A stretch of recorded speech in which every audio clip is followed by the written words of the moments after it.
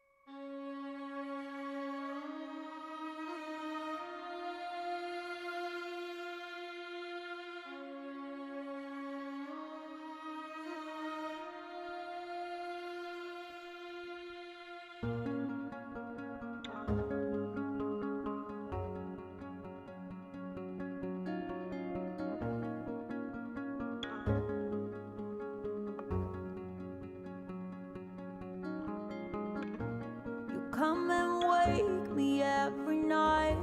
You say you missed the concept of you and I, you and I. You come and wake me every night. You say you missed the concept of you and I.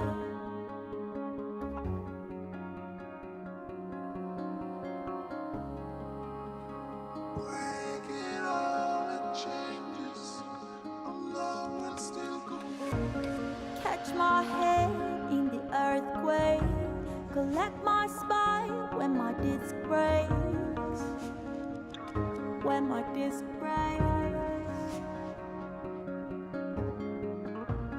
Catch my lungs, give me air, give me some peace, oh darling please, oh darling please.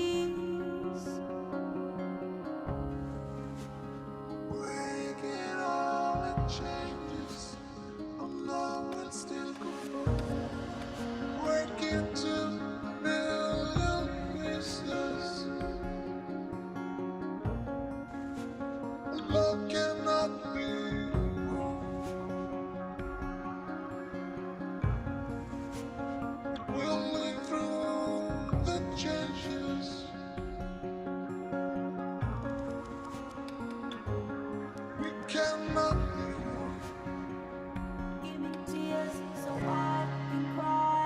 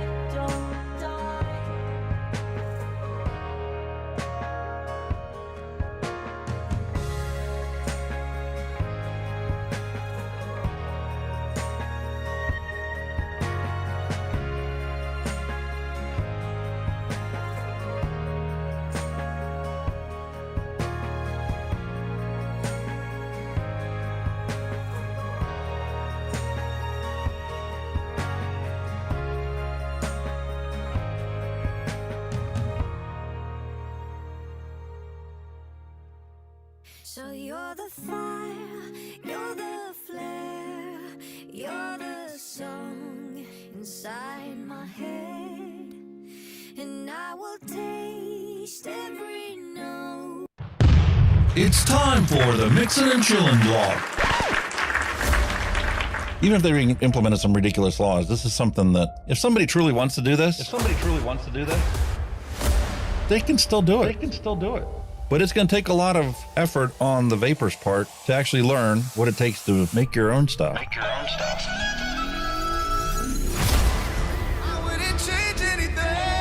I don't know what the heck happened to the last hour of my life, but it certainly wasn't streamed on YouTube like I thought it was. Restrictive policies block progress towards smoke-free world.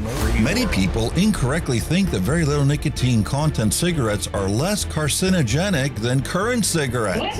This risk misperception by people who smoke could reduce motivation to quit under a nicotine reduction policy. That's a bit of a problem. Someone who specialises in helping people kick the habit is Dr. Colin Mendelsohn. He joins me now. Look, vaping is a far less harmful alternative to smoking for adult smokers who just can't quit, and that's actually the majority of them. The road to quitting smoking is paved with candy. Double chocolate clear from TFA. Published in the Vaping Post, we have long-term study. Vaping increases odds of quitting heavy smoking. This is Kenny Thompson, the Vaping Heed. He's got a YouTube channel. He's been on here a lot longer than I have. I'm not going to stop until this is legal and available for everyone. You know, I cover things from all around the globe, but that's because science has no boundaries. I mean, you know, the FDA and everything would know that vaping is safer than smoking, but they'll have the pressure off the tobacco companies or the states that are in the MnC and all that. It's just a financial thing, and unfortunately that takes precedence against everything. And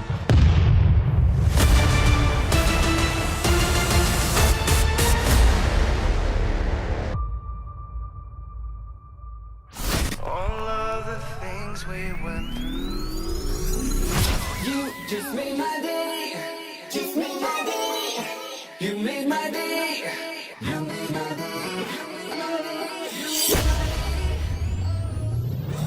Grab your juice, grab your vape. It's time to get this party started. It's time for the Mixin and Chillin blog. Long-term study. vaping is safer than smoking. Smoke-free world.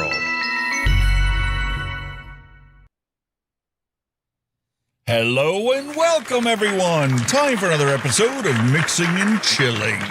Yes, your source for vape news to stop smoking, THR Advocacy, retro vape builds, DIY mixing, dad jokes, pet pick, you name it, we do it. We're here for at least 5 hours, week after week after week, to help you never go back to smoking cigarettes again. And if you happen to be a new-time viewer here and you're coming to try and figure out how to quit smoking the easy way, well, I can't tell you what's going to work for you 100% guaranteed, but I know that this worked for me.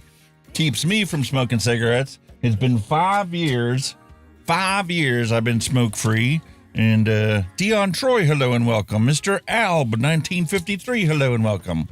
Neil Pitt, hello and welcome. So wonderful to have all of you guys here today. I did get to attend the e-cigarette summit, so as we normally do, the week afterwards, I try and put together a little presentation of, just the highlights of what took place.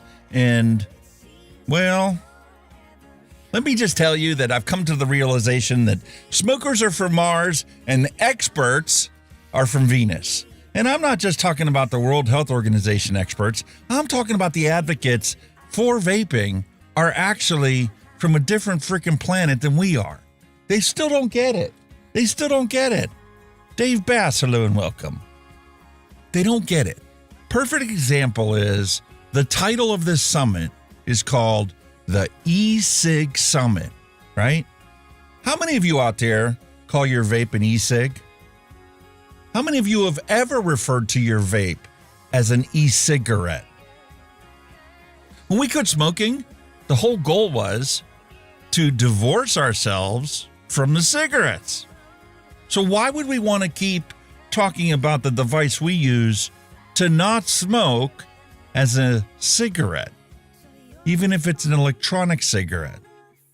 It just doesn't make any sense to me how these people that call themselves experts can go around and not even get that part of it.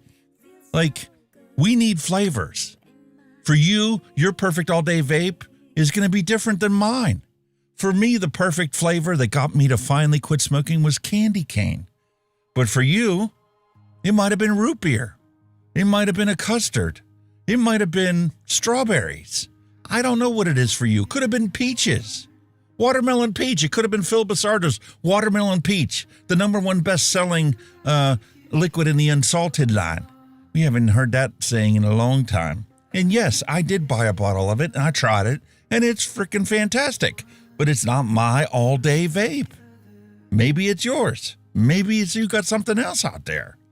Maple pancake. Mr. Alba says that's what it was for me. But these experts don't get it. They keep insisting that we need regulations to create a safe way for people to quit smoking. We need regulations to keep these tobacco monopolies from, abusing the system and making things that are 10 times more addictive than a cigarette ever was. Well, if you honestly believe that that's possible, you don't know anything about vaping. You need to go back to school and go back to the books and go talk to some ex-smokers that use vaping to not smoke cigarettes, and you'll learn you really don't understand any of this. And I hate to be so disparaging. I really want to thank Amanda for sending me the invite to go and attend this summit virtually. And, because of the time differential, it was 4:00 in the morning for me when this summit started. And for me, being an old fuddy-duddy, I normally don't go to bed till 11:30, sometimes midnight, depending on what the wife and I are trying to get caught up on our TV series or whatnot. New Landman's out. I got to watch it. I can't go to sleep before I finish watching a new episode. So anyway, long story short, for the E-Cig Summit, I ended up spending the entire night just watching TV. I think I dozed off for maybe 30 minutes because I didn't want to miss it. I want to record this thing. I've attended 4 of them now. Well, four summits between the U.S. and the U.K. Actually, maybe this is my 5th one. Regardless, this is the 13th e-cigarette summit that they have out there. And guess what, folks? The name next year is changing. E-cigarette is going to be dropped from the summit. It's now going to be called the Nicotine Summit. Because they seem to think that it's only the nicotine that keeps us addicted to cigarettes. They think it's only the nicotine that keeps us addicted to the vape. That pouches are coming onto the scene and everybody's buying pouches. And, well, everybody that's vaping could switch to pouches and improve their health. Oh, that's not true. For a bunch of us out there, me included, I don't think I could exclusively use a pouch. I might convince myself I could use the pouch to not smoke cigarettes ever again. But who's to say that I don't have a really bad day? Who's to say I don't get word or a phone call that my mother passed away? And, well, that pouch doesn't do it for me. And then I'm going to stop at a gas station and it's only going to take 1 pack of cigarettes to become a smoker all over again. It really could be that simple. And they don't get it. They think that we can come up with some regulation, some set of rules that everybody has to comply with and follow for the manufacturers, for us as the consumers, on where we can purchase these things. And, they can keep it out of the hands of the kids, because if they make the laws tough enough, no kid will ever pick up a vape, and no kid will ever become addicted to nicotine.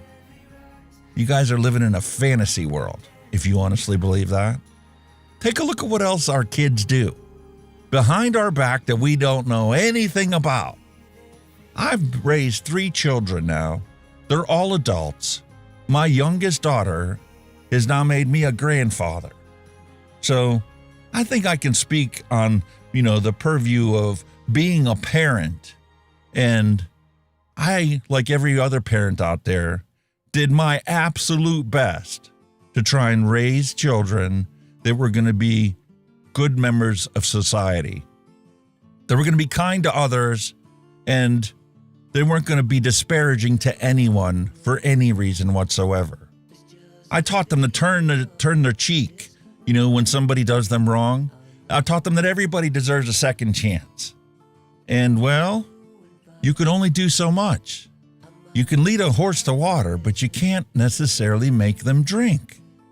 If they choose not to, it's their choice as a human being to do what they want to do. And I don't care how tough you make the laws about nicotine or about vaping products. If a kid wants to try it, the kid's going to try it. And when you lie to them as a public health official and give them these fear-mongering stories about popcorn lung and one vape is all it's going to take to put them in the ICU, and they have an uncle that's been vaping for 10 years, you do realize as a public health official, you're a liar. They aren't going to ever believe anything you ever tell them. So how is that beneficial to public health? It's not. And fortunately, at the E-Cig Summit, they called out most of this stuff. They called out the hypocrisy of the World Health Organization and how they're treading a fine line about even how unethical their actions have been and how they are on the wrong side of history. This entire summit was attended by people who are on our side, essentially, or at least on the side of neutrality. And that's why, for you guys today, the person we're going to take a look at is a professor who's, during his ascension into academia, did research on flavoring components to try and figure out what flavoring compounds are the least harmful and which ones are the most harmful. Like, he's done studies on all this stuff. And, now he's a professor at the University College London, where the E-Cig Summit was held at this year. So we're going to cover him. And everybody's presentation is only 15 or 20 minutes long at this summit. And there's 4 sessions they break it down into. You get a lunch break in the middle and whatnot. So the only ones that we're actually going to take a look at is we're going to take a look at him. And I've been talking about this all year long, is about how New Zealand is just 50,000 smokers away from becoming classified as a non-smoking country. Once they reach that 5% threshold, your country is considered non-smoking if less than 5% of your population smokes a cigarette. Well, they were 50,000 away at the beginning of the year, and I was sure that they were going to reach it by the end of this year, but the numbers just came in. And somehow, I don't understand this at all. For the last 3 years, they become stagnant at 6.8%. Now, I've got some very astute observations here where, yes, obviously we have a world full of misinformation. You and I see it all the time, week after week. We see it in the news coverage that we talk about. And I can understand the public generally looking at that and never reaching those final 1.5% of smokers that they need to convert from combustion into any other form of nicotine consumption or abstinence. Not that that is, a realistic solution for most people, especially if you're a diehard smoker like I was. 2-3 packs a day, man, that nicotine pouch doesn't do jack. And then there was some guy there from University of South Carolina, MUSC, the Hollings cancer, whatever thing. Man, this guy's nothing but a pharma shill. You can tell his entire academic career and his entire life, he's done nothing but grovel at the big pharma executives to fund his studies, to grovel at the government, NIH, to give them studies to look at this portion of nicotine, or looking at this as vaping, or look at this for smokers. And he's a big pharma shill as far as I'm concerned, because he insists, despite knowing the facts, he insists that you need to do pharmaceutical pills and patches before you ever, as a doctor, talk to your patient about maybe you should try a vape. We have scientific studies showing that this can be 3 times as effective to quit smoking as any other tobacco or nicotine replacement therapy product out there, including varenicline and the Champix and Chantix that was taken off the market because of nitrosamine poisoning concentration levels that are tainting the batches of the pills that people are supposed to use and not smoke. Forget about the side effects that all those pills and patches have that you never had in a vape. If you switch from smoking to vaping, your only side effect is maybe going to be the same side effect you would have if you quit cold turkey. You'd be coughing and hacking for a while because your lungs are trying to get rid of all that tar and soot and everything else you've been breathing in, those 7,000 toxic compounds and those hundreds of carcinogens that are in a cigarette. And you're going to be coughing and hacking. You're going to have some throat irritation and you're going to be irritable as shit. But that's where it ends when it comes to a vape. You pick this up, you find a flavor you love, and you start chain vaping. And you might get a nick buzz. But guess what? You're not smoking a cigarette.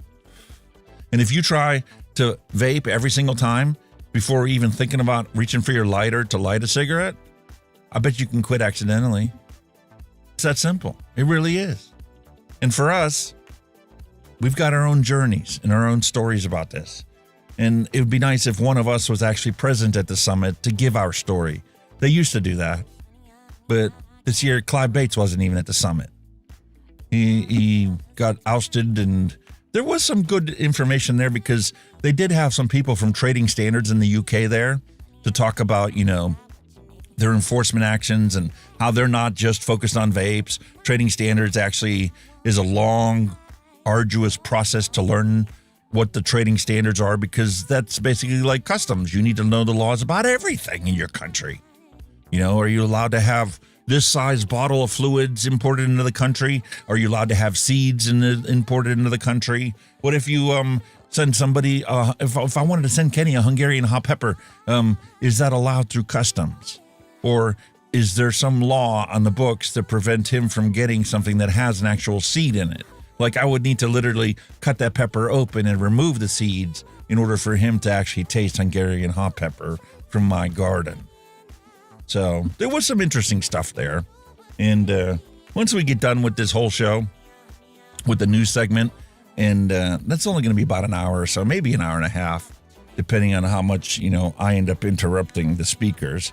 Because when I attend there, I try to be a respectful audience member, and I throw my 2 cents in when it really gets, to the point where somebody else needs to know this.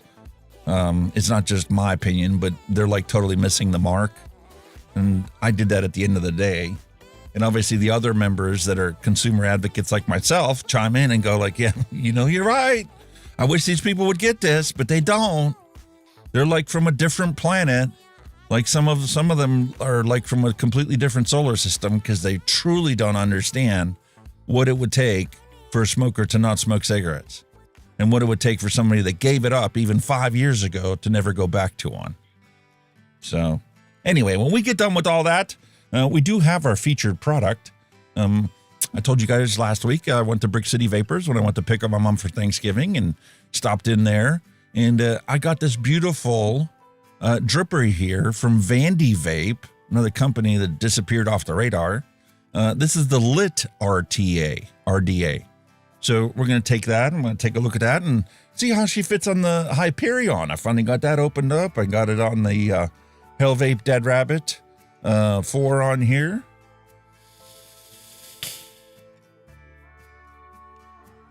And let me tell you, folks, this e-liquid that we mixed up, this pumpkin cannoli, holy heck, did that blossom into a beautiful, delicious e-liquid.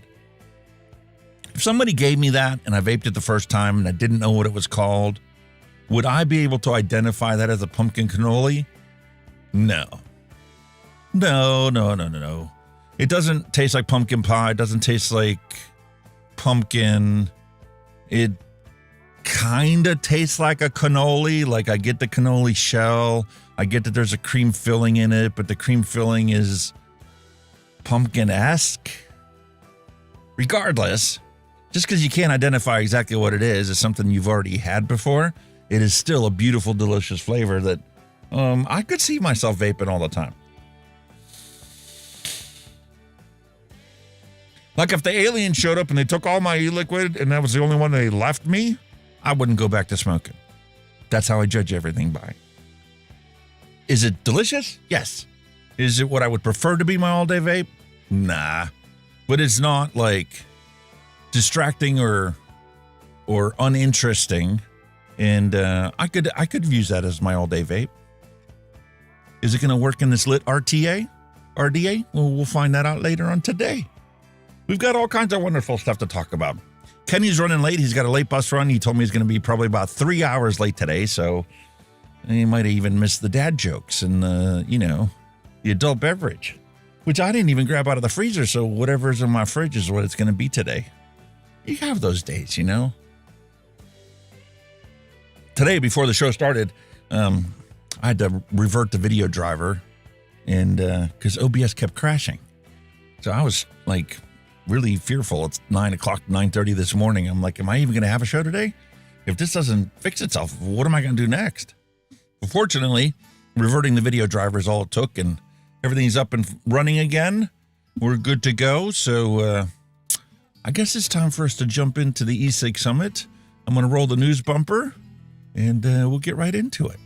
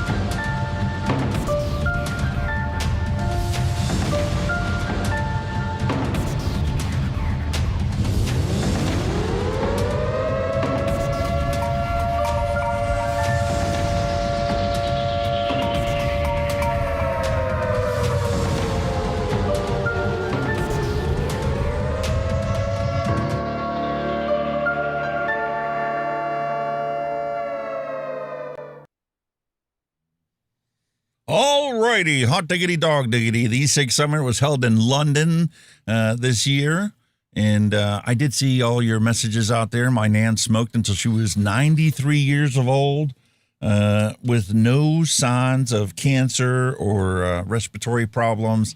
There are some people that never, ever have any health conditions that are attributed to their smoking. Decades of lifelong smoking, and it's a mystery to scientists. They all agree that it takes at least 40 years for you to start getting some serious health consequences to your cigarette habit. But for the majority of the population, you do get some kind of medical problems, either, problems with your circulation, arteriosclerosis, atherosclerosis, are contributed to your cigarettes and not to your diet, which is an abomination because you're only telling half truths. Neil Pitt says that my grandmother smoked until she was 88, and she only smoked non-filtered cigarettes. She'll tell you that those filters are what's actually killing people. Some people that smoke cannabis say the same thing. The reason why cannabis doesn't hurt you is because there's no filters or nothing. You're just smoking it through a bong, and it's all Mother Nature's pharmaceuticals for you. I think the scientists will eventually figure that out too, but unfortunately, as long as it's federally criminal for you to consume it, the scientists aren't allowed to study it like they could if it was federally legal. So there's another reason to legalize these products. I mean, we've lived our entire lives with a war on drugs. Nixon declared a war on drugs right around the time I was born. And to my knowledge, it's 10 to 100 times worse today than it was when I was born. So what have they accomplished? They've wasted a bunch of taxpayer money and accomplished absolutely nothing except finding a good percentage of the American population criminals and throwing them in the jail because they want to consume a psychoactive substance. And there's nothing you can do to change that. No laws are going to change people's behavior. And that's what people need to understand. Just because you create regulation doesn't mean that people are going to follow it. Doesn't mean manufacturers are going to follow it. There's always going to be a bad apple in the bunch that's going to do the opposite of what your regulations call for. And pharmaceutical products, they might work for some people out there, else they would have never gotten authorized to be sold on the market. Although some people would say that that's not true either. But I know for me, when I took the pills, I had vivid nightmares that felt 100% real, like I was completely awake and alert. And I can understand why some people have these nightmares and then kill themselves, or they kill somebody else. Because when you wake up with that vivid dream that feels like it's 100% real, you're going to react to what that dream was, not to reality for everybody else that woke up in the middle of the night.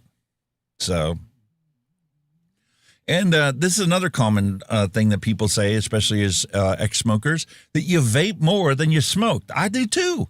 Well, some days. Like on Fridays, I was a 3-pack-a-day smoker because I was doing payroll at the club. It was for the volunteer fire company. I didn't get paid for any of this stuff.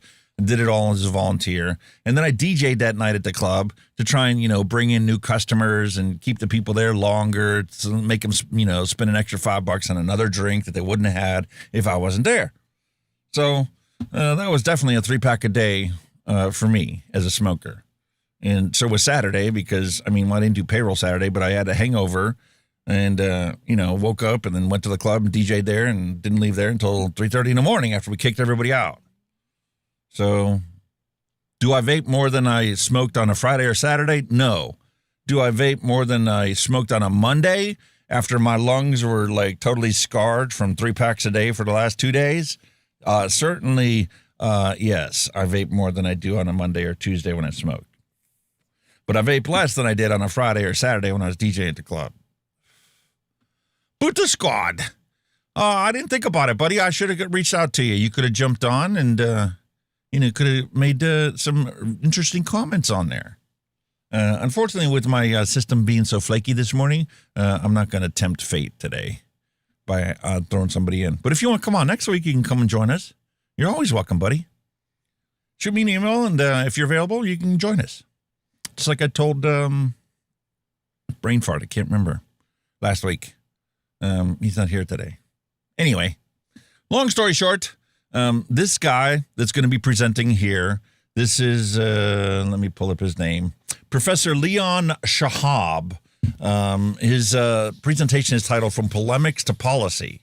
Polemics is it's a very aggressive way of debating a topic. Let's put it that way. And we all have our strong feelings on vape legislation and how it's done nothing but harm the entire industry, harm the smokers that haven't found out about vaping yet. And it's actually harming the teenagers because every time they put a flavor ban in or every time they ban nicotine or they ban vaping, all they do is drive cigarettes use up, including in the teenagers that they're supposed to be protecting. These guys know this at the summit. They all talked about it. They all seen the studies. So why do they keep putting these bans and prohibitions in place? Well, it's not these people that are doing it. That's your body part organizations that are funded by your favorite philanthropist, Bloomberg, and his cashola. So, all right, jumping into it, might as well hit the play button. And this guy talks fast, so I don't see you guys falling asleep from it.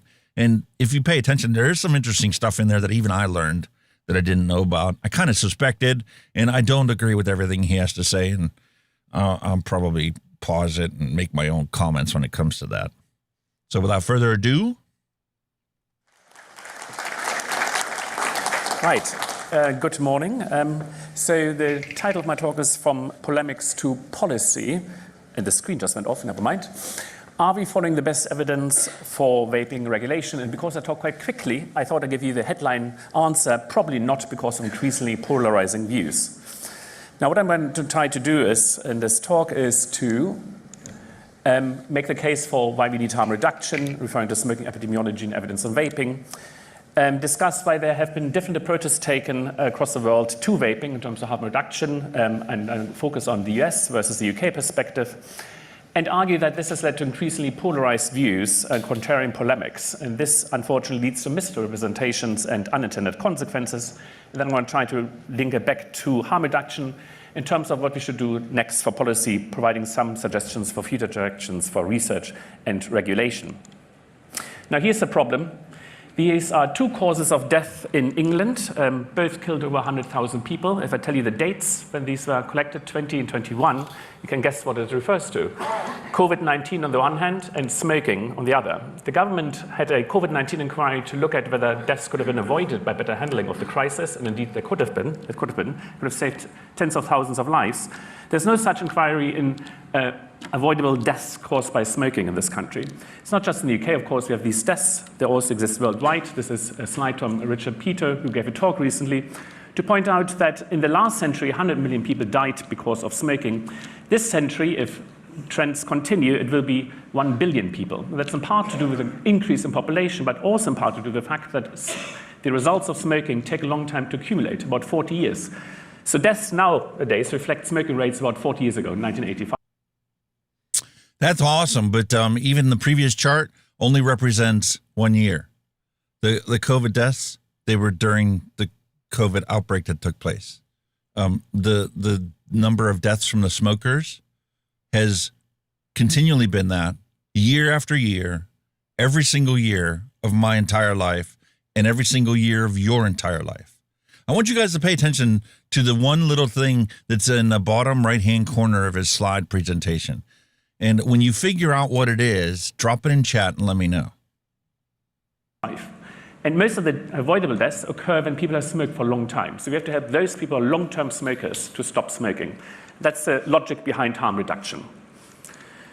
So here's a definition that we put forward of what harm reduction is. The principle is the attempt to lessen the harm from smoking, psychological or physical, without complete cessation of one or more tobacco constituents.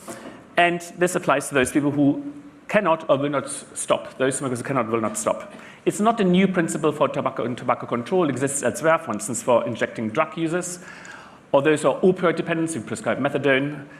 To avoid HIV transmissions, we provide PrEP or condoms, and for those who drive cars, we try to reduce the deaths from road traffic accidents by giving seatbelts. Now, the point of harm reduction is people won't stop having sex or driving cars or taking drugs, but we can try to reduce the risk of these risky behaviors by offering some solution, including harm reduction. Yes, and I would really appreciate if you guys would actually give other examples that are more conducive to the general population. I understand that this conference is meant for academics and regulators and activists like myself. And we look at things differently than the public, but I think that you're focusing on your traditional forms of harm reduction alienate as many people when you talk about harm reduction principles as you bring on board. When you're talking about, seatbelts for cars, that's the only example you presented that everybody can relate to on the planet, right? You got anti-lock brakes, you've got seatbelts, you've got so many different examples of harm reduction where we are incorporating that into society, and it is a lot more mainstream and well accepted than when you talk about harm reduction for drug users or harm reduction for homosexuals that were, had the whole AIDS epidemic. When we were growing up as teenagers, they were all coming down with AIDS. And, now they got to take pills for the rest of their life and just to try and live the same amount of years that we do. So it would be appreciated if anytime anybody talks about harm reduction, don't just cite the AIDS epidemic harm reduction, and don't just cite the methadone for heroin addicts as your examples of harm reduction. Yes, those are great for academics and scientists and eruditive people and the pious people out there. But when you're talking about harm reduction as an example for the common man, use common man examples, please. There are literally thousands of them. I mean, look at the sunscreen that we're all told to put on ourselves when we go outside for long, lengthy periods during all holidays, when we're laying out on the beach and, essentially roasting our skin with the ultraviolet rays. I mean, there's a perfect example of harm reduction, and it's not going to offend anybody if you use that as an example. So I think that the language needs to be completely different than what it is. Now, do vapes fulfill the criteria of harm reduction? I think they clearly do, because large reviews have shown that they reduce exposure to toxicants compared with those who smoke and people use them. They're clearly an effective tool to help people to stop smoking, comparable to other existing smoking cessation treatments. And quite importantly, they're very popular with smokers, so people actually use them. Despite this, I think there's a growing divergence in views of whether we should embrace vapes for tobacco harm reduction. And I think it's highlighted by the fact that COP happened just last month, and there was this amendment put forward, or decision put forward to argument that harm reduction essentially is only a ploy of the tobacco industry, and that really all harm-reducing products should be treated the same as tobacco, smoked tobacco. World Health Organization and FCTC COP meetings talking about harm reduction being a tobacco ploy is just there grasping at straws to try and let their mission creep move forward in banishing nicotine. That's the only reason for them calling that out. Because when you guys talk about the vape industry, you guys see it as big tobacco, because eventually big tobacco is going to take over the whole thing. But you guys don't understand. At the heyday of vaping in 2016, none of the vapes were sold by big tobacco. Matter of fact, big tobacco probably hasn't even thought about selling a vape. It wasn't until, the Juul raised awareness that, hey, man, here's a real product that is going to eliminate combustion at some point in time, and maybe we should come up with an alternative product that, can get people to use our product and not Juul. And yes, obviously, we're going to eventually buy Juul out one day, but, the more the merrier. If you take a look at it, more people quit using not a Juul than ever thought about quitting because of Juul. Or smokeless tobacco. That suggests to me that the UK clearly is at odds with views in the rest of the world. Okay? So why is that? Just referring to the US and the UK in particular here, it's clear that we have a stronger harm reduction tradition than the US. In the US, for instance, there has been a prohibition, substance prohibition. Also, they embrace a war on drugs, whereas this is not the case in the UK. Secondly, it's important to remember industry distrust. And I would say, arguably, this is particularly entrenched in the US because of high-profile court cases and denials in the context of litigation-heavy environment in the US, whereas there was more of an acknowledgement, I think, by the industry of scientific consensus in the UK. And this is an example from a government consultation, this is about 25 years old, where the tobacco industry was asked, is tobacco or nicotine addictive? And they did say, yes, in fact, begrudgingly, it is addictive. Now, this is what happened in the US. Let me begin my questioning on the matter of whether or not nicotine is addictive. Let me ask you first, and I'd like to just go down the row, whether each of you believes that nicotine is not addictive. I heard virtually all of you touch on it, and just yes or no. Do you believe nicotine is not addictive? I believe nicotine is not addictive, yes. Mr. Johnston. Congressman, cigarettes and nicotine clearly do not meet the classic definitions of addiction. Okay, I want to point out to you guys out there that aren't aware of how congressional testimonials and stuff go like that. The person asking the question legit set them up to not be a liar to Congress and not subject themselves to mandatory jail time for lying to the government. The question was set up, do you believe? And as long as when you're giving testimony to the government, you say, this is my belief, not this is a matter of fact, like he just stated. If the congressman didn't word the question as in, what is your belief?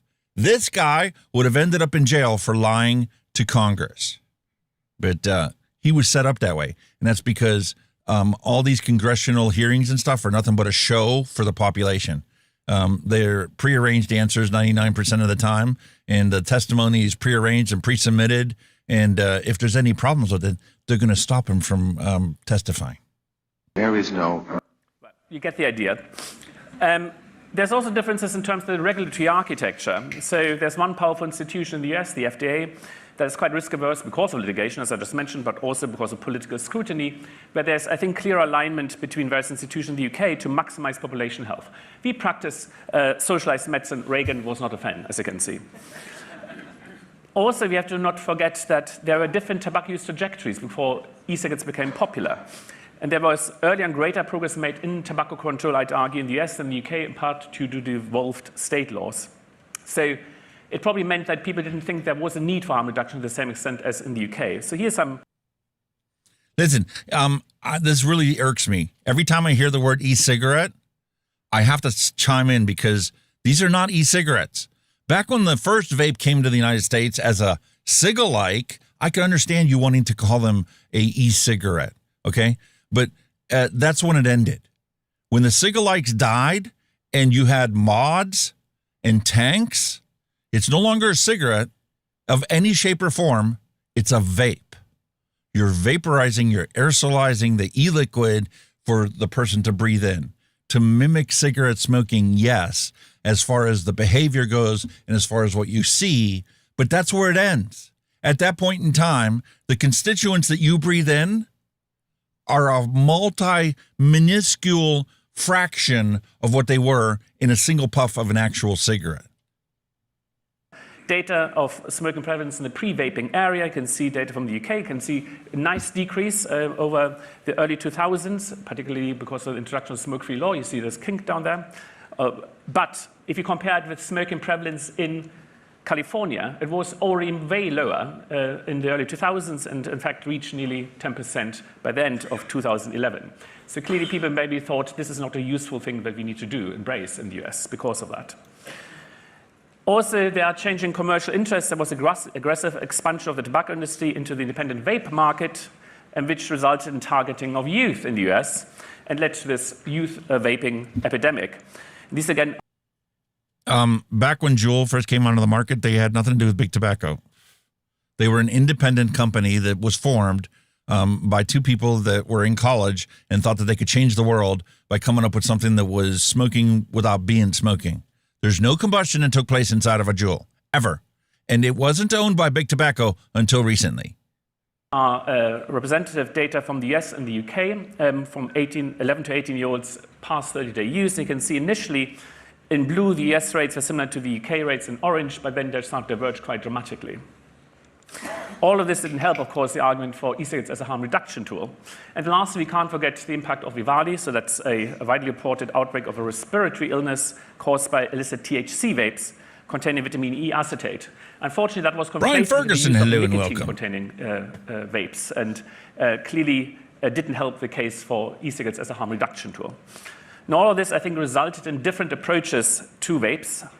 In the US, I think there's this stance that is the threat to tobacco control gains with a focus on uncertainty of risks, invoking the precautionary principle and anti-vaping messages, whereas in the UK, I think we took a more pragmatic stance. It's an opportunity with caveats, so we can fold vapes into harm reduction strategies while discouraging use by youth and non-smokers.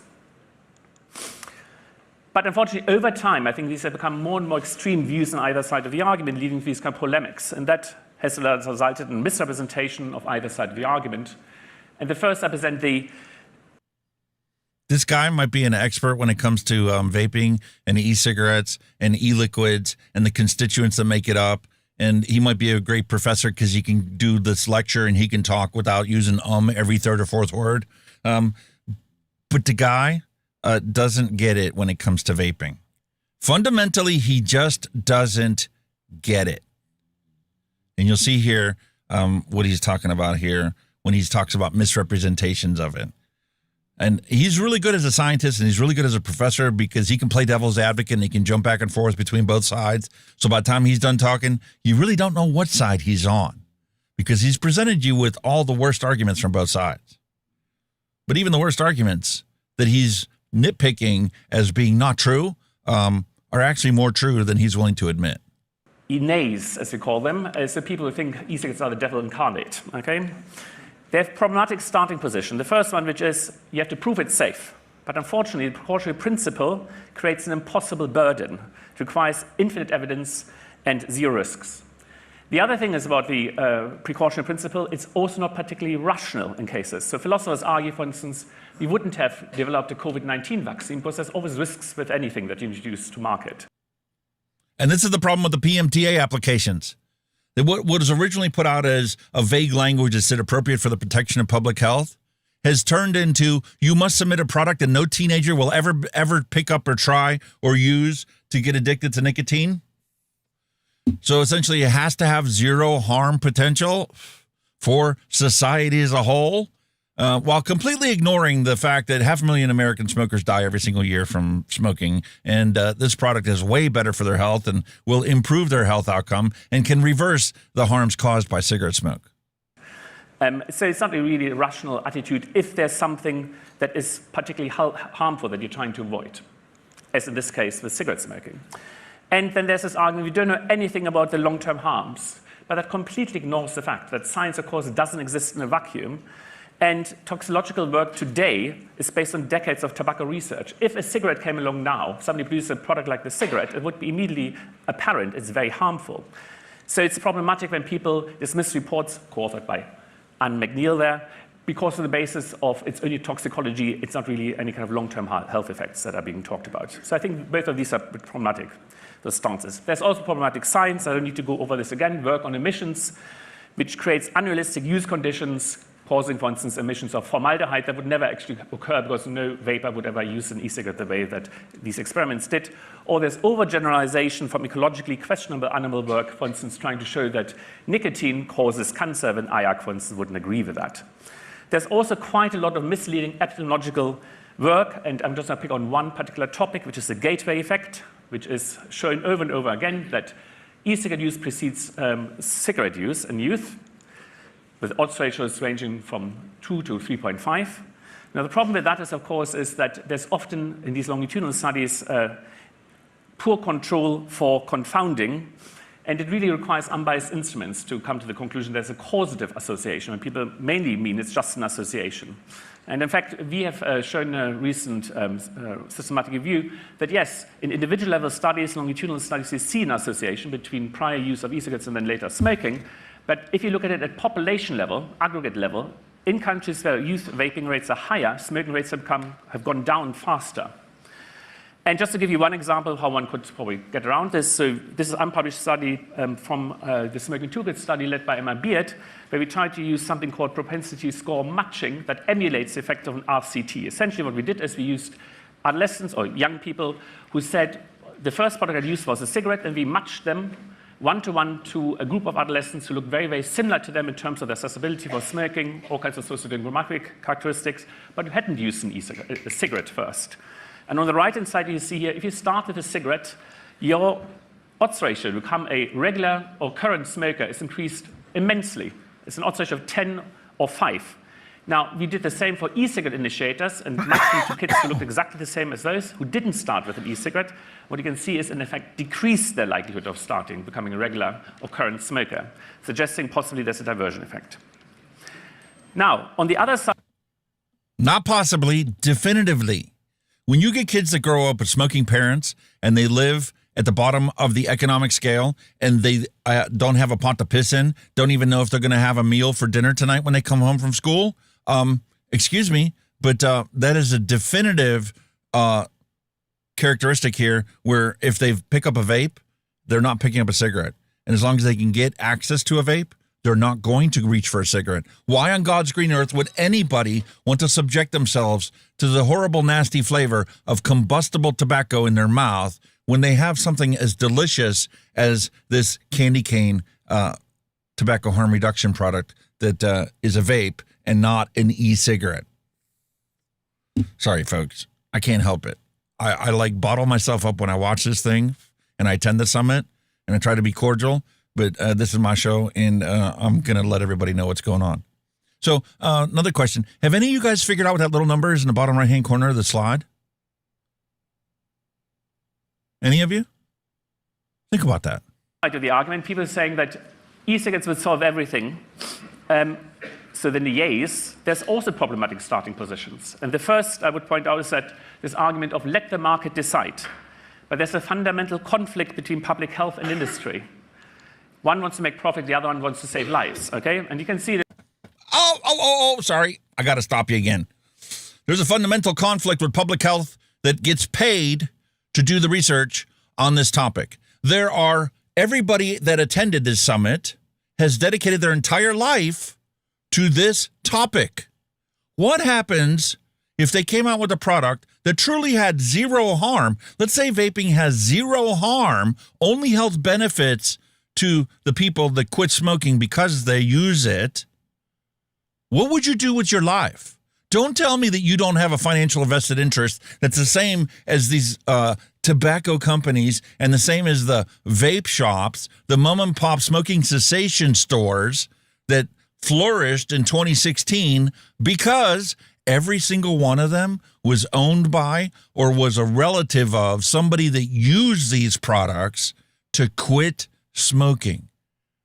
And you all forget that as smokers, I would be willing to bet that 99.9% of us have given up trying to quit smoking until we found our vape.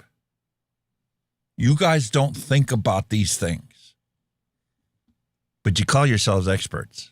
For instance, early Juul advertisements clearly followed the example of earlier tobacco advertising, and now we see aggressive marketing of nicotine pouches, for instance, in the UK.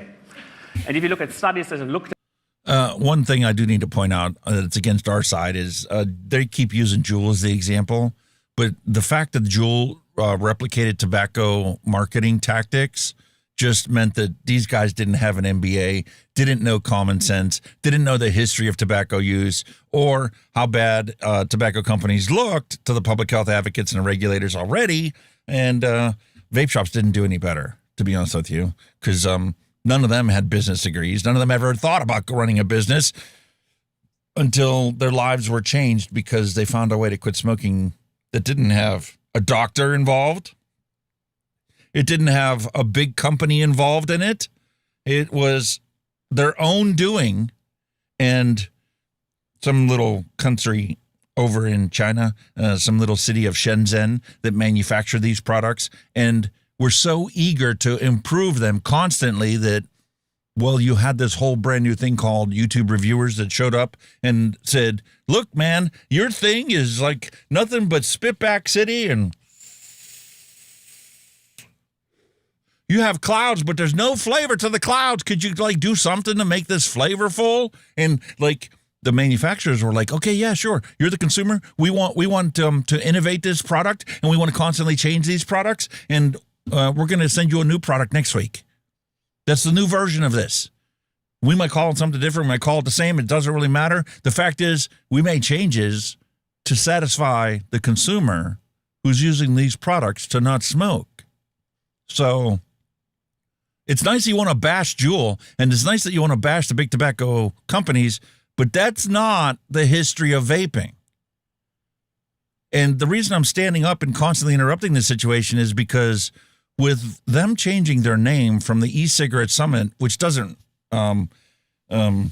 like attract anybody that is an ex-smoker into attending your summit to learn about, this, if they wanted to become an advocate, you've totally just like took a rock and like skipped it over the lake when it comes to vaping by switching your name to the Nicotine Summit.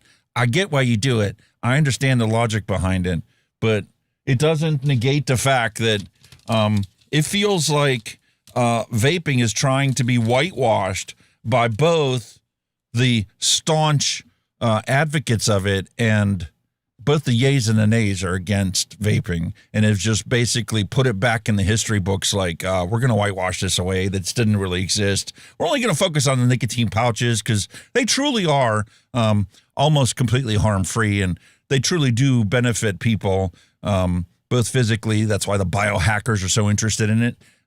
So it's like you're already trying to like dismiss the fact that vaping ever existed, while at the same time acknowledging the dramatic declines in smoking because it was there. This comparing what happens to companies before and after they are taken over by the tobacco industry. Before is orange, afterwards is blue. You can see that there's clear changes in the way that these products are advertised. For instance, if I can read this correctly, it improves social interactions, it leads to higher social status or luxury. Clearly, this has nothing to do with e-cigarettes being a tool for harm reduction. Okay? The second problematic starting position for the yays is that only the comparison with smokers matters.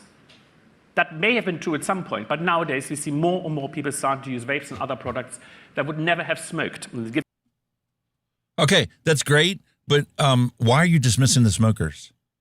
We still have 8 million of them dying every single year.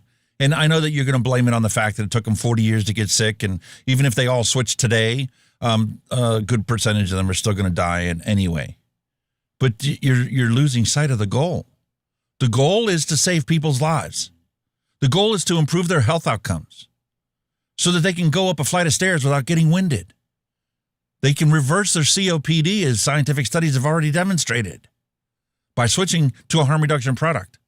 So by completely dismissing the smoker and only focusing on these kids that are nicotine naive and picking up a vape and becoming addicted, you find no justification for that. Even though you mentioned the fact that there's a percentage of these kids that are being diverted from ever picking up a cigarette because they pick up a vape and they got addicted to the vape. If the vape didn't exist on the face of the earth, you have to look at what would take place. And every single one of them that picked up a vape, I guarantee you, would have picked up a cigarette. One example is a paper led by Sarah Jackson, which looked at never regular smokers and looked at the change in use of vapes among these. Now, you can see the biggest increase here is among people who are 18 years of age, and you could reasonably argue, yes, those people may have started smoking otherwise. But you also see quite large increases in age groups where nobody would start smoking anymore. These are 25, 35, 45 years of age. And the reason I'm pointing this out is because there's a certain amount of sophistry to point out the only comparison that matters is with smokers. Because you can make anything look good. We had a bit of those in the audience who were in the UK last month, a bit of a disastrous budget being announced. Now, you can make these people look good by pointing out the mini budget provided by these jokers here, okay? Doesn't mean that the delivery of the budget was great. You can make anything look good by having a worse comparator. And we have to consider non-smokers as a comparator as well. That's where he got lost in playing devil's advocate. Because as playing devil's advocate, you have to point out the worst perspective from the other side. And the reality is smoking should never be dismissed. It should always be used as a comparator when you're talking about harm reduction. Because if you dismiss the smokers and you dismiss the cigarettes, then what are you comparing it against? Nothing? This is like the ridiculous argument of breathing clean, fresh air. Well, let me tell you something. If none of this regulations ever took place in 2016, the technology was allowed to flourish the way that it was, where every single iteration of the product kept making constant improvements, you could have products today that not only would keep you from smoking cigarettes, but would actually make you be able to breathe in clean air. Because anybody that's done any environmental studies in the city knows your clean air is not the same clean air that Dusty Country Road gets to breathe out in the middle of a cornfield. Or if you go up to the Allegheny National Forest and you're camping for that weekend, that clean air is nothing like the clean air I breathe when I go walk out my front door, living in a suburb. But if this technology was allowed to proliferate unabated, this could purify the air in addition to keeping people from smoking cigarettes. That's one thing devil's advocates don't do. They don't look at what are the dreams and fantasies of the people that create these products, that when you kill off all the smokers, people are still going to need to use your product. These could actually be nutritional supplement products for the people that need to biohack their life to get the most out of it. And imagine if they did that and they eventually got the harm to zero, which is a possibility at some point in time. But in order for that to happen, you need to let them keep making them better and better and better, which they're going to do inherently on their own. It's just going to take a lot longer now than it would have had they have left it and not touched it and not forced regulations upon it, which regulations only create monopolies. Prove me wrong. And then there's downplaying of inconvenient results. People keep saying nicotine is just like caffeine, but it's not. You don't inhale coffee into your lungs. It would be quite harmful for you. And if you look at I cannot let you bash coffee. I'm more addicted to coffee than I am my vape. I will freely admit that. But you don't live in the United States of America, sir. You live in the United Kingdom. You live in a country that was part of the European Union where there are 10,000 chemical compounds and constituents that are banned in your coffee cream that are allowed in our coffee cream, such as titanium dioxide that, they use by the ton when they make latex paint for your wall. That is an allowable ingredient in my coffee creamer. I don't have the purview and the privilege of drinking pure cream from a cow that's unmolested and adding that to my coffee. I have to drink what's affordable here in the United States, and the cheapest, most affordable creamer to put in my coffee has everything but dairy products in it. But you don't factor that into your consideration and saying that nicotine is not just like caffeine. When you're looking at just nicotine and just caffeine, yes, they are identical. Not 100% identical, but when you look at pharmacology, they have the identical effects on the human body. And they might have a different half-life, but that's about where the differences stop. Studies, for instance, such as this one, where vapers who have never smoked were compared with people who have never used anything. You can see that respiratory symptoms increase in vapers, in line with what we see with asthmatics. Secondly, addiction and mental health cannot be ignored. So these are data from ASH, and you can see here on the blue side is vapers. From 2020 to 2024, there was a huge increase in proportion of adolescent vapers who said they're quite addicted to e-cigarettes. And in fact, levels now reach the same as we see in cigarette smokers. So clearly there's addiction happening. And we know through years and years of research that addiction and mental health are bidirectional loops, so they reinforce one another. And I would say that, most of these studies, of course, are based on cigarette use rather than e-cigarette use.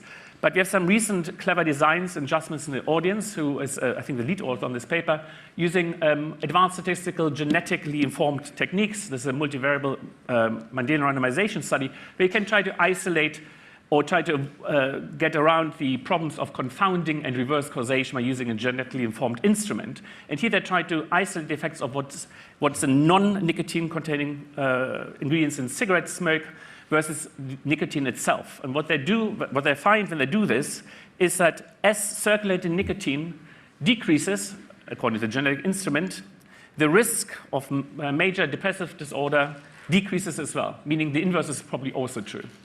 It's a borderline significant result, but nonetheless it suggests maybe nicotine has an active role to play in mental health problems. Okay, now can you compare that to the antipsychotics that people are taking? And the fact that 30% of the United States is taking prescription medications for a psychological condition? Can you please compare nicotine with that? What would you rather have them do? Would you rather have them, take their Prozac, or would you rather have them vape nicotine? As a scientist, looking purely at a scientific perspective on it, which has fewer side effects? The nicotine vape? Then how can you tell me that they're not the same? Or how can you tell me that nicotine vaping is worse? You are stuck in this ideology of tobacco research, and you have no problem with the vilification that takes place day after day that you don't even realize you're part of. And then lastly, I think likely there are some health effects. I'm just going to present a study here that is currently underway at UCL. We're writing it up. I've been writing up for a year. Unfortunately, I haven't published it yet. Where we tried to replicate a previous study comparing long-term smokers with long-term vapers and non-users, but we expanded the number of things we looked at. And here we looked, among other things, at heavy metals, in particular cadmium.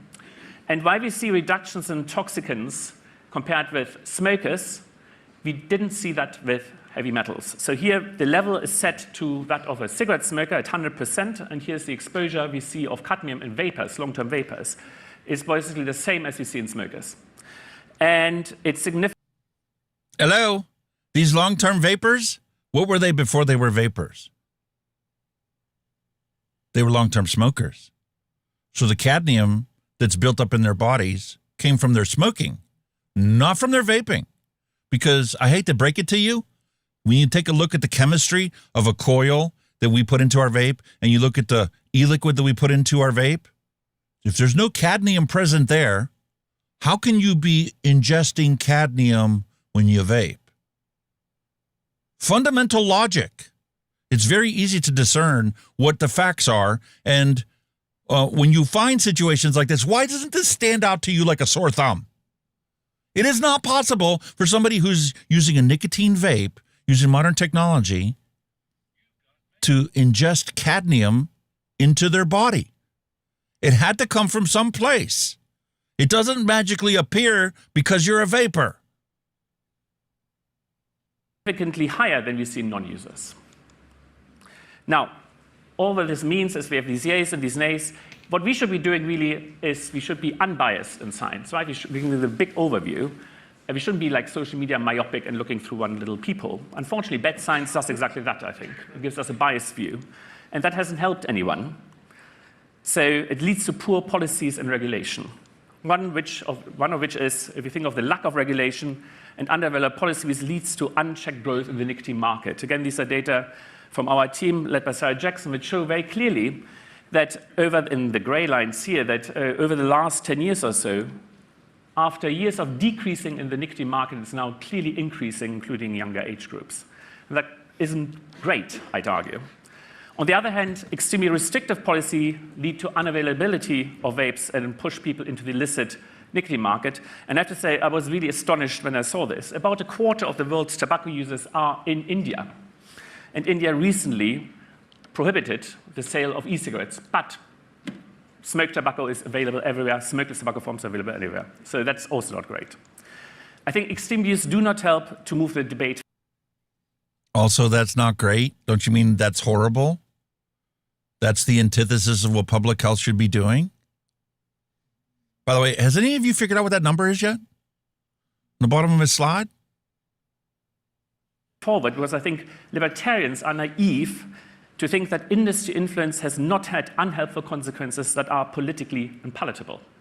On the other hand, I think abolitionists are naive to think that smokers will just stop without the benefit of having the widest possible range of options available. And the growth in the nicotine market has led to harm reduction backlash. And extreme prohibition and these kind of negative policies probably lead to increases in wrong risk perceptions. The key here is that the losers in either of these cases are smokers, whom we're trying to help to stop. So what next for policy? I think we have to search for better regulation, must find the sweet spot between protecting youth and supporting smokers. And some regulation is clearly very sensible. For instance, a study by Eve Taylor is also in the audience, shows that plain packaging to reduce appeal is probably one of those policies. Because what happens when you show kids this kind of green packaging on the bottom here, it shows that among kids who've never smoked, who are non-vapers, I'm going to stop you. You're talking about kids that have never smoked, and you shouldn't even be paying attention to them. There's this thing called opportunity cost.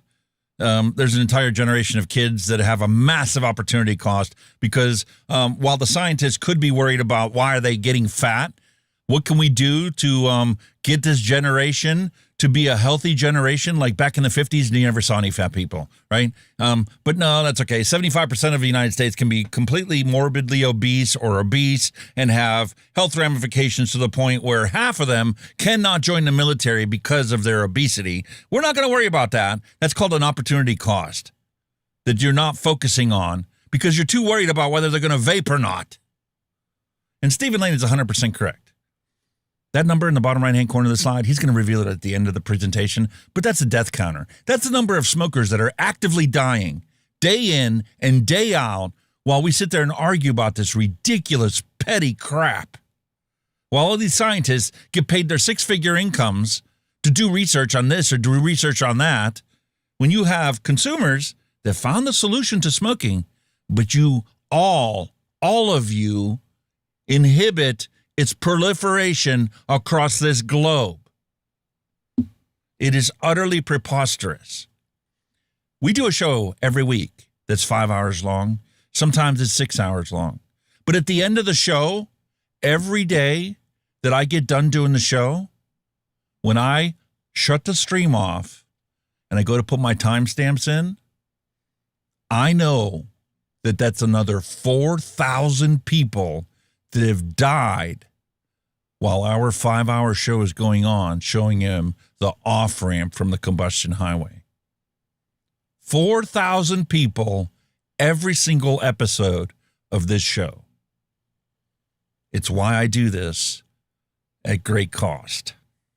It increases or decreases their interest, unfortunately reverse here in the figure, it increases their lack of interest in trying the e-cigarette, which is great. We want to do that. We want to discourage youth from using them. And in adult smokers, so current smokers who don't vape, it does the opposite, basically increases their interest in trying these products, possibly. Or at least it doesn't decrease it. So that's a sweet spot. Other regulation is more problematic. For instance, flavor bans, as they may change behavior in ways that are not always good. So these are data from the Netherlands, where they evaluated the recent introduction of a flavor ban. Pre-ban, 91% used these flavors, and then after the ban was introduced, it's 47%. And they said, well, that's a big success. Well, it also means... I should put that fact in. Well, technically, that fact's on my website. And we highlight that out from time to time. But since I quit smoking, 39,149,484 people have died from cigarette combustion. 485 people. A new death every 5 seconds goes on unabated while these experts want to argue about the best way to quit. And how do we protect the children? While you're protecting the children, their parents or grandparents or aunts, their uncles or brothers or sisters are dying to find the truth. And you're worried about protecting the teens and protecting big tobacco from having these ridiculous monopolies where they do whatever they want. It's preposterous. My OBS just like flipped out. Okay, let's go back to the presentation. That half of the population of vapers is now using a product that is illegal and illicit. And while there's reductions in the amount of vapes being used, 22% quit vaping. Hey, Darren D. Unfortunately, 13% of those smoked more, and 9% started smoking who hadn't smoked before. That's not a great outcome of any policy. So in the last slide, I just want to give some suggestions for better regulation, how we can get there. So I think we really must focus on research that makes a difference and is robust. So we need to look at absolute as well as relative risk in terms of actual health outcomes. Absolute because we have more and more people who would never have smoked. So you need to know what is the additional risk of these products. But relative also for smokers. There are new products entering the market. For instance, the study by Harry Tutton-Birch, who is ill in bed at the moment, showing this increase in the use of nicotine pouches in current smokers, but also in former smokers and never smokers. But essentially, if we can find out the relative risk of this product compared with e-cigarettes, and these tend to be less harmful, then we should probably encourage people who want to stop smoking using these products than others, right? And we need actual health outcomes. The other thing is, in our field, a lot of it's based on observational studies. Very difficult to establish causality with observational studies. So I think we need to use triangulation of methods, populations, and disciplines to overcome biases associated with these different approaches, as we've argued in this paper, for instance, about the gateway hypothesis. So as a community, we really need to come together and collaborate with those of opposing views, pre-registering research in order to avoid post-hoc misinterpretation, but also to agree in advance on what counts as good evidence or proof from both sides of the argument. It's very similar to what you see in cryptocurrencies, like a blockchain. We want the people that are disagreeing with us to agree on the principle of undertaking research and to agree on what we consider to be proof, so you can all agree together. Of course, you may have been wondering why this is running down there, this number. As you can imagine, this is the number of people who've died since I started talking. It's probably the same number of people as in the room, maybe more. And I think way less. There are way less people in the room than that number. There were 172 people registered for the e-cigarette summit this year. 273 people died in the 20 minutes that he was giving his presentation. And this is why I say that, this guy's the expert. He knows more about vaping than I ever hoped to know, because he's had firsthand knowledge of looking at all like the 800 flavorings I have sitting behind me, and he's actually researched them to try and figure out which one of these flavor compounds cause the most actual harm to a human being. And then once you put that flavoring compound into an e-liquid and you vaporize that through a nicotine vaping device, even like a disposable, and then you measure the constituents inside of that aerosol, you come to realize that I get why Public Health England said that nicotine vaping is unlikely to exceed 5% the harms of cigarette smoke. Because when you look at the cancer risk of nicotine vaping compared to cigarette smoke, you were talking less than 1%. And you can argue about the numbers, but at that point, how about a list of all the things that give you a higher cancer risk, like the titanium dioxide in my coffee creamer? Or there's a whole host of chemical compounds that I've consumed my entire life. Brominated vegetable oil. I used to drink Mountain Dew by the 2-liter bottle. That was perfectly fine for me to consume that product because, well, the pharmaceutical companies are going to need to sell me Alzheimer's medications for my mild cognitive impairment when I get older. That was directly attributed to the amount of brominated vegetable oil I drank when I drank 2-liter bottles of Mountain Dew. And this is why I say, just like the example in the thumbnail shows, okay? There was a book that was put out a long time ago, probably when we were teenagers, that said men are from Mars and women are from Venus.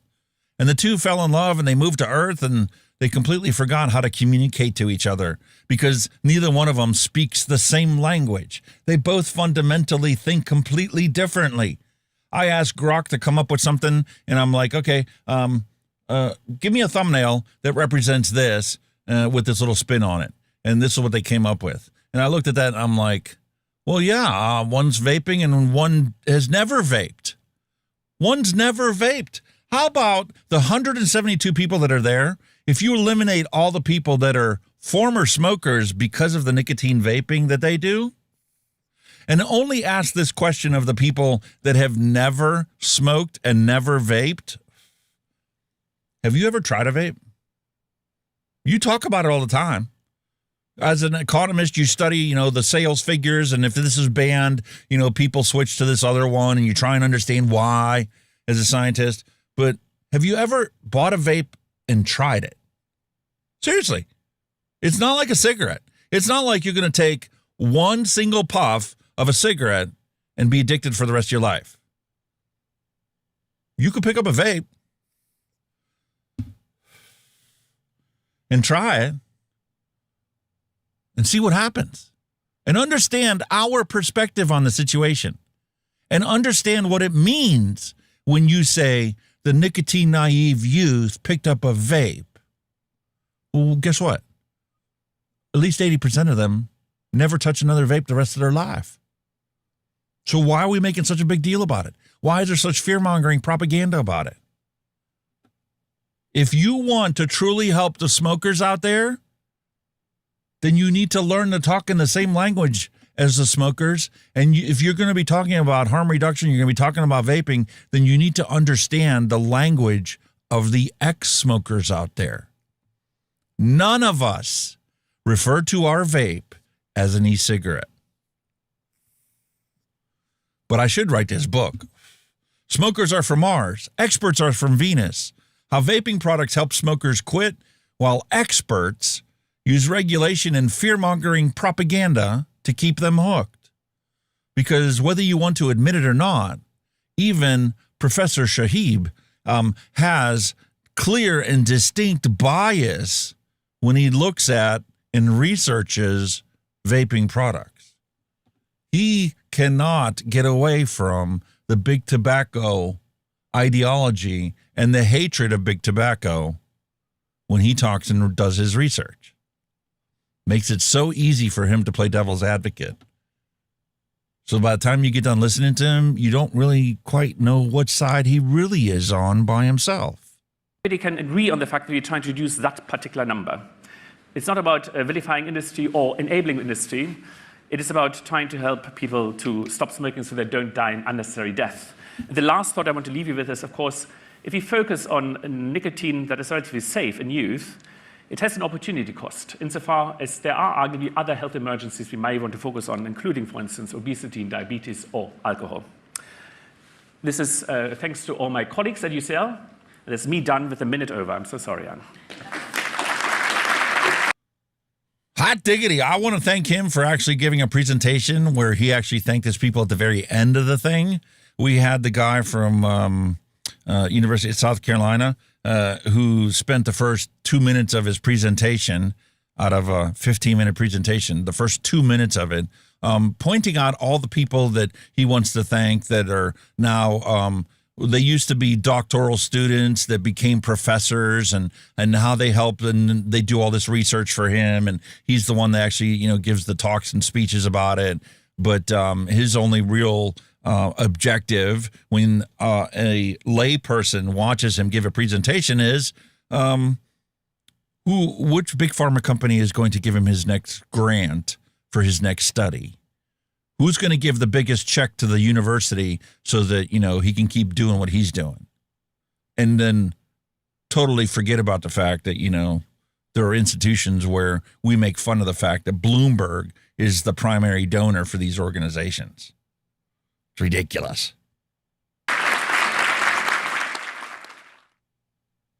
All right, so now we're going to take a look at Ben Youdan. Talking about real-world context, we're going to take a look at Ben Youdan, and he's going to give us an update from New Zealand.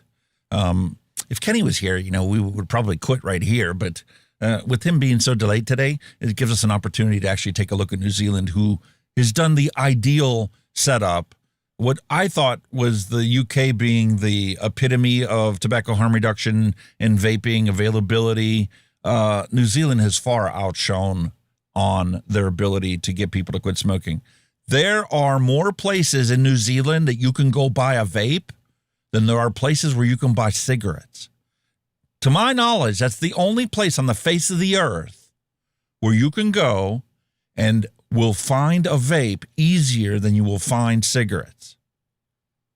If I'm wrong, please tell me. I would love to hear about it. But they've done things the right way.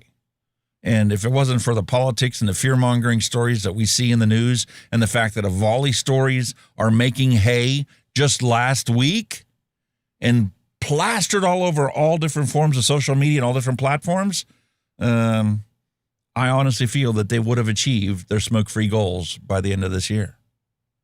So let's see what he has to say. Hear from Ben Youdan, who's going to talk about lessons from New Zealand, which has so punched above its weight, both in terms of the policy and the science. It'd be great to hear from you, Ben. Thanks.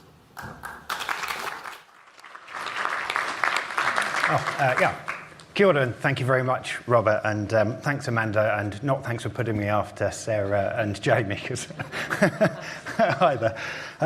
So very quickly, I don't have any conflict of interest, so I'll get that out of the way. But what I want to talk about is smoke-free New Zealand. Is it a success or a failure? So New Zealand had a very well-publicised goal to get smoking prevalence under 5% by 2025. We've got about 2 weeks left, or 2 or 3 weeks left, which was defined as less than 5% of everybody smoking by 2025 and almost no young people starting. So as of mid-2025, adult daily smoking was 6.8%, adult daily vaping was 11.7%. Vaping overtook smoking quite a while ago for us. So have we failed? Well, a bit of context. New Zealand's always had very aggressive tobacco control laws. We've pretty much done everything required in the FCTC and Empower. And over the last few years, we've had very, very little policy intervention over the last 5 or 6 years. The only thing that's really changed is making it illegal to smoke in cars carrying kids, and regulating the vaping market as well. So vapes are regulated as a consumer product in New Zealand. The laws that came in for smoke-free generation, denicotizing cigarettes and reducing cigarette sales were repealed. For those of us out there that are just regular consumers, that means that you can walk into any store and that has purchased a vape license to sell these products, and they're sold just like your coffee maker is. There's no like, oh my goodness, you must get a doctor's prescription, or oh my goodness, you must try Chantix and you must go see a doctor to get, authorization to even try a vape, even though it's scientifically demonstrated it's more successful to quit smoking than anything else that they have to give.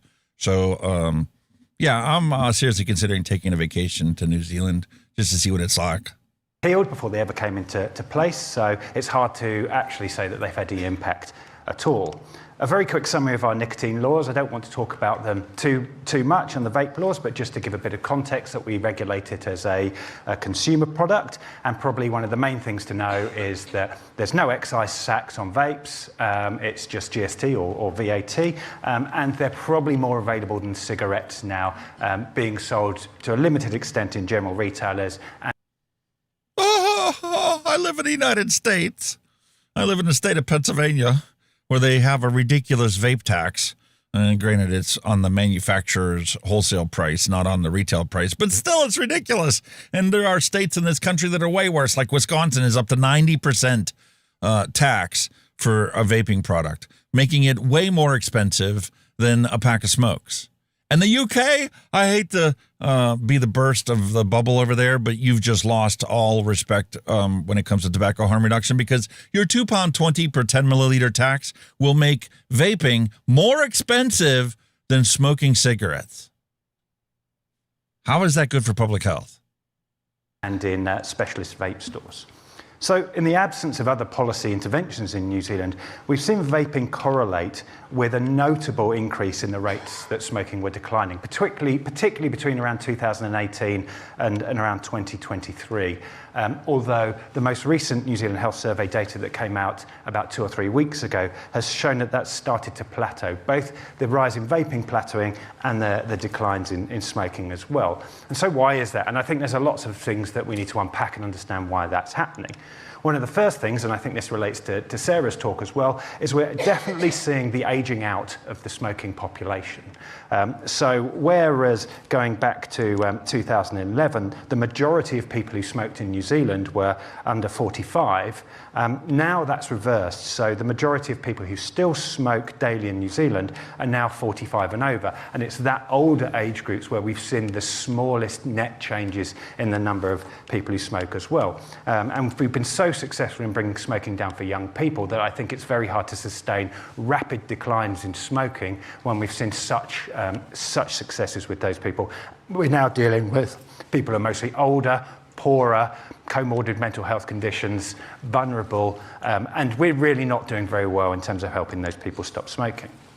But what have the reactions been? Well, these are some of the media headlines from New Zealand's latest smoking data, that we're failing, we're slipping out of reach, that vaping is threatening progress towards smoke-free 2025 as well, and we're missing the goal. So have we actually failed? Well, if we go back to less than 5% of all New Zealanders are smoking daily by 20... Look at that the graph shows that plummeting smoking rates. And then all of a sudden, 3 years ago, they hit 6.8%, and it just stopped dropping. How does that happen? Like, that makes no sense to me whatsoever. What changed 3 years ago that has completely plateaued them at 6.8%? Is that number real? Like, okay, I understand maybe you had a blip 1 year or 2 years. We're in the third year that it's plateaued at 6.8%. Meanwhile, more and more people are picking up a vape. So what is it that needs to happen for these diehard smokers to truly give vaping a chance? I made a comment during the chat of his presentation that this is a shocking thing for me to realize. But if you guys know anything, and we talked about it in the news, Denver just had an open ballot initiative that let the citizens of Denver choose whether to keep the vape nicotine ban in place or whether to scrap it off the books. And Bloomberg spent $6 million on this initiative to maintain the nicotine ban in the city of Denver, Colorado. $6 million, which, by the way, $6 million is what it would cost to provide 300 vape starter kits to New Zealand to make them smoke-free. We've talked about the science behind this before, about vape starter kits, handing them to people to quit smoking. If Bloomberg would have diverted that $6 million from trying to force Denver to keep the nicotine ban in place, and instead they could have bought 300,000 vape starter kits to make New Zealand smoke-free. You could have allocated $20 per 300,000 smokers in New Zealand, and the science on that shows that it has up to a 60% success rate, guaranteeing New Zealand would have achieved smoke-free status. Because as you just listened to Ben talk about, the most disenfranchised are the people that are still smokers. And this is why I say that smokers are from Mars and experts are from Venus, because these experts don't understand why we lit up our first cigarette. They all want to blame it on, oh, well, our nicotine is at our lowest level and we need to up and spike our nicotine level to get our body back to being back in the normal state of our nicotine concentrations in our blood. They don't understand what it's like to be a smoker. The reason why people, when their feet hit the floor, are thinking about a cigarette is because from the time that their eyes opened up until their feet hit the floor, they're thinking about how shitty their day's going to be, how they've got a double shift that they got to go work, and how they're going to have all kinds of crud to deal with at work, and how this project's not going good, and they're the one that's going to get the blame for it, and they're going to be called in to work overtime this weekend, and how they really haven't had a nice day that they could remember as far as their memory goes. So what do? They light up a cigarette to deal with their lot in life. That's why they light up a cigarette. It's not because their nicotine levels are low. Yes, that helps them feel better, but that's the goal, is to feel better, not to get my nicotine level back up in my bloodstream. 25. I think we've done pretty well. We're at 6.8%. 2018, that was unthinkable. Until vaping came along and we saw that correlation with the smoking dying down, there was no hope that we were going to get anywhere near that, and we're probably half of where we would have been otherwise. No youth start, we've been phenomenally successful, and I think we should be shouting from the rooftops, although it doesn't seem to be happening. We're now below 5% smoking for everybody under the age of 25, and down to about 1%. And almost, we couldn't even count the number of people statistically significantly enough in the last New Zealand Health Survey who are under 18 who smoke. So why has failure then become the predominant narrative when we look at actually the trends that have been happening in New Zealand? And I think there's a number of reasons behind that, and things which are potentially derailing some of our progress. Firstly, the fact that New Zealand changed government and what was considered our world-leading endgame legislation was repealed has caused a huge amount of anger and frustration and made the issue incredibly political as well. So whether or not these policies were likely to get us to 2025, I think one key thing that a lot of people forget, and a lot of people saying this was the only way we would have done it, vaping's got nothing to do with it, was actually that vaping was always an off-ramp for people. Even if New Zealand had done those laws and put them into place, they were done in the context that vaping was a safety net for people when they were being aggressively pushed away from cigarettes by making them harder to buy and not satisfying at all. We've had a massive change in how New Zealanders use nicotine. This is the 2015 and the most recent health survey data from published about 2 weeks ago. And if we see, although net nicotine use has increased in New Zealand, the most harmful form of nicotine use, smoking, has dropped considerably from almost everybody, and actually dropped massively, 70-80% drops for our youngest groups as well. I can't get over that chart. The green are the vapors, the red are the smokers. The yellow's dual use. Look at the dramatic difference of the number of people they have there that's not killing themselves with cigarettes anymore. If that's not proof and a reason for them to celebrate, I don't know what it is. I really don't. Actually, I think far less dual use than we feared may have happened as well. And even if we look at that not just by age but by socioeconomic status, we see that we've also seen big drops in smoking across all the socioeconomic groups in status in New Zealand as well. For youth smoking and vaping, this is the ASH Year 10 survey. We do a survey of 30,000 14 and 15-year-old students every single year. This was published on Sunday, just gone. And I think what's also been really encouraging is we've still been sustaining very low rates of youth smoking in that age group. But what's been really encouraging, I think, is good news, is we've halved the number of young people who are vaping regularly has halved since its peak 4 years ago.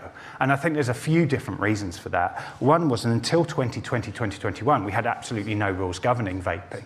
And so the decline correlates to when New Zealand brought in a lot of its legislation to protect young people from vaping as well, and we've been seeing a consistent decline ever since. And I think also what is encouraging is that we now have almost 1 in 10 14 and 15-year-olds in New Zealand have never even tried smoking now at all. And we're starting to see a decline now to around 30% of young people who've ever tried vaping. However, this hasn't stopped trying to continue to spin the youth crisis idea. This was a paper, and there's been a couple of versions of this have come out last year, which took the top-line data from the ASH survey and said, well, if vaping hadn't existed, the trajectory of youth smoking from 2010 would mean we had about 1% more youth smokers than we do now. And the headlines from this is vaping is causing a gateway in New Zealand. Now, we've not seen any evidence of this. And when we actually look at the paper, there's zero adjusting for things like deprivation, ethnicity, sex, exposure to smoking. It's based on a time interruption 10 years before vaping was even on the market widely in New Zealand as well. But it's by far from being the worst example of abusing the data around young people. This is a slide from the Respiratory Conference in New Zealand last year, and I'm doing a bit of naming and shaming now, but delegates, health delegates at Respiratory Conference were told that it's been suggested for every smoker who achieves cessation with their vape, 80 young people are becoming addicted to nicotine. Now, I just show you how ridiculous that is. Assuming half of our vapers over 35 are ex-smokers, it would mean the number of addicted adolescents in New Zealand would have exceeded our national population 2 years ago. But nobody questions this at all. And I also think we need to be asking some of the inconvenient questions as well. What are we... if for every parent or young adult who stops smoking with or without a vape, how many kids are not starting smoking? If vaping didn't exist, would we have more young people smoking because we have more adults smoking and more exposure to smoking in their communities? And this again from the ASH Year 10 survey, we see a correlation between young people saying that their parents smoke and the number of parents who smoke going down with national prevalence, but we see that the young people who are still smoking are way, way more likely to live in a household with a parent who smokes, in this case, mothers. The recent WHO meeting, the COP meeting, New Zealand was in the headlines at home for being the most deteriorated in the global tobacco control rankings. We fell from number 3 to number 53, with the headlines saying how terrible we were. And in fact, if we look at the top 10 compared to New Zealand, the winners being Brunei, you go Brunei, and compared to New Zealand over the changes in smoking prevalence over the last 10 years, we see that actually we've had some of the largest declines anywhere in the world. And actually, Norway, you stayed in the top 10, doing the same thing as us. So it doesn't make any sense to me at all.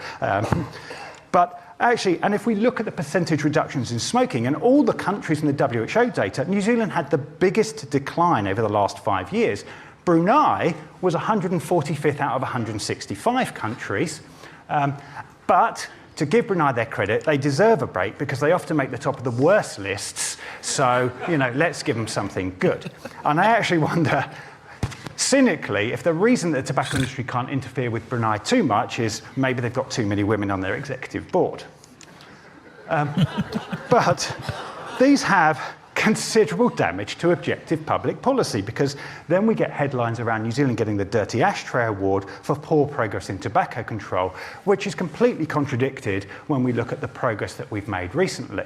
And it very much feels like these are tools to try and downplay the success or the impact that harm reduction and vaping has had in New Zealand in order to try and reject our influence elsewhere.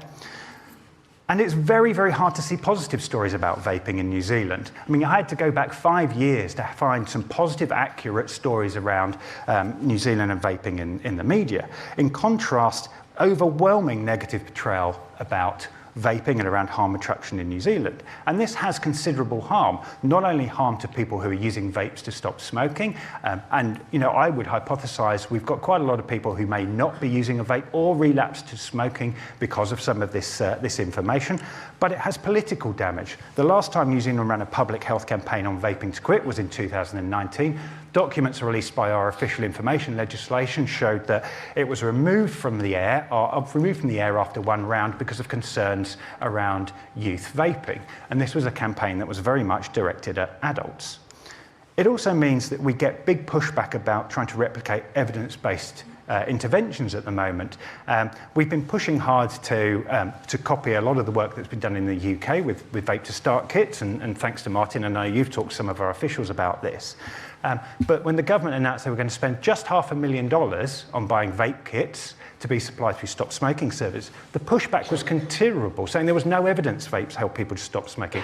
And these were from GP organisations and health professionals. And what's really concerning about this is it just shows we're failing in terms of the literacy for the people who are at the front line working with the populations who smoke around giving them good information about vaping, and they're getting it from really sort of strange places. In contrast, we spent $12 million on NRT, most of which ended up in the bin last year as well. We also have efforts to seek to discredit those who seek. My insurance company spent at least $600 to $800 on the Nicotrol inhalers for me to try and quit smoking. And they all ended up in the bin. I kept them as long as I could, but eventually it was like 2 years expired, and I'm like, I'll never use that. It didn't help. When I used that stuff, I wanted a cigarette more than I did any other time in my entire history, in any other time in my entire life. Literally, I paid somebody $5 for a single cigarette after using that Nicotrol inhaler to not smoke. Talk about a total failure for a pharmaceutical product. Harm reduction as part of ending tobacco smoking. So a couple of years ago, I went over to Australia with Alex Wodak, who's here, and Colin Mendelsohn to meet with some Australian policymakers and talk about the experience in New Zealand. That turned into me being framed as a special news investigation by our national news as being linked to the pro-vaping lobby in Australia, with academics calling for me to be investigated. I have no links to any pro-vaping lobby, and I don't take any money at all. So we made a complaint to the broadcast standards in New Zealand. They only 5% of complaints make it anywhere, and it got seen as probably the most egregious breach of broadcast standards that they saw that year. A 58-page ruling saying that they fell well short of standards and were damaging to my reputation and the reputation of Ash. And as an outcome, we got a full broadcast apology on the TV and a full-page apology in the news. And I know I said I had no conflicts of interest, but I should probably disclose that Warner Brothers Discovery were the largest corporate donor to Ash last year, thanks to the damages that got awarded against us.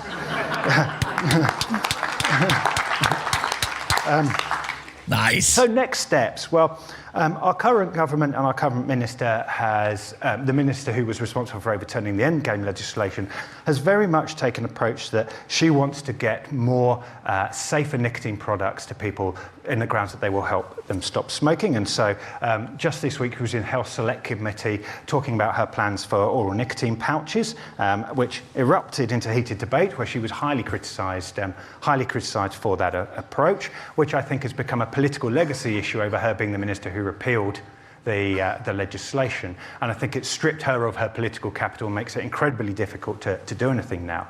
What she did do was she set up an advisory group to try and bring the disparate voices around this together and give her some advice around the next steps, with kind of the key things to sort of look at what the next stage would be like. How do we support people to stop smoking? How do we stop young people? But it's really achieved very much more than exposed incredibly entrenched divisions within the public health and tobacco control sector in New Zealand. And these are from the report back to the minister that's been published by the Ministry of Health, where we had a strong contingent who are arguing that addiction is now the harm. It's not just about smoking. And we need to align with being nicotine-free and not bringing new products into New Zealand versus the harm reduction perspective. This was verbatim in the document. I was really surprised it made it in, which describes harm transfer as misleading about relative risks and emphasise the moral, ethical and scientific duties to be honest about communicating vapes and non-combustible products are less harmful. And one thing that wasn't in this group, and I added this after Debbie's talk as well, and we also made sure it was noted, that there were no voices of lived experience in that at all.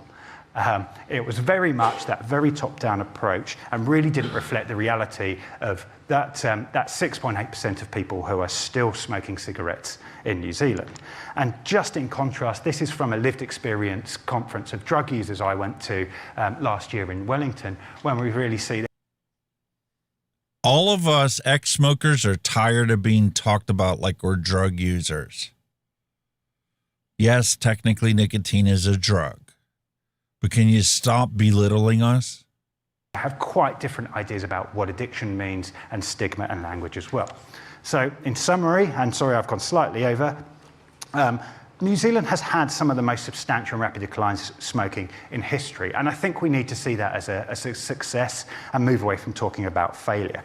And I think we have to be honest that we were making minimal progress on our goal genuinely until people started vaping and using that to stop smoking. I think with or without the endgame laws, vaping was always an off-ramp for smoking, and I think we've got into a trap now where people see the endgame laws as the only way to do it and forget vaping was always part of it. And I think there's also a reality that had those endgame laws come into place, we probably would have much higher vaping rates than we do now, because there would have been where people would have had to go. They would have had no choice. If they would have banned cigarettes, yes, there would have been a black market for cigarettes, but if you can get a vape anywhere, why wouldn't you use it to not smoke?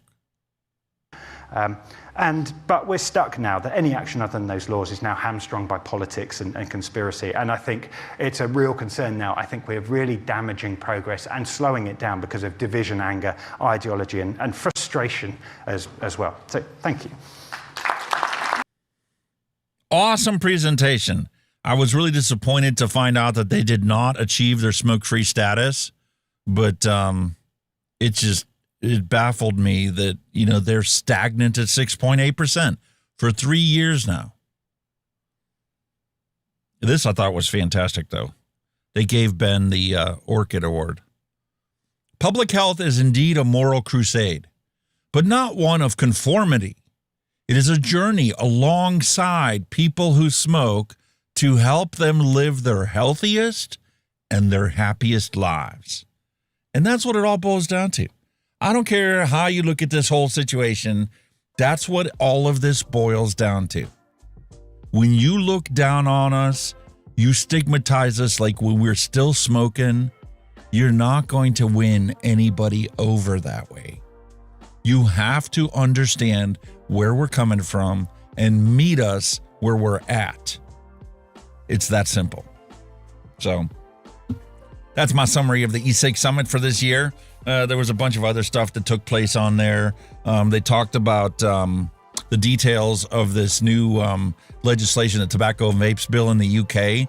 It's just, they're going to be talking about flavorings and ingredients, what's allowed, what's going to be banned, device specifications, beyond the 2 mil capacity limit that you guys already have. They're setting up this licensing scheme on where you can purchase the vapes. You don't have any of this kind of stuff in New Zealand. You can get a vape more readily than you can get cigarettes. And unless the goal of your legislation is to increase the availability of the less harmful products, there's no point in any legislation moving forward, period. Because as long as you let the thing that's killing people day after day be sold anywhere that's currently available, you are counterproductive to what humanity needs. And that's to make the people who smoke give up combustion. So, and I'm not even going to get into the whole, how they allocated 100,000 pounds for a 10-year study to follow Well, I don't even know exactly how much it was. It was a 10-year study following 100,000 8 to 18-year-olds to see what they do with vaping and whether they pick up nicotine pouches or what the heck. It's ridiculous.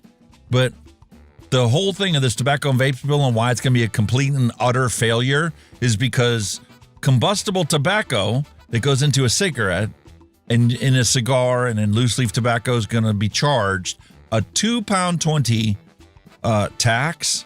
And they're instituting that £2.20 tax on a little tiny 10 mil vial of e-liquid. I go through 60 mils a week right now.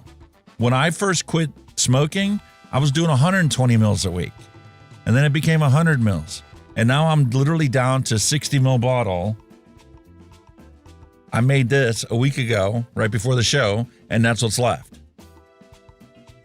And I got a new bottle that's going to last me through next week. I can't imagine you treating a 10 mil bottle the same as a carton of cigarettes. That's just wrong. That is way wrong. Like when you first quit smoking, you're going to go through 120 mils a week. Why on God's green earth do you think that you can charge 10 mils? That is 12 times the tax you're going to pay on a harm reduction vape than you would pay if you just go buy a carton of smokes. 12 times more expensive for a vape in the UK. Oh, I'm not even going to cover the other stuff that's out there. It's just, I literally created notes. I've got a notepad document that I typed up all my notes in, and hey, bastard, hello and welcome. I basically just abandoned it all to give you my opinions on the fly for today. But I really want to thank Amanda for letting me attend the e-cigarette summit and presenting that information out to you guys out there. I really did pick the best of the two presentations that day. One, because I really thought that New Zealand was going to achieve smoke-free status this year. And obviously we need an explanation why they didn't achieve it. I don't think we really got that out of Ben's presentation. I think you need to step back and take a look at all the misinformation and the fear-mongering that's put out there into the news. No matter what part of the world you live in, you're seeing some kind of ridiculous story about some teenager with a volley, and you know, it's this high school cheerleader, this football jock that come down with a heart attack, and they blamed it on his vaping, but none of them actually tell you what they were vaping. None of the stories actually link to anything you can actually like dig in to find out what really took place. They're just fear-mongering propaganda. And it's quite blatantly obvious when you go on Facebook and you see the exact same thing, word for word, with the exact same stock image of a cancer lung x-ray, and they're blaming it on a volley. And then you go to Twitter and you see the exact same thing. Or my wife's flipping through her TikTok and she sees the exact same thing and somebody's in there talking about it. It's the exact same story, word for word. Somebody's paying to do that. I bet it, you could trace it back to Bloomberg without any real trouble whatsoever. So there we go. That's our vape news, science, and advocacy for this week. I know it was a little drier than normal, but they got to get this information out there. I got to teach the people out there that have never been exposed to vaping and all they have in their belt is the fear-mongering stories you see on NBC, ABC, CBS, and social media. It's just, listen, man, if you want to quit smoking, you got to give this a try. I've got science to back it up to show that, you have 3 times better chance of quitting smoking from this than going to the pharmacy and buying a patch and throw it on your arm. But that doesn't mean jack to you. What matters to you is that I used to be a 3-pack a day smoker. I gave up trying to quit smoking. I've tried everything more than once. I've tried combinations of stuff, hypnosis, acupuncture, you name it, I've tried it. But it was one weekend while I was camping. I picked up one of these because a buddy of mine, I ran into at the club, had a box mod. And I'm like, I got to give this a try. I've tried everything else. What's the worst that can happen? The worst that happened is I came home Monday, an ex-smoker, and it had been 3 days without a cigarette. And I didn't miss it because I went back to the club that Monday and we were getting ready to do paperwork and, figure out what the agenda was for the next weekend. And I was sitting next to them. They were smoking, and I was vaping, and I was happy. And I didn't want to bum one of their smokes. My candy cane flavor was way better than what I remember a cigarette tasted like. And now, here we are, 5 years later. I'm sitting here preaching like, I'm the minister of the Church of Vape. All right. Time for a adult beverage. I think it's time for us to relax and have a good time. Enjoy ourselves. So, flavor explosion.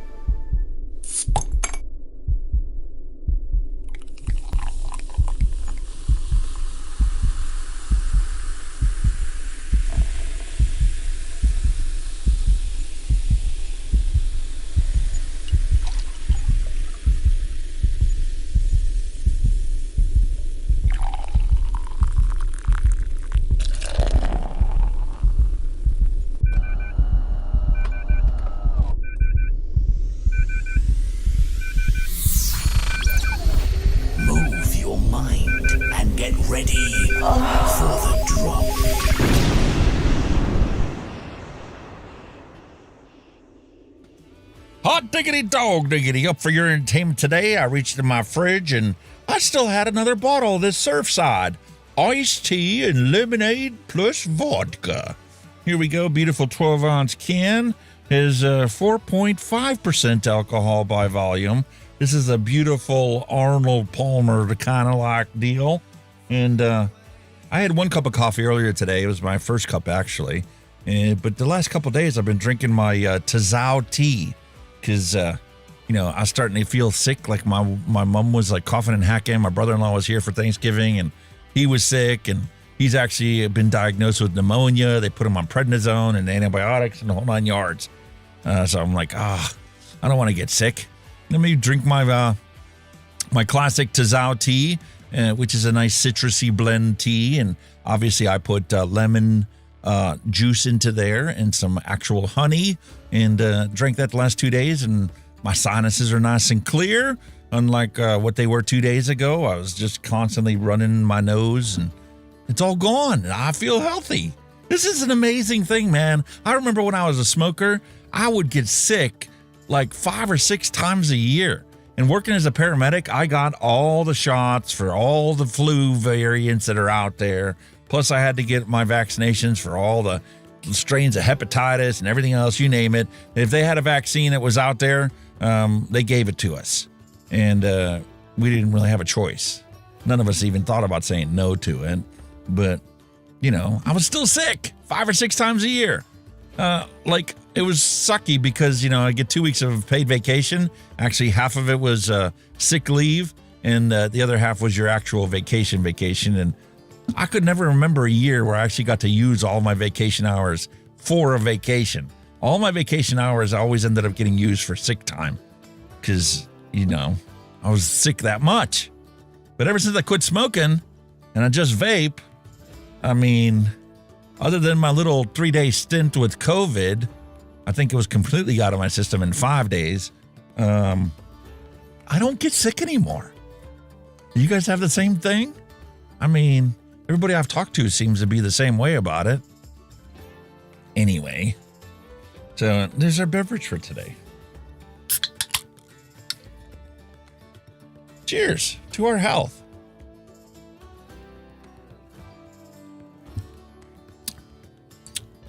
Nice, tart.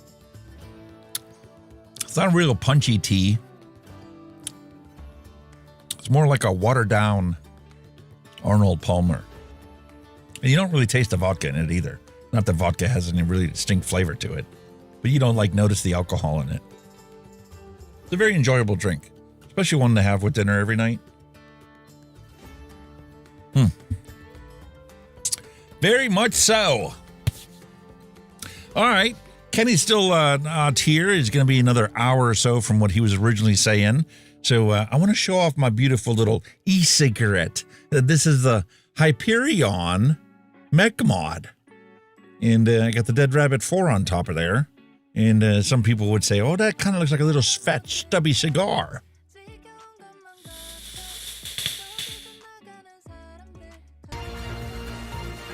Certainly doesn't taste like a cigar. News just in. According to a bastard, that's not a proper Guinness. Now back to your regularly scheduled content of Mixin and Chillin. Sorry, no. Yeah, I got bad experience with Guinness. We used to do Irish car bombs down at the club. They had all kinds of fads in there. You had cherry bombs, you had the Jaeger bombs, then they do Irish car bombs. That's where you would take an Irish shot of whiskey and you would drop it into a proper pint of nice dark Guinness and chug that thing. Too many hangovers. Puked one too many times, that Guinness. No. My favorite was the cherry bomb. Those were enjoyable. Nice proper cherry flavor and cherry vodka.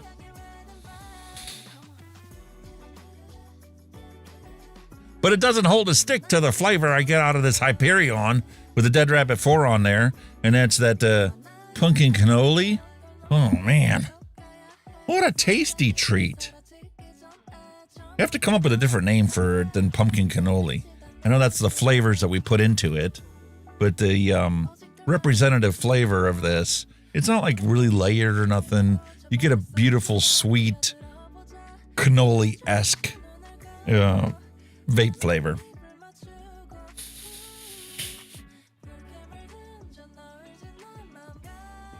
Oh, I really like that. Nice spice. Just the right amount. And I'm still chugging away on this Republic with the Recoil R3 on top of there. This is like the best squonk mod I've ever gotten.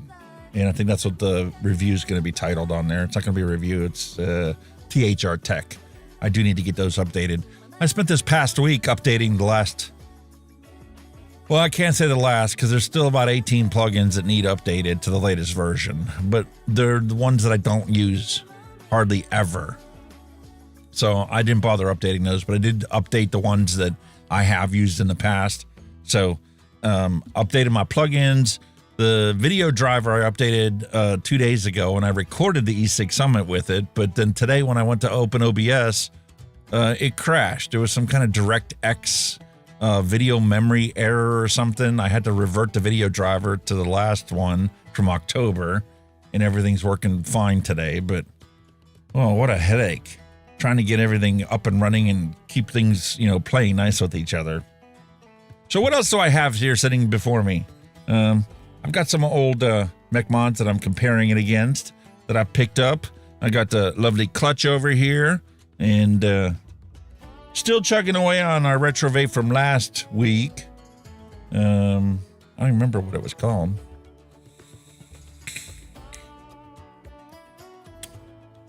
No flavor. There's no sweetness to it. You smell orange from it, but you don't get any kind of an orange taste to it. I just don't get it.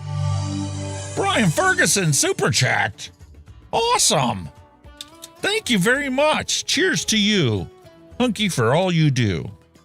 I really enjoy teaching everybody the intricacies about harm reduction and vape history and stuff like that. And, maybe someday there'll be a course at a college that you can learn if you want to get into helping people that need to quit smoking. But until then, I'm going to come on here week after week and teach the public the things that took us a long time to learn. And very much appreciate the super chat. All the help goes Attention a long way. Because according to Neil Pitts, for Kenny if he watching hhhwww // That is all. He's listening to it on his cell phone or his radio. That's going to be funny. So I enjoy teaching this and I enjoy talking about it.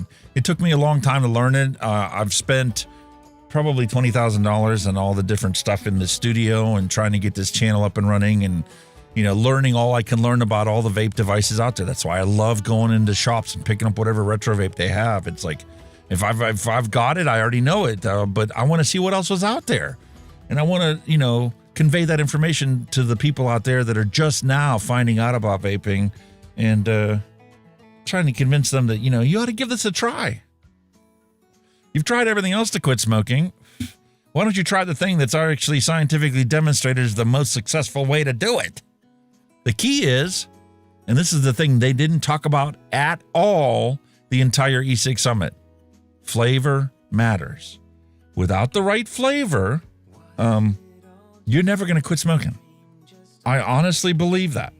If you're given constantly the wrong flavor that doesn't tickle your fancy, I don't care how good the vape is, you just won't quit. You'll be a dual user until you find your right flavor. And then once you find that right flavor, you can give up the cigarettes like nothing. Like it wasn't even a habit of yours. It really is that simple. So I got 800 flavors and it's still growing. But the technology keeps marching on. And despite me not being a mouth-to-lung vapor, that's why I review products like this Geek Vape Z Nano mouth-to-lung tank. This is still the original battery when I first unboxed this thing and recorded the intro. I can't believe it. Well, when you're only using 12 watts of electricity, this isn't even half used up. But then it doesn't help that it's not like my all-day vape. Might use it up quicker. That's what I have a problem with all these disposables. I keep revisiting this candy cane because I love candy cane and I love the flavor of it. Here we have a beautiful Taste Flex. I talked about this last week. My wife had the watermelon lime one or whatever. That one still got probably 2 mils of liquid inside of there. I don't know if you guys can see that. On the bottom, there's actual liquid in it. This is a beautiful advancement in THR tech because unlike this candy cane, which just has a solid sponge the whole width of the one side of the mod, and then there's the battery, and then there's the board. This one, I'm really excited because tomorrow I'm going to tear this thing apart. The top of this was filled with liquid, and there's a pump, a motorized pump, that pumps liquid from here into the sponge that surrounds the coil in here. And I really like the cotton candy that my wife stole, and she used all the liquid. How it's still working, I'm not quite sure. Maybe 0.5 mil of liquid still inside there. Plus, once the liquid is completely gone in the top, I won't be able to see it all. The sponge that's in the bottom still has liquid. So I could probably still get another 50 or 60 puffs out of it once the liquid's completely gone. So I think this is going to be my all-day vape until tomorrow when it becomes the sacrificial lamb. So I can demonstrate the technology differences between your standard disposable, which I got a whole box I need to recycle. That's going to be another video. How to properly recycle your vapes. And compared to the technology inside of this that actually has a pump to pump liquid into your sponge to constantly keep it full until you run out of liquid, and then you're good to go. And I've got a new one right behind me I just picked up. It's the JNR disposable vape. It's 100,000 puffs. How do you know it's 100,000 puffs? Well, because it comes pre-filled like this one, where there's liquid in there, except you get to separate the side, the mod part, from the tank part, and there's a little bung hole, and they give you 2 15 mil bottles or 10 mil bottles of liquid to refill this thing. This is supposed to be a 50,000 puff device, and I know those numbers don't actually mean what they want them to mean, and then it's confusing and people are angry about it, but listen, that's what they came up with. Whatever their standard is, I don't know how much a puff is, 1/2 a second, 1/3 of a second drag, I don't know. But that's what they use. They came up with some amalgamation of how much fluid they pump into the device, and they keep getting bigger and bigger because we don't want to have to buy one every 3 days. We'd like to buy one a week like we did a carton of cigarettes, and one device could truly last you an entire week. These ones are pretty close to 50,000. Wait till my wife sees the new one that's unboxed there that actually has 2 10 ml bottles of fluid. So after she uses it for 3 or 4 days, I can top it off and it's like a brand new disposable again. And she'll be able to use that one for 2 weeks, I imagine, before she runs out of fluid in it. That's going to be an amazing thing. And technology is going to keep marching on. Whether these regulations are in place or not, we're already buying them on the black market. There's only 39 FDA authorized products available for sale, according to the FDA's approved authorized list. So anything that we get is technically black market purchases. Although most people label them as gray market because it's legal in some places, but illegal in others. Like in the UK registry for these type of products, for when you go to try and get HMRC authorization, there's 50,000 vaping products available for sale compared to the FDA's 39 authorized products. Nobody in their right mind could expect there to not be a black market in the United States when the UK and all of Europe has 50,000 products available for sale. Just can't happen. People here are going to buy from there, and if you ban it here like they did in Denver, Bloomberg spent $6 million instituting the continuation of this nicotine ban in Denver. Guess what? It's a waste of money because anybody in Denver that's a vapor just drives outside of Denver and buys what they want. And if they don't get it there, they'll get it from another country if they have to. Do you think most of the disposables are PWM style to keep the coils going for so long? Yes. They do have PWM, pulse width modulation. For those of you who don't know electronics, is the technology they use to create the wattage for the coil. And the new disposables that are out there, especially the ones that have like really, really high disposable ratings, I've already torn apart a couple different ones, like the Centrix tank, where you have invisible clouds. There's nothing exhaled. In ghost mode, when you click this thing, you can put it into ghost mode, or you can put it into regular mode. This is regular mode, and I can switch it to ghost mode, and then it's all PG-based liquid with ice. No clouds, because the moisture in your lungs mixes with the PG, and there's no exhaled aerosolized vapor. Technology keeps marching on. Where's the harm? What am I exhaling? Prove that I exhaled something. I'm not going to be able to.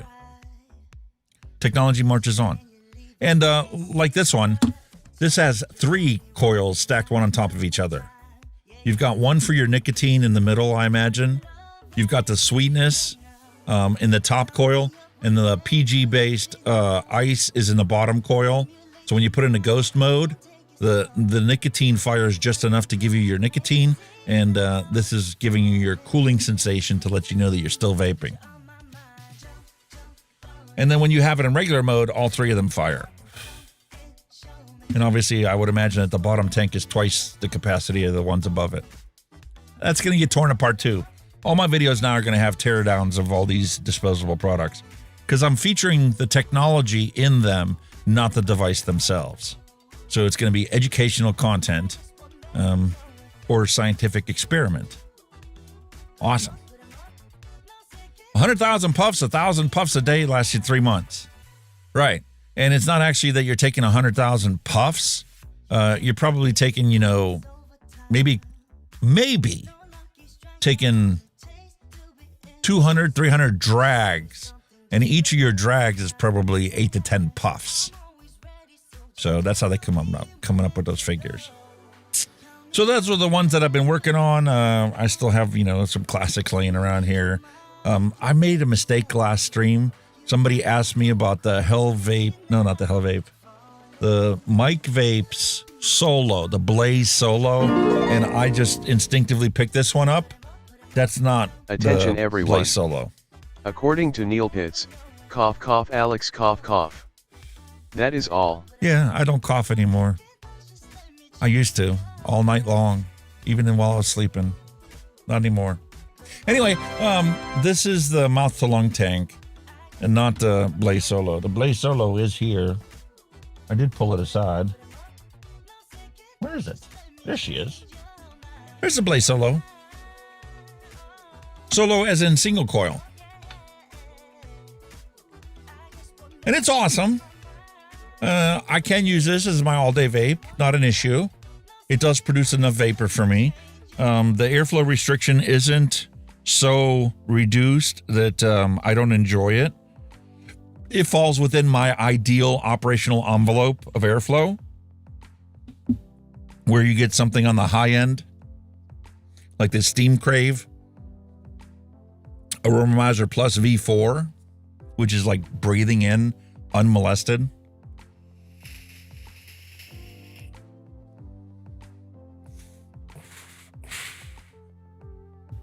Bad mistake.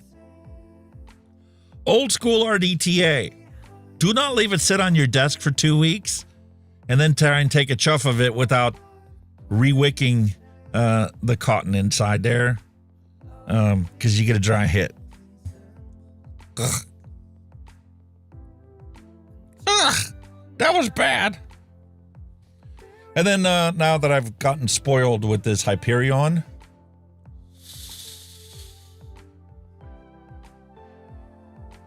I'm sold. I've found a new fetish for me with vaping, and these mech mods are now going to become my obsession. I feel kind of bad that I didn't get the one that had the black skulls all painted and pre-filled in, because this is going to make this a royal pain to polish. The intricate details of the carvings in this, it's going to add some character to it, because you're not going to be able to get into those fine cracks on there. So I'm curious to see how this is going to age with time and use, because the oils on your fingers are going to age that brass. Cotton collapse? No, it isn't cotton collapse. It's the fact that, the wicks don't extend into the liquid. So last stream, I probably took a couple drags of it, and I didn't really tilt it far enough to re-wick those cotton strands. I just keep picking it up and taking a random chuff on it, and eventually you run out of liquid in the wick. So that's my fault. But that's what old school RDTAs, proper RDTAs are. Don't they clear coat the mechs? I don't know. Only time will tell whether this has a clear coat on it or not. But it is a fantastically simple design. You've got this tube is actually created using a metal piece here, a non-conductive center piece, and a bottom piece that's metal. And then you bridge the contact with the little side fire. It doesn't get any simpler than that. There's no difference between that and this flashlight. This flashlight is an 18650 battery LED light. And if you replace that toggle switch on the end with a momentary switch, and you put a 510 connection on the other end of it, it's a mech mod. There's no difference in it. If they ban all this stuff, people are going to make their own. It's really not hard to do something like this. Just a little bit of mechanical ability, and you can make your own mech mods. Granted, I don't have the artistic capacity to engrave it like this one is, but let's be real. They're using computerized etching solutions or something to carve that out. The abilities that we have now with modern technology, just fantastic. All right, so that pretty much covers all of my hand checks. Let's jump into what did you guys submit for your hand checks?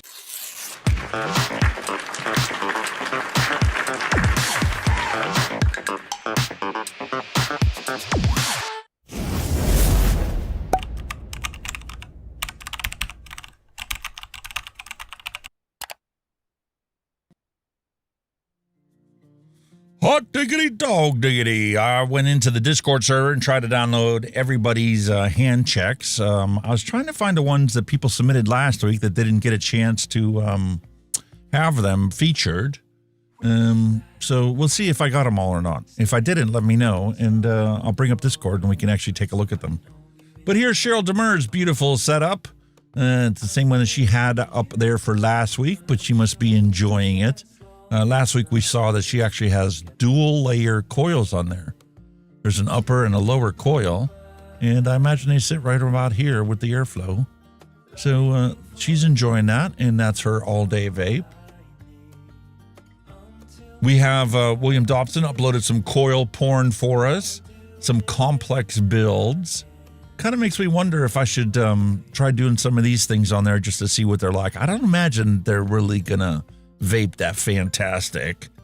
You got all the airflow directly underneath your center coil. Although the spacing in here could be very, very tight to force excess airflow past all of them. Getting the balance of airflow and spacing, I imagine it's pretty much of a nightmare to try and do that from round wire. It's gorgeous looking. And I can see why some people have food-dyed e-liquid that they put on there. I bought a blue slushie the one time that was literally dyed blue and make some beautiful pictures. But that's not something I want to vape all the time, which is something that the experts don't understand. It's not like when we were cigarette smokers where we bought the same brand liquid, the same flavor the whole time. We're constantly changing up our liquids. You know, I'm on a mission to get away from this mango sunrise, but I haven't found anything that is more enjoyable after 24 hours. Like this pumpkin cannoli is fantastic, but it's not a flavor that I want to vape next week. I could use that as an all-day vape until it's gone, but then I'm going to switch it up and maybe I'll use key lime pie, or maybe I'll switch it up to this PTYR. I don't even know what flavor compounds are in this one. Or maybe I'll reach for my pink lemonade from Vapetasia. Or maybe I'll go with a juice head and try one of their lemon flavored liquids. As a vapor, we're constantly changing up with what's there. So I see why there's no science on what's the safest flavors for you to vape.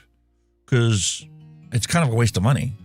Because there's no potential harm if you're only going to use one bottle or 2 bottles or even 10 bottles of one brand of liquid. You're going to have to constantly test all of them. And the only way to find out what the health effects are going to be is to, well, recruit us as guinea pigs to do biopsies and find out if there are any health effects of us constantly switching up different flavor profile liquids. It'll take decades before any of that stuff comes to fruition. Attention everyone.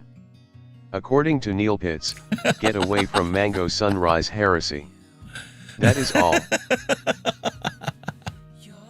Listen, I've always loved the orange flavor, man. Sun-kissed orange was my, treat of a soda. It was sickeningly sweet, but man, did I love that orange soda as a treat once in a blue moon. Here we go, Neil Pitts. You got a beautiful Bonza Pro RTA. 1 build, 2 possibilities. You have to let me know how that goes, man. I need to get all my videos uploaded, which I'm going to easily be able to do because I'm switching gears. I'm changing from the old unboxing review format to this new one. And I'm going to do my videos with minimal editing after the fact. I'm going to sit down, write my notes, so I have the specific sections that I need to include for it to be educational and not trying to run as a commercial or be recognized as something that's a commercial. I think this is more of a commercial style than the unboxing review, but you know, AI's dumb. I gotta follow its rules. Six Pack Kid, he always has some gorgeous artwork when it comes to his vapes. Look at that. How could you not fall in love with that? That kind of reminds me of the old light fixtures you used to have in old homes. You know, you walk in and you see a hallway light, and it's like this decorative piece of glass. Same pattern. Beautiful cube hanging from the ceiling. Doesn't look the same with an incandescent bulb as it does with the old school cooler colored bulbs. Here we have Takagawa's beautiful hand checks. What is it? Everybody's like on a squonk adventure.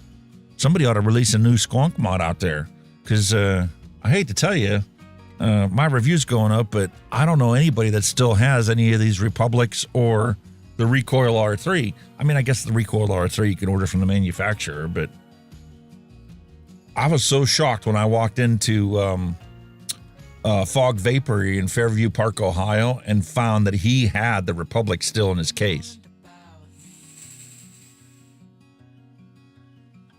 The $150 price tag was a little shocking to me, but I'm a cheap bastard. You know, as long as it works, I don't care what it looks like. That's why I have so many rainbow colored stuff here. My wife, when she was vaping rebuildables, that's what she liked. Now I don't buy them because she likes them or she's going to use them. I buy them because that's what nobody wanted, and that's why it's still in the vape shop and makes a perfect retro vape. But look at these beautiful squonk mods. That looks like the Wasp Nano there. Yeah. Beautiful. William Dobson, what are you doing, man? Look at this. What a work of art. Holy cow. Stacked tube mech? Was that a 4-battery stacked tube mech? Nitrous RDAs. I'll have to order one. I think Element still has some.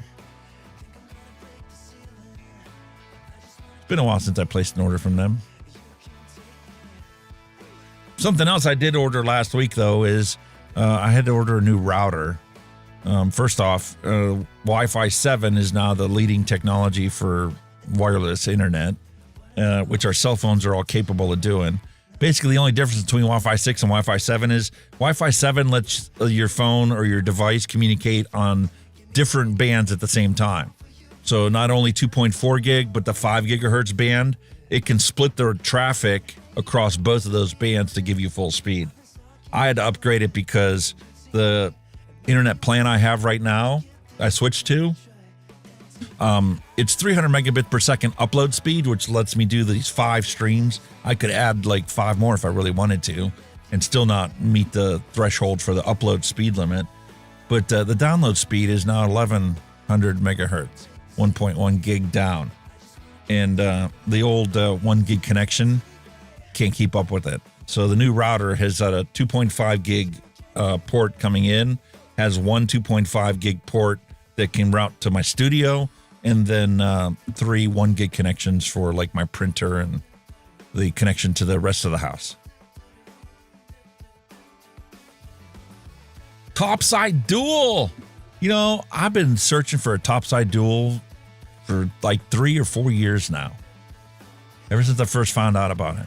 And nobody ever has it in stock. Keep looking. If I come across one, I will pick one of those up. It's the only squonk I don't really have mainstream, and everybody loved it. Everybody talked about it for a long time. Look at that. So simple, all black, but so simple. There's the Asgard on top. You guys don't, in the UK, don't realize how much envy I have for you. How easy it is for you to be able to get whatever you want when it comes to vape. We only have like a handful of places to order from, short of ordering it from overseas and then having to pay the shipping charges, which are really gone through the roof. Part of me is kind of worried about what Kenny's package is going to cost to send to him. His is already on the way over here. I'm like, dude, I haven't even finished packing yours up. I still got 2 more bottles of liquid to make for you. And I got to go in the other room and pull out the stuff I set aside last year that I didn't make it into your box because it was already full. That, plus I got to make a trip to Sam's Club because I'm going to send him a big, huge box of pancake mix. I couldn't believe the standard box of pancake mix that we sent him, his whole family downed pancakes the entire day, and that whole box of pancake mix was gone in one day. So I'm going to send him a big Sam's Club box of pancake mix and a big jug of syrup to wash it down. Awesome. Cool. I guess that's the end of the hand checks. Time for us to roll into the dad jokes for the week.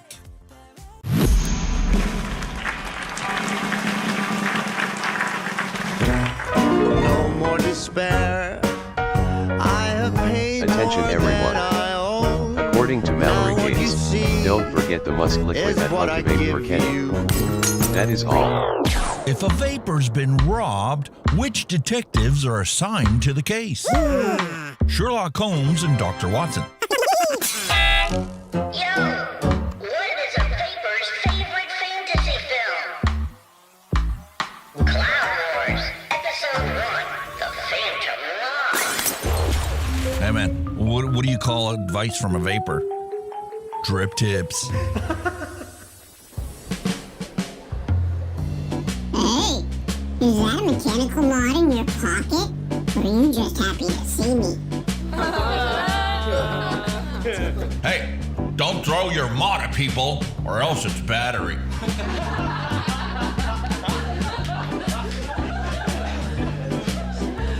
Hey, why did a vapor cross the road? To chase them clouds. And they told me vaping was cheaper than smoking. Nope, I don't care. What are you talking about? Did you hear about the guy who doesn't pay more than 1 cent per mil for juice? Shut that baby up! Yeah, we get it. You DIY or die. Gotcha. What are you waiting for? Let's do this. It's go time! Imagine you buying an electric car to save the planet and then the tree kills your car. That's gotta suck. Yeah, I totally agree with you, Izzy. I think the top side is one of the mods that completely changed vaping for a lot of people. Darren D's like, don't bother. The build is good, but don't like the chipset. Have both the single and the dual, and the ramp-up time is too slow. Darren D's selling yours. Ooh, reach out to me, buddy. Maybe I'll get them off of you. You got the right price? I'll pick them up off you. Different builds, though, have a different ramp-up time, so. Ever since I got the Boxer with the DNA board, it's been my daily driver. I can totally understand that. DNA chipsets are the best that the industry has ever been able to put out there. I got a brand new Oxfa X-Slim with the DNA board in it. I'm going to be starting that review this week as well. Been sitting here way too long. I'm literally going to crank through these ones. That's why, maybe a trade? Sure. You name it. We can set something up. Got plenty of stuff here. Awesome. What else we got? The word retard is not meant for people with handicaps. It's meant for non-handicapped people who are just plain stupid. If you don't understand this, you're a retard. It's getting to be too crazy, man. I can understand, I've always been a polite person, always please and thank yous and try not to say things that are disparaging or offending to people. But it has literally gotten out of hand. People get offended by the most ridiculous things. It's not even like you glanced at them the wrong way. They're offended by, the color of your dog's hair. You can't change that. You're being a retard. Unlike the retard that makes the biggest rockets in the world right now, Elon Musk posted this, and I was like, I've always been a fan of aeronautics and space, and especially when it comes to the space shuttle. And I remember having a poster in my room of like the Saturn rockets compared to the space shuttle for size and whatnot. So he posted this. I'm like, let me download this. Could you have posted anything lower resolution? Come on. Anyway, I do find it very interesting, though, that the Starship is the biggest rocket in the world right now. and the automation that goes into its landing and recapture is just fascinating to me. I still have high hopes for humanity. We just need to get rid of the greed that's holding us back. Like to see some truth in advertising every once in a while. Here we have the vendor of this shop put a polite notice up for people that were purchasing the Sun. It says, customers are reminded that these newspapers are merely the opinions of a small group of billionaires desperate to influence public opinion and are not 100% factually reflecting reality. Please cross-reference everything you read, see, and hear today, especially on social media, as a 2-second soundbite cannot replace an hour of research. And I'm not saying you got to spend an hour of research to figure stuff out, but if it sounds too good to be true, it definitely is. And if it sounds too horrible to seem realistic, it's propaganda. The Sun is not a newspaper. It's more like a comic. You know, a good old comic book with pictures. The fiction section?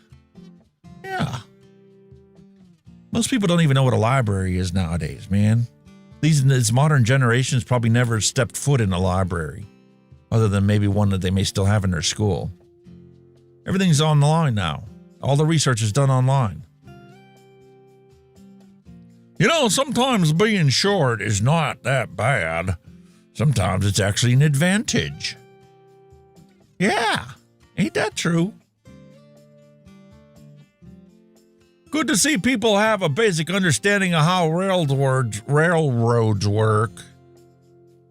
Listen, I hate to tell you this, but somebody that was a member of the volunteer fire company, and I'm a life member of it now because I put more than 15 years of full-time service in. We do have plenty of dumb people that join the fire company that would do something like this and think it was going to work. I'm just saying. The modern standards of the educational system have been a great disappointment for humanity. In the 80s and 90s, they didn't even build a new school. They just hauled in these trailers and said, go learn something. Trailer park education.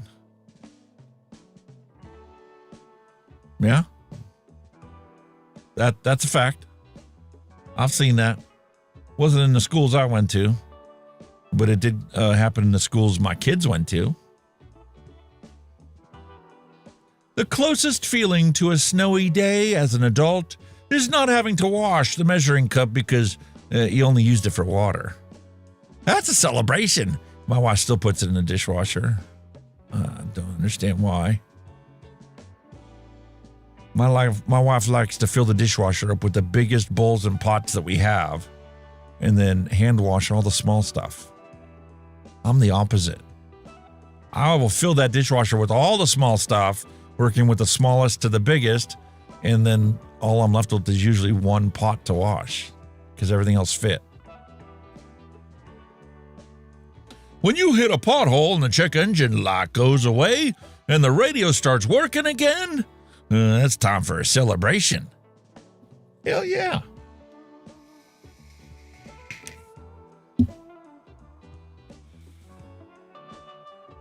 How to wash a frying pan.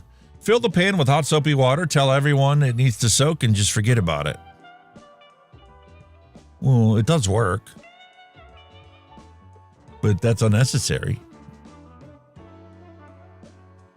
Onion rings are just vegetable donuts. Convince me otherwise. Man, I used to love Burger King's onion rings. That's one of the main reasons I used to pick going to Burger King. And then I fell in love with their flame-broiled burgers. Now it's like, I don't even miss it. And this is something that I was like, I got a reminder on Facebook the other day because I always post for Pearl Harbor Day. Have my entire life. Last year, I think was the first year I didn't post a reminder or memorial to Pearl Harbor. But here's Pearl Harbor by the numbers. December 7th, 1941, a day which will live in infamy. Here we are in 2025. Some people don't even know what Pearl Harbor is. The United States of America was suddenly and deliberately attacked by naval and air forces of the Empire of Japan. Always will remember the character of the onslaught against us. No matter how long it may take us to overcome this premeditated invasion, the American people, in their righteous might, will win through an absolute victory.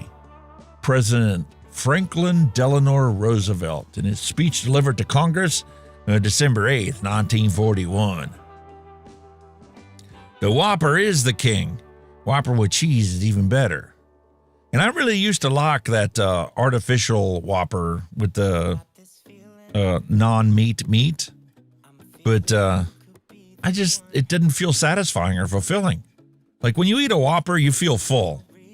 And like, it's not like McDonald's where you like get hungry 20 minutes later after eating a Big Mac meal and 6-pack of chicken nuggets. When you eat a Whopper, you're full. And their French fries have the most potato-y flavor of all of them. Anyway, back to Pearl Harbor Day. We lost the USS Arizona, the Oklahoma, and the Utah that day in the kamikaze planes that dropped the brain fart. Why am I having a brain fart? Torpedoes from the aircraft. 51 Navy Cross recipients that day. 17 ships had to be repaired before they could be returned into service. 2008 Navy personnel were killed in action. 218 Army personnel. 109 Marines and 68 civilians.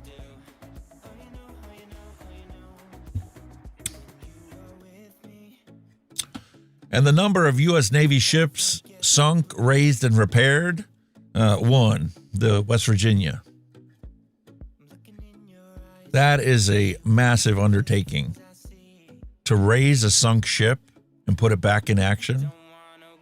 Pretty amazing what people can do when they put their minds to it. If you can read this, you're in range and will not be responsible for any hunting accidents that transpire. Especially if you're trespassing on somebody else's land. No trespassing. We're tired of having to hide all the bodies.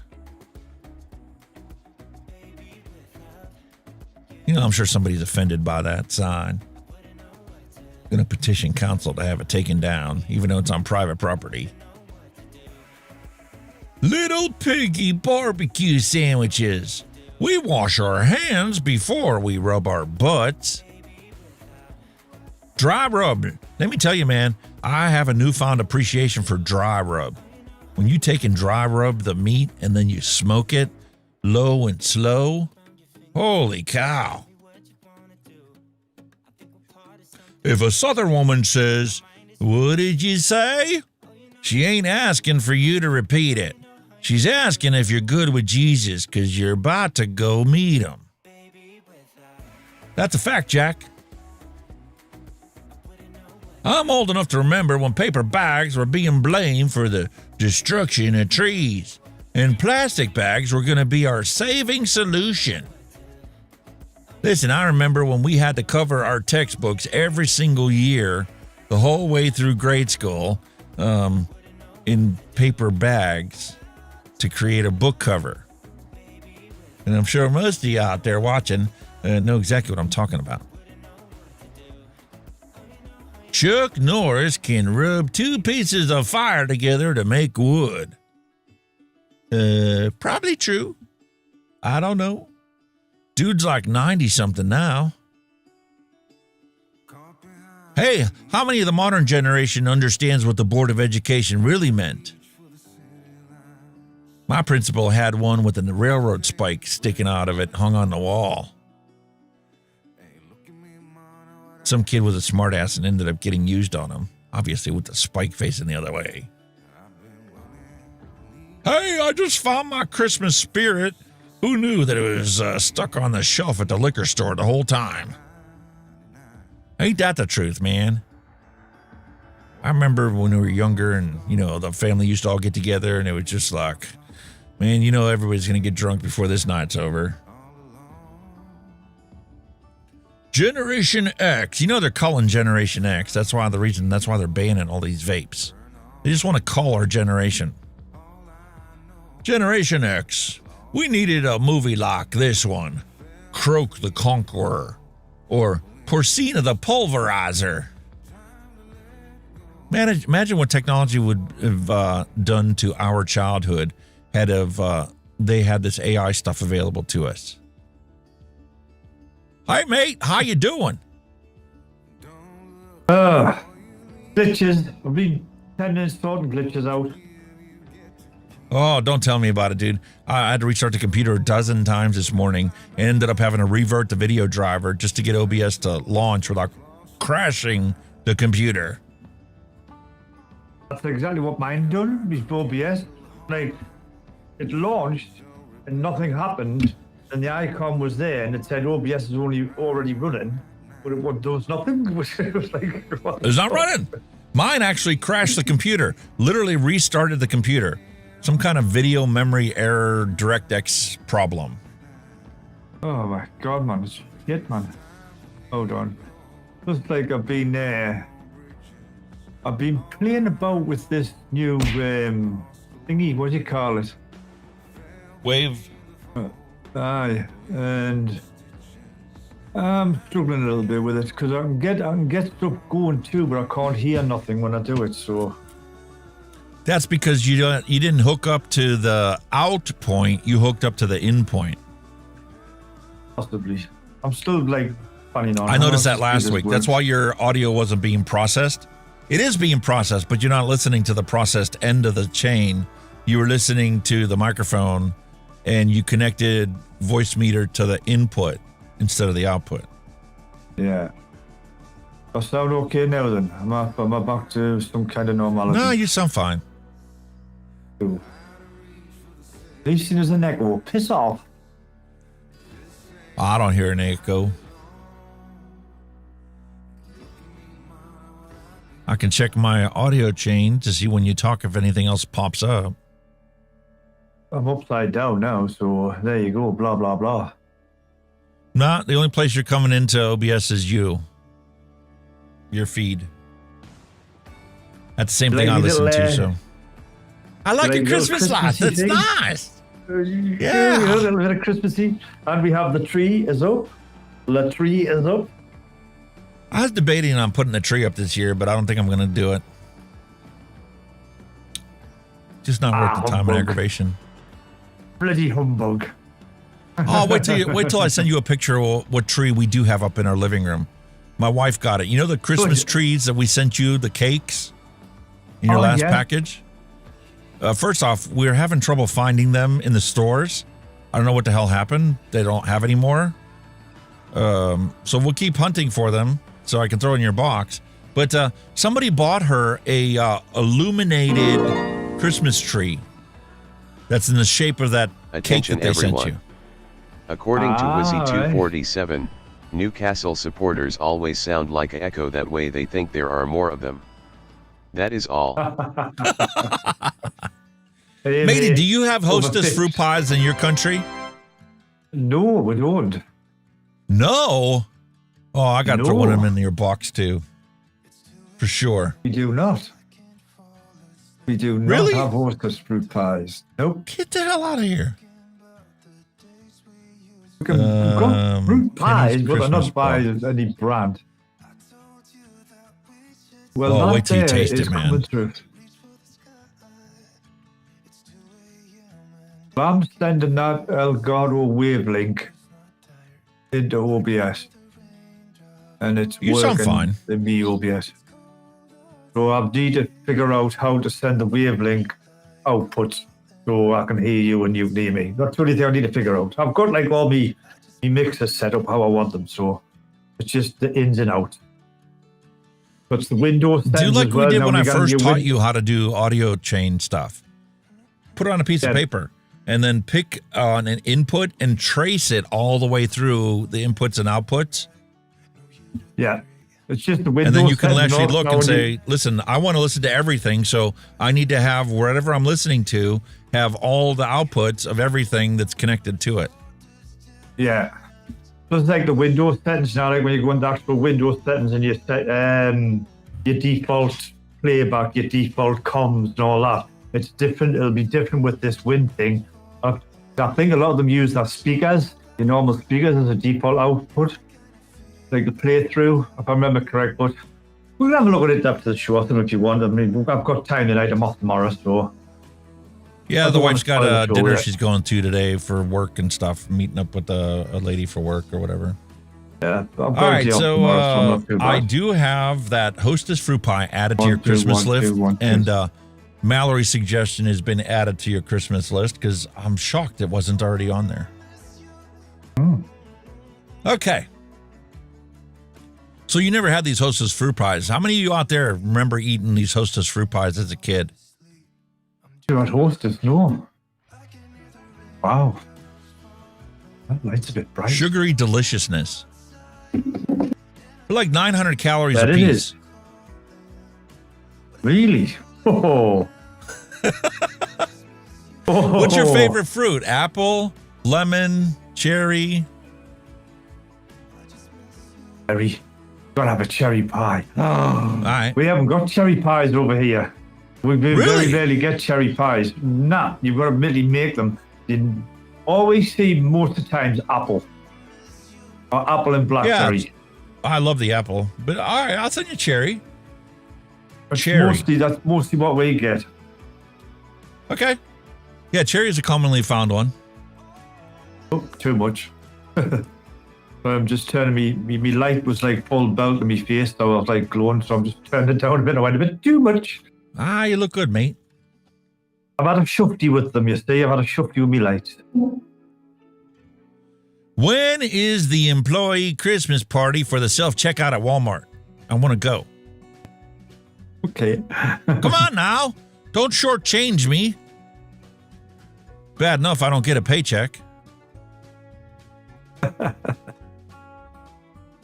A sequel to the 1993 film Demolition Man is in the development at Warner Brothers, confirmed by His Highness Sylvester Stallone.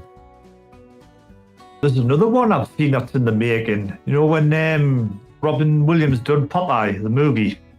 Yeah. They're supposed to be making another one. Jason Statham is playing Popeye, and The Rock is playing Brutus. Get the hell out of here. That's what the rumor is. Yeah. Serious? Oh, yeah. I'm like, what? Have you seen Tulsa King, the latest series that he's in? He was a guy that was stuck in jail for 25 years. He's like a capo in the mob, right? He gets out, and they're like, man, we got nothing for you here in New York, but you can have Tulsa. Tulsa is all yours. You're now the capo for all of Tulsa. He's like, you're fucking banishing me to Tulsa? So he gets there to Tulsa, and first thing that he runs into when he's in the taxi cab on the way into town is he sees a weed store. He's like, what's that? That's a dispensary, Hello. man. He's like, pull over. He goes in there and he's like, who runs this place? Who owns this thing? And they get the guy's name. And the guy's like, I'm the security guard. He comes back out, walks in with a thermos, throws it at the guy's head and knocks him out cold. Where's this guy that runs this place? I want to talk to the guy that owns this place. He walks in, walks out with a stack of cash out of the guy's safe. He's like, I'm here to give you protection. Like, protecting me from what? From whatever. Hey. From me. What a fantastic show. If you have Netflix and they show it on your Netflix, definitely worth watching. Although I can't remember, it might be on Paramount Plus. My wife got us to watch something on Netflix, and I was like, my God, that Ed Gein? Holy fuck. Have you not seen that on Netflix? Jesus Christ. I mean, I love watching this Landman and the Tulsa King. There's like my favorite two shows right now. That Ed Gein, apparently Psycho was based on him. Obviously with the mother thing in the window. and the Texas Chainsaw Massacre was based off him as well. So he left his mark, like, you know, as well as other things he left as well. But oh, what a sicko! Oh, Jesus Christ, what a sick man! I can't believe I never tried this. Mallory's like, I love a good Hostess fruit pie, especially if you heat it up and like serve it with the side of ice cream. Oh, you never done that? That makes total sense, especially with the apple pie a la mode.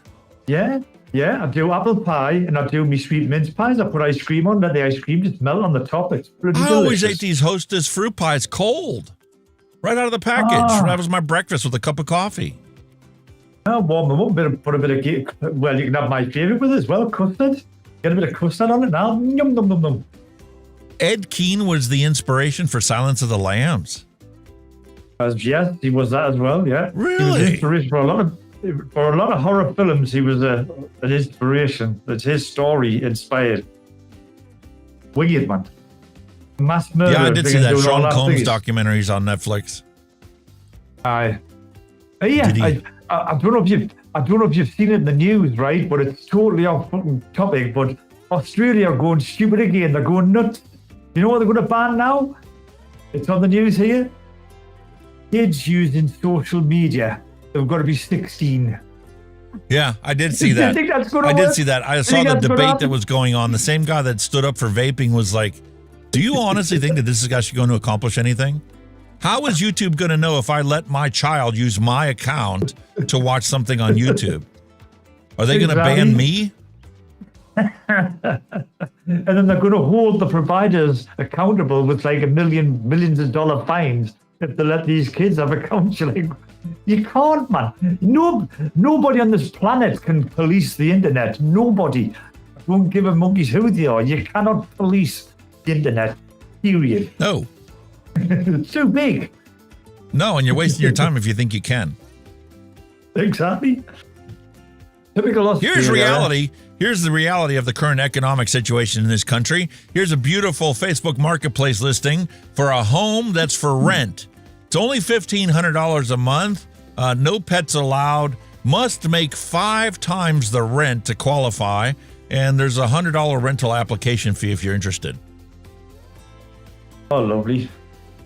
That's right, Mallory. He did do that because he was called the Butcher of Plainfield. So there you go. Sorry, just touching on that again, but... Listen, man, it makes me feel bad because I just binned it. I binned that thing like 10 years ago, 15 years ago. The kids had a playhouse look just like that. Binned it because they weren't playing with it anymore. They're very collectible over here, especially like the Victorian style doll houses. They're very collectible. Oh, really? Yeah. Big following. Tycho made a bunch of these things. And I mean, they were in your yard. They were like 6 foot by 6 foot. Oh, the smaller ones, the doll houses, whew, worth a few quid, the old ones. Mate, here's austerity, okay? Here's the full summation of what austerity actually means. The billionaires in business tell the millionaires in politics that the rest of us are greedy and we just need to do without. You don't need heat. You don't need electricity. Quit being a bunch of whiny little bitches out there. We need your money and we're going to take it. One way or the other. How many of y'all remember these advertisements this time of year when you're growing up? And did any of you spend $200 on a CD player or tape deck? Sony disc player. That's what they're called over here. Sony disc player. Whoa. Yeah, they were about over 100 quid easy back in the day. Easy. Yeah. They were not cheap. Now you can walk into a dollar store and pick one up for like 20 quid. You could have, yeah, down the line, because like I said, technology just phased out. By the time everybody bought them, they moved on to what Blu-ray discs, I think, after for a while, didn't when they phased out, because they were like the old video wars. Yeah. MP3 players coming to field. Now he's like, I had the Walkman. I had a Walkman cassette player, yeah. And then it was the Discman. That's right. I go to church all the time. Laying in bed screaming, "Oh God," doesn't qualify as going to church, Karen. It doesn't, does it? Hey, what if Indiana Jones is all a dream that Han Solo had when he was frozen in carbonite? Possibility. It looks very familiar. Anything's possible. Yeah. The gatekeeper of all 1980s entertainment, especially for us teenagers. The change machine to get quarters to put in the video arcade. Oh God, we had a cashier in a booth. 15 years ago, somebody wanted to give me one of those ones and said, "Oh, why don't you fix it up?" I'm like, what the hell do I need a change machine for? People are crying the blues. We don't have a credit card reader at the bar. Why am I going to get a change machine? A collectible, man. People collect this shit. They weigh a ton, dude. Right, but people do collect all that shit. But I watched a lot of that stuff, like over in the UK, like Shed and Buried and all that, where they're going digging in these collector sheds, you know, for like classic motorbikes, classic cars, and knickknacks. Do you know what oil cans, old oil cans? They're worth a fucking fortune over here. They're about £1,000 a throw if you can get a decent one. An oil can, for God's sake. And there's people that collect shit like that. Honestly, where there's on money. the first day of Christmas, my true love gave to me a partridge in a pear tree. Oh, he's up the porridge. God, just the penny just dropped there. The Partridge Family. You know who he looks like? David Cassidy. Is that who it is? That's who it is. Like David Cassidy. David Cassidy. David Cassidy was a Partridge Family member for the show. He was a singer. He was a singer, wasn't he? Over here. Listen, I'm so disappointed, man. They have the Love Boat now on Amazon Prime, right? Or was it Paramount, whatever, one of those two, one of our streaming services. And I was sitting there watching the Love Boat, and I'm like, hey, man, I wonder how big the Love Boat, the Princess of the Sea, Princess of the Pacific is compared to the cruise ship that we're going to go on here in a month or so. And I looked it up, and here to come to find out that 90% of that show was filmed in Hollywood on a set. Wasn't on board a ship. Like my whole life, I grew up thinking, man, what a perfect racket. You pay the stars to go for a week's holiday for free if they'll spend an hour filming part of this show during their week-long cruise. It wasn't all done on a boat. It wasn't all done on a boat. I knew that, like. Like some of the people on the show, most of the people on the show probably never even saw a boat. They just showed up at the Hollywood set, you know, sea or whatever, and it's all a lot of the early James Bonds were filmed in the Pinewood Studios at London. They weren't on a set anywhere. They were actually in a studio. You know what I mean? This is a local pizza joint. They serve what's relatively known in this area as cardboard pizza because the crust is literally the same thickness as the cardboard boxes that Amazon delivers your packages in. Really? It's freaking delicious. But we can't figure out what the hell cheese they're using. Is that white American cheese? I know that they put it into like a 800-degree oven so that the cheese actually gets burnt. So they pull it out, and it's got bubbliness because it's so hot, and like the bubbles actually burn in their elevated state, and that's what gives it the amazing flavor. That plus the spicy sauce that they have in it. I thought nobody beats like mozzarella, you know what I mean? But could be wrong. No, what the hell on. I don't think it's mozzarella at all. I think it's a blend, actually. Yeah, just didn't get mozzarella in a block, so I don't think possibly. It's got like a American kind of cheddar-esque flavor to it. I'm wondering if maybe it's a white cheddar. A non-aged white cheddar. Attention everyone. According to Neil Pitts, I can't believe that Star Trek wasn't shot on a real starship. That is all. Oh, shit. No shit, Neil. No shit. How do we know? Well, the Titanic wasn't shot on a real boat either, believe it or not. Hey, man, we've gone from inflation and austerity to trickflation. Have you noticed this yourself, mate? The old 12-ounce can of soda that used to cost $1 now costs you $2, and it's the exact same freaking size. They just make it look taller. Yeah. Well, actually, everything over here is getting smaller, and the price has gone up. You want to see the size of it, like a Mars bar or a Snicker? The tiny. That's same here, man. Absolutely 2 bites big, and that's your whack. You bring home a big family-sized bag of potato chips, cost you $7, and you open the bag, and it's not even a third of the way full. That's shocking, Wizzy. Did you know? And these boneheads put a little warning on the back of the package that said, some settling may occur during shipment. What?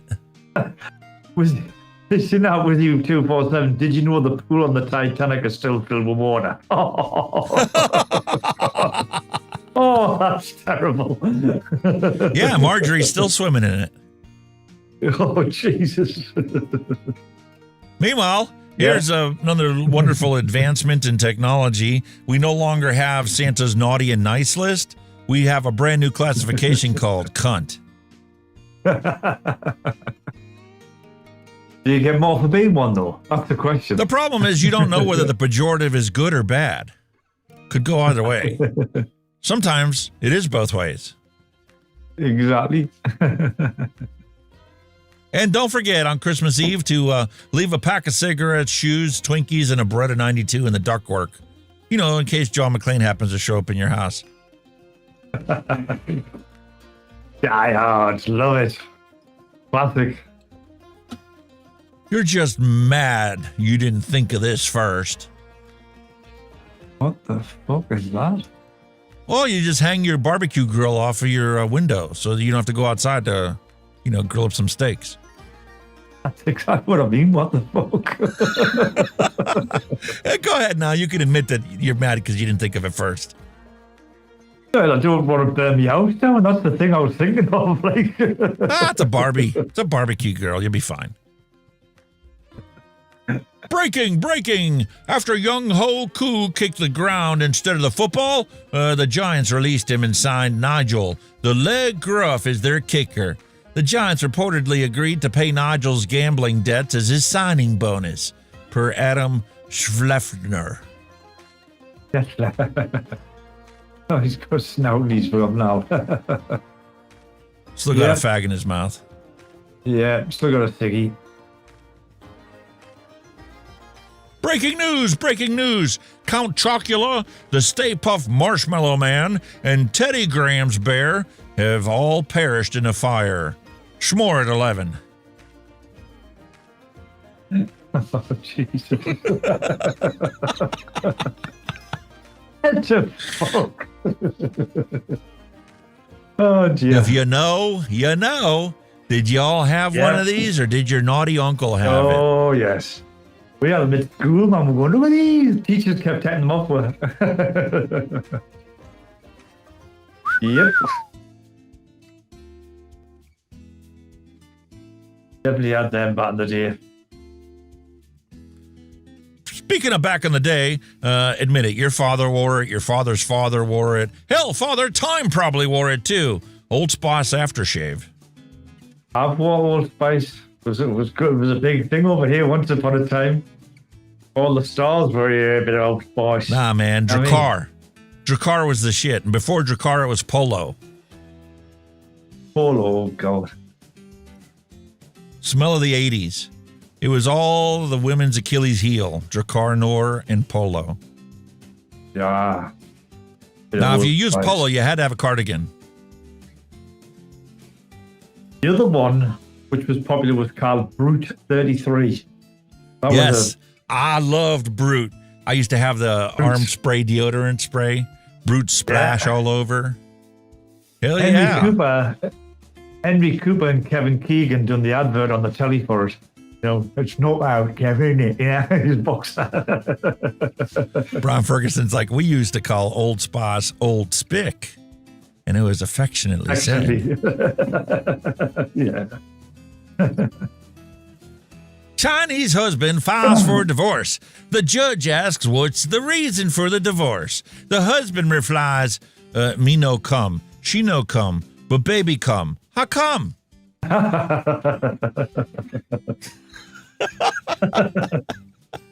Scratch your head on that one and all. Okay, divorce granted. Have a nice day. Yeah, you're fine. Die Hard isn't a Christmas movie because it occurred during Christmas. It's a Christmas movie because it's about the social obligation with a family member you don't want to participate in, but spirals more and more into a unending nightmare. Kind of true, isn't it? That about sums it up. Yeah.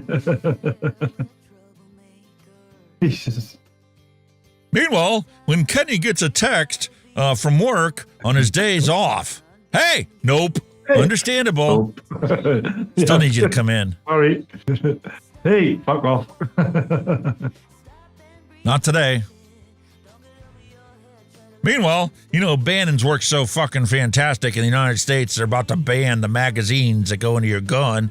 So here's a friendly reminder that you can't be in violation of a magazine ban if you don't have a magazine. You got a backpack. You just have a roll of it. Come on. Hence, another example of how bans make the problem worse. Yeah.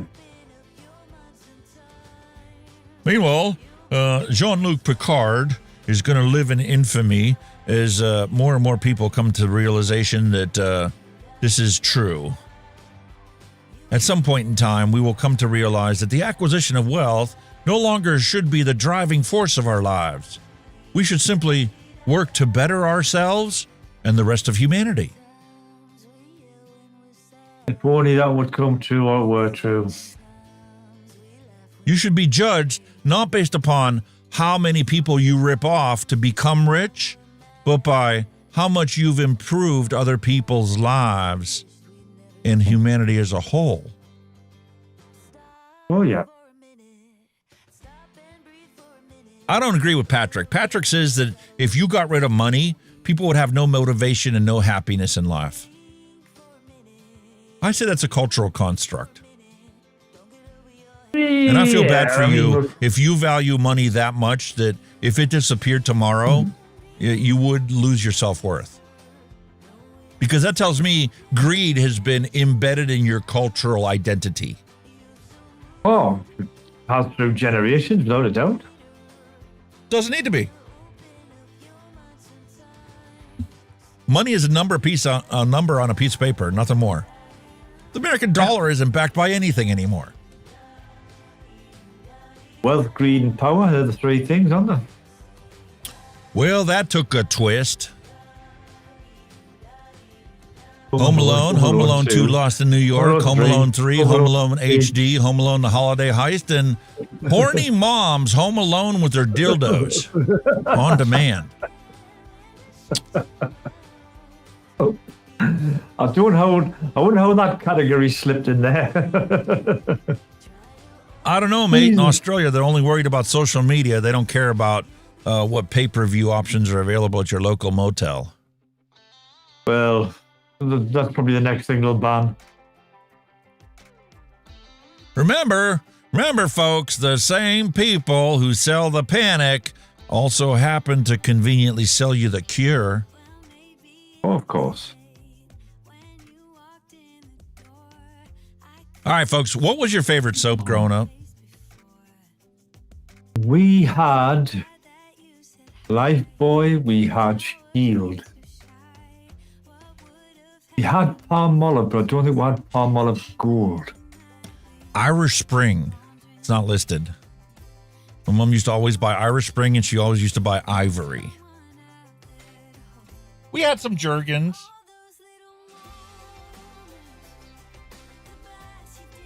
I think Shield was a big one my mom used to get. Actually, no, she used to get Shield for the girls and Lifebuoy for the boys, if I remember correctly. Just to wind us up. No particular, just to wind us up. They stop using my soap, use your own. Get out of it. Soap. Imperial leather. Yeah, that's posh soap, that was he. Imperial leather. Oh, posh. Oh, yeah. Yeah, when my mom's allergies got really bad, she had bad asthma and bad allergies. And it conveniently got worse when she went to see the allergist, and they kept giving her shots of whatever she was allergic to try and, train her immune system not to worry about it. Ivory was what she switched to in the entire house. She swore everything else gave her a rash. And then her skin dried out, so she would buy the Jergens because she saw a commercial that said it had lotion built into the soap. Then she had a coupon for Caress. It was all perfume, but now it's all pH, fucking this pH that now, isn't it? So everything was perfumed back then. Though.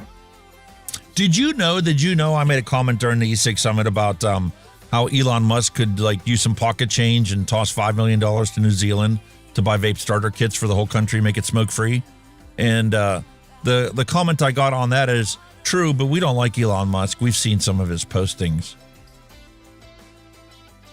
Oh, really? Well, it just happened to be the richest person I could think of who could look at $5 million as pocket change, because Bloomberg certainly wouldn't do it.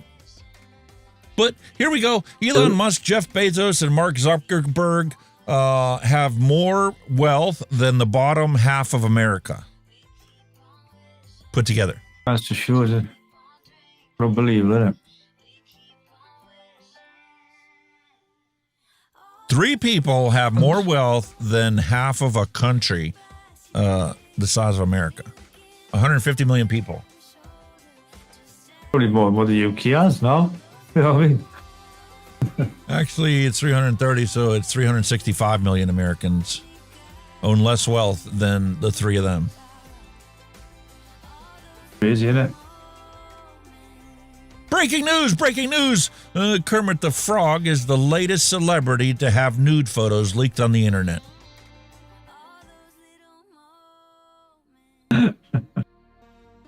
Oh my God. And education for your life. If you happen to crave chocolate, your body needs magnesium, and a great source of that is nuts, seeds, leafy greens, avocados, etc. If you're craving oily food like a pizza, the beautiful grease dripping off your pepperoni pizza, which I might have for dinner tonight, your body needs calcium. And they suggest that you eat cheese, milk, and leafy greens. That's what you're having tonight, mate, instead of pizza. A cheese salad. Pizza's cheaper. I got a free pizza coming from Domino's. Matter of fact, I think I also have free bread bites, Parmesan bread bites. Nice. If you're looking for carbs, your body is craving protein, meat, fish, nuts. If your body is craving sugar, that's because your vitamin B's are low. So take a B supplement, some B6, B12, beta carotene and whatnot. Or you can eat some fresh fruit. They also add chicken and sweet potatoes onto that list. I'm not sure my body would be happy with chicken or sweet potatoes if I'm craving sugar, but okay. And this is a problem I face all the time because I love potatoes and I love salty food. If you're craving salty food, it's because your body needs omega-3s. If you eat some fatty fish, cashews, or some like sunflower seeds, your salty craving will go away. That makes sense with the vitamin B one, because since my wife's had all her thyroid and shit done, she can't produce B12 herself. She gets B12 injections every 3 months, and she does crave sugary stuff still. That's why. Yeah. Because it isn't just the B6. You need to have B6, B12. You need the whole B complex. They have them here. They're sublingual. And the thing is, you piss out whatever your body doesn't need. Yeah. Like vitamin C. But B12 is a big one, because if you haven't got it, you can actually die. You know what I mean? B12. Neil Pitts is like, hey, man, I'm having a pepper steak, wild rice, broccoli, and peach cobbler for supper tonight. Oh, peach cobbler. Oh, my wife surprised the shit out of me. She come home to work the other day, and I hear her in the kitchen, and the plan was for us to have tacos for dinner that night. And because I wasn't feeling so good, she felt sorry for me. She made Salisbury steak from scratch. Oh, very nice. Oh, is that good? Oh. She even bought mushrooms. She hates mushrooms, but she put mushrooms in it just for me. Oh. I loved it. Oh, my God.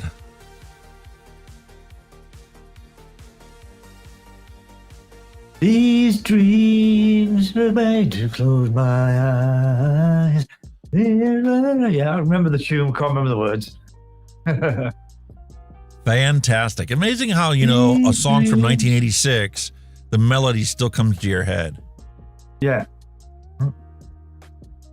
Our society has been dumbed down and indoctrinated so bad, they assume every critical thinker on the planet is a conspiracy theorist. Yeah, that's probably true. For knowing the truth. Yeah. Yay or nay? Oh, yay. Definitely. Yay. Way I. Awesome. That'd be more expensive than an actual lamp, though, I'll tell you that. You know how much it costs to buy a piston rod?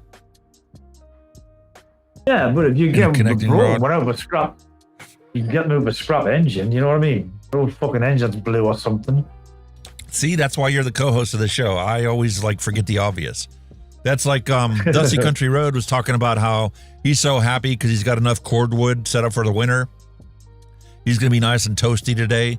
And I'm like, man, it'd be really nice to throw a wood burner into the garage. You know, so that if I decide to do a project or something, I could throw some wood in a wood burner. He's like, yeah, dude, I got it on Facebook Marketplace. Go on Craigslist or Facebook Marketplace. And I'm like, what a dumbass. I never thought of that. Yeah, I've got a guy sent us a piston natty stand. It's a piston just with a fucking 510 inch on top of a piston. Yeah, Vic used to have a piston stand. Yeah, it was the same guy that sent them all out of us. Nice. Did you know that cilantro helps remove 87% of lead, 91% of mercury, and 74% of aluminum from your body? Oh. I can recognize cilantro in anything. Like my wife bought some salsa from the store the other day, and I'm like, that's got cilantro in it. She's like, how can you even tell? To me, it has a very strong metallic taste in my mouth when I eat cilantro. I can't say I've had it. It looks like parsley, but it doesn't taste like parsley. Ah. Frequently put into Mexican foods. Western foods. Right, yeah. Neil's like, I love cilantro. See, I've had it. I'd say that's a really, really, really old tire. You probably shouldn't be putting it on your car. I don't care how much tread is on it. Yugoslavia, Jesus. Like, Yugoslavia went in the history books back when I was in high school. Yeah. I wouldn't be putting that on my vehicle, no. Hell no. Brian, I would prefer the cilantro over the enema. Thank you. Yeah. No, thanks for that one. So I got a question for you. We go into Sam's Club a lot lately, you know, picking up stuff at bulk and not ordering from Amazon. How the hell are you actually supposed to sample this? And why is she wearing gloves? We're gonna dump in the bin on the side, or you just gotta take a piece, wipe your ass, and He was like, I bet those tires came off of Yugo. Yeah? Yeah, now Yugo, Jesus. Oh, that's wrong. Here you go, man. Went to IKEA, got myself one of them Christmas trees they had on sale. I just got to put it together. A flat on Christmas tree. Yeah, good luck with that one. Oh, Brian says that's Chernobyl toilet paper. Oh, Chernobyl. Education is not memorizing that Hitler killed 6 million Jews.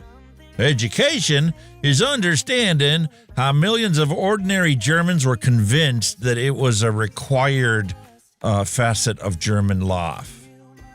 Education is learning how to spot the signs of history trying to repeat itself. And doing what you have to stop it. That happens quite a lot, man. If your job is to tell me how to do my job, you sure as fuck better at least know how to do my job. Yeah. That's true. Backdraft. Great movie. When someone only blames one political party for the problems in government, we need to have a conversation. Yeah. You're a dumb motherfucker. No, it's more than one. Let me wake your eyes up. I don't care what party you affiliate with. They're both screwing you. Sure they are. Why did you leave your last job? This was me at my last interview. The company relocated and didn't tell me where they went. What? I wonder why. I wonder why. Why would they do that? I showed up to work and they were all gone. Sign was missing from the front of the building and everything. I didn't get any notice. Oh, Christmas weave, oh, Christmas weave. Oh, Christmas weave. Cool idea. What would you like for Christmas, Billy? A unicorn. Come on, let's be realistic. A government that doesn't violate my rights. All right, what color unicorn you want? Yeah. Got more realistic chance of seeing that. Nope. Do it now! Escape from the ordinary. The 1969 Oldsmobile 2-door coupe. Only $23.88. Jesus. Oh, let's go back to 1968, isn't it? Jesus. You can't buy a car for 10 times that in the United States today. Nah, no way. Can't do it. Here's reality for you. Politicians, your greed is hurting the economy. Please just lower my fucking taxes. I can't afford this shit already. Nope, not gonna happen. No, we gotta send it to Yugoslavia. Yugoslavia doesn't exist. Shut up. We'll send the FBI to your door. Exactly. For what? Free speech has not been banned in the UK, and we will arrest anyone who says it has. Exactly, tosser. What? Excuse me? Knacker. Absolute knacker.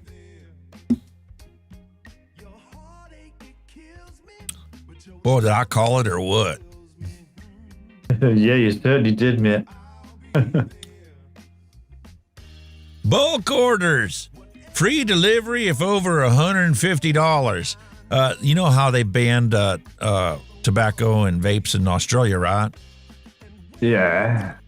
Well, they found a shop that was selling cartel cigarettes and whatnot, and so they shut them down.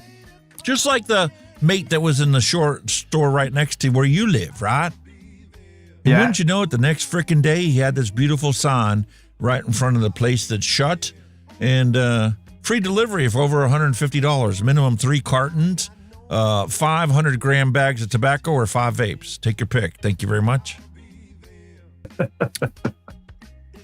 You can't stop them. You know what I mean? You just can't stop them.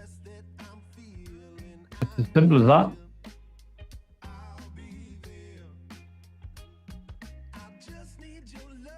How you like Prickle Ricky? Pickle Rick. The fuck?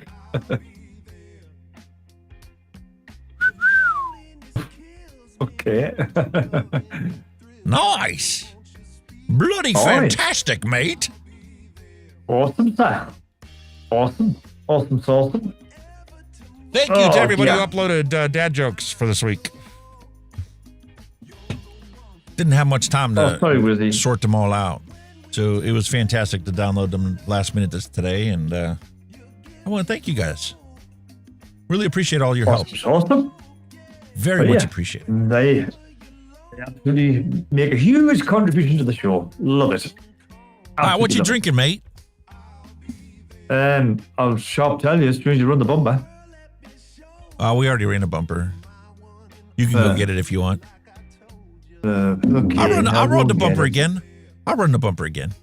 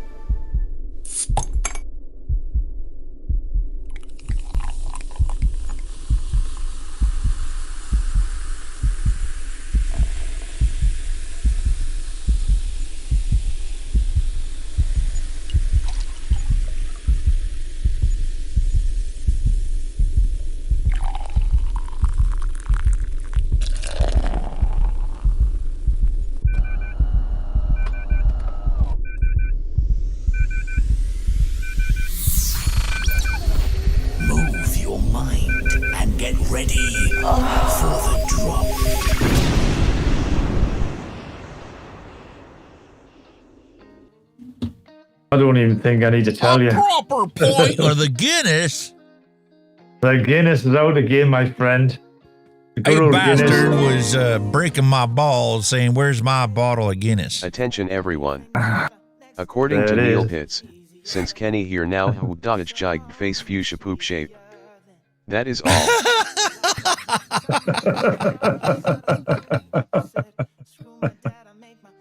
But I'm just loving this stuff. I just can't stop drinking it at the minute. It's just really, really nice. And it's full of iron and it tastes delicious. So what can I say? There's some goodness in it after all, apparently. I hope. All right, mate.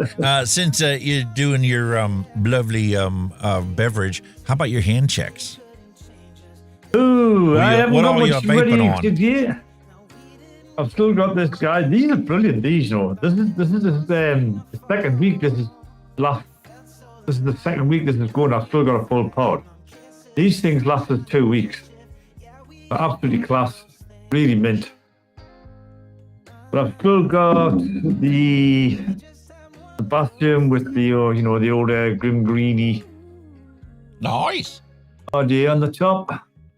And I've still got the Steam Crave Hadron 220 with the Blaze still ticking about.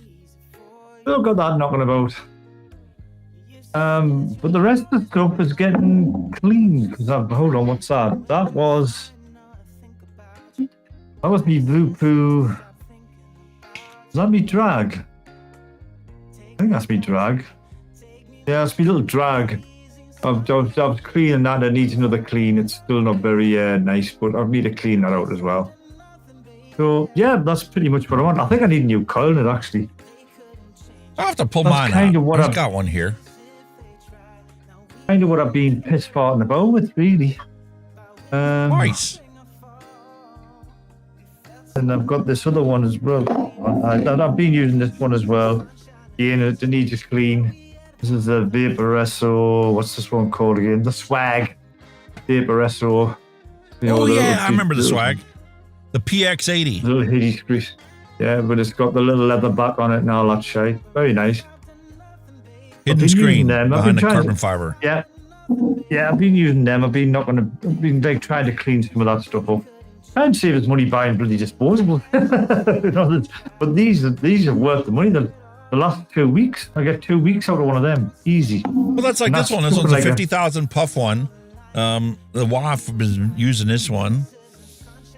And the top of it's actually filled with liquid, and there's a pump inside here that pumps it into the wicking underneath for your coil. That's cool, huh? Bloody fantastic. I've got one behind me I'm going to open up later this week.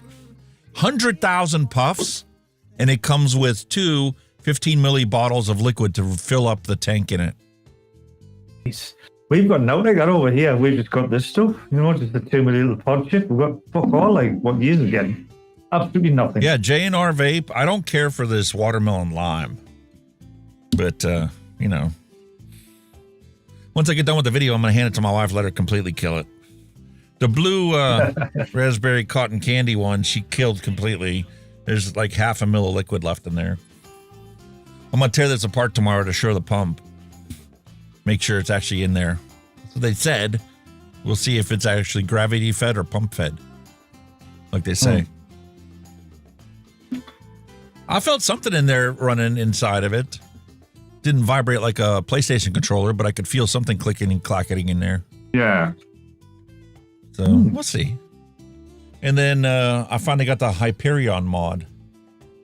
Oh, look at that gorgeous brass. That's very nice. Nice matchy RG on the top there, bit of black and gold going on there, sir. Yeah, that's the Hellvape Dead Rabbit 4 with the gold drip tip. Yeah, man. Very nice. And filled with pumpkin cannoli.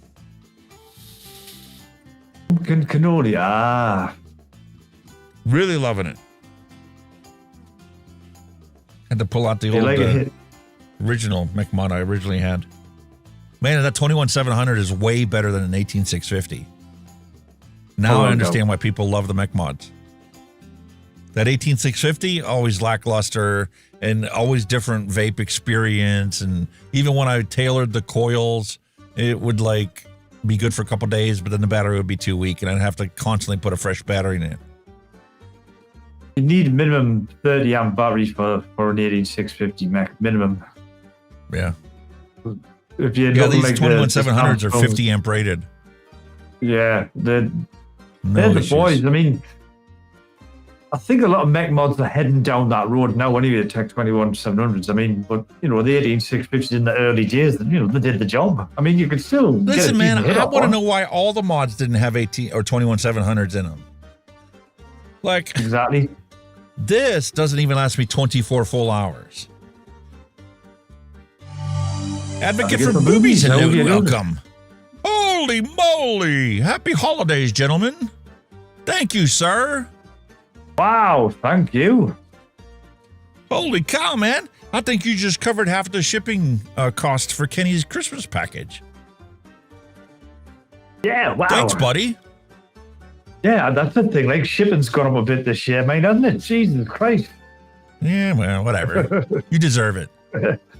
Everything's gone up. Very much appreciate that. Thank you, Nick. Thank you for that, sir. Absolutely brilliant. Awesome. Totally appreciate it. Yum, yum, yum. Awesome Christmas time. Oh, yeah. Very good. Very good. Listen, I ran out, so I had to order another gallon. Oh, God. I topped off my bottle. I'm like, oh, better get another gallon here because I'm going to finish this one off before his liquids are all made. Got 2 more to make. Yeah. Oh, dear. Gallon, Jesus. Yes, sir. Plus whatever we make today. Whatever tickles your fancy from the list. I covered the e-cigarette summit and went over that in detail.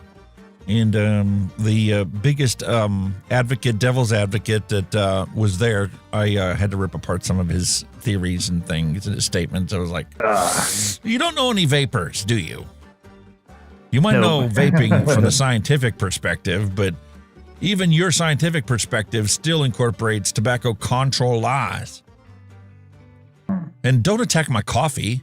I'm more addicted to my coffee than on my vape. Can't say vaping is the same as caffeine. Nicotine is the same as caffeine. It is. Had to go with your coffee. Oh, we might ban that next one. Listen, he's got a good heart. He's done a lot of good science, and he does give you bilateral perspectives on things. So it was really nice listening to him talk. But when you put things on an actual scale, the antis don't have a shred to stand on for what they're doing right now. They're doing nothing but making the situation worse. And they know it. Deep down inside, I think they know it. Do? like I said, the science doesn't lie. You know, it's in the science. If you look at the science, it doesn't lie. It's as simple as that. That is the point of it. You know what I mean? what never lies to you or to me or to anybody that quit smoking with vaping? The lived experience. Our lived experience, I don't care what kind of scientist you are, what kind of test you ran. Our lived experience trumps your science 24 hours a day, 7 days a week, and will for the rest of our lives. I know what I feel like coming up a flight of stairs. Definitely. The life improvement is just phenomenal. Smell stuff, you can taste stuff. Food tastes fantastic now. Well, that's like he was pointing out some study that showed cadmium levels in vapors. I'm like, where did the cadmium come from? Can we follow some simple logic here? They were smokers before they were vapors. Yeah. There's no cadmium anywhere in any of our devices or liquids or coils. How does the cadmium get into our body if it wasn't from smoking? Exactly. Nuts. Totally agree. Well, sir, it's time for us to take our retro vape. Picked one up at Brick City Vapors. It's the VandyVape RDA from a long time ago.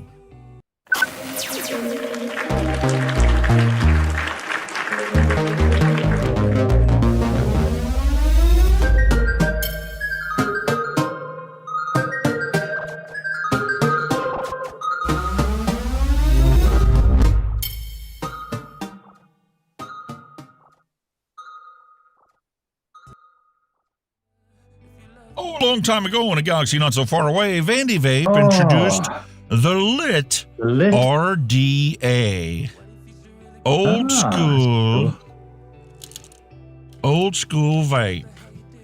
Had to open that in the store so I could see what it was like, and I'm like, oh, that's just going to fit perfect on that Hyperion. Let's see what she's like. Very nice.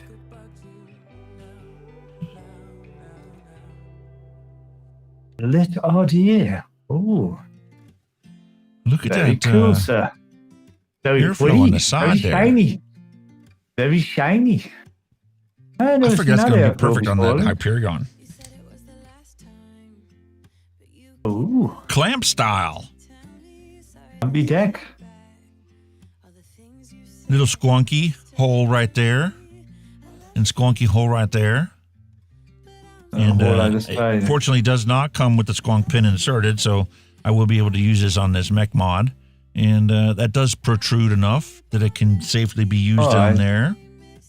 One of the best things I like about the Hyperion, you can put that in there even without a dripper on and not short it out. Because when you look down into your mech mod, they have a recess for the button on your battery to fall into. So there's no dead short possible. Dome top as well, dome cap. Ooh, that's cool. Here's your drip tip. Decent flavor. Standard drip tip, but look at the airflow. Oh, it's weird, isn't it? But you had slots if you want a lot of airflow, or you can close it down and get yourself some holes. And there's just a big wide opening on the outside. So we're going to juice up this O-ring. got a nicely domed top cap as well inside. It's nicely domed, so that's nice. Get good flavour out of domed. Yes, very nice. Alrighty, so there we have our beautiful drip tip. And we're going to throw into this. That's the one that it came with it, and then they have a even shorter, stubbier option in black or clear. I'm not a fan of stubby ones. Burn your lips. Me neither. I like the big, tall, chuffed ones. Yeah. Not the nice short to have it there. Nice to have them there, you know, that's the thing.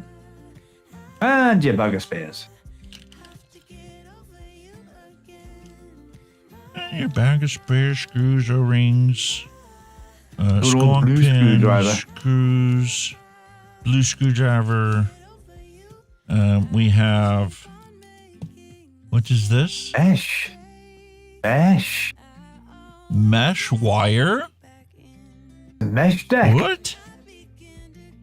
Mesh That's cool. 0.15 ohm per foot, 200 mesh, 5 by 50 millimeter. They include 3 pieces. What? A mesh deck. I did not expect that.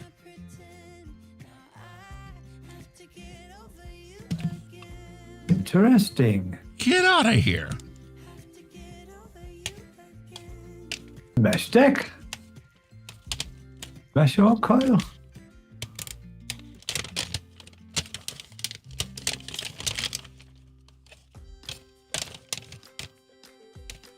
Well, I'll be a monkey's uncle. I did not expect that to be a mesh.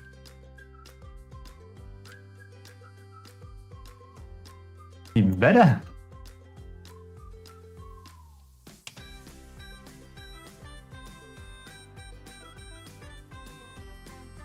Supports mesh wire, supports standard coils, horizontal installation, and vertical installation.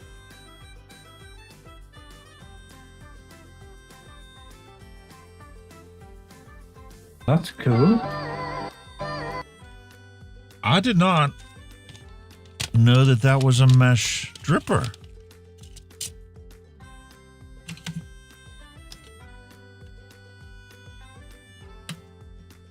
So let's take a look at this thing today. You bend your mesh like a coil. It guns in the top clamp and bottom clamp, the 2 ends.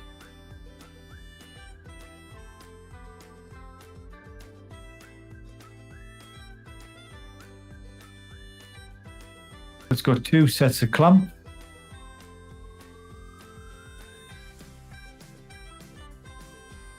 That's pretty cool. 2018 was roughly when that was around.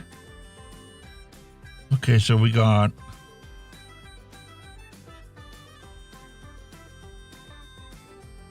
there's a spring for each of these to push them up. Put the springs where they belong. Huh. Okay, now I understand that they have an insulating ring there to separate the top from the... That's how you bottom. do. You've got like a top clamp and you've got a top clamp and a bottom clamp to clamp your coils. And this insulator runs the whole length of this. Yeah.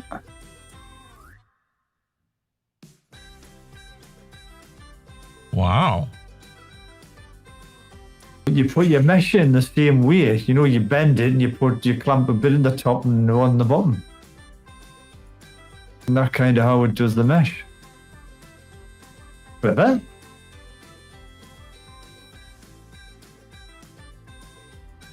Awesome, awesome. I like. Looks like it could be a bit finicky, like putting a mesh one in, like. I bet it would be. And then the wick it properly.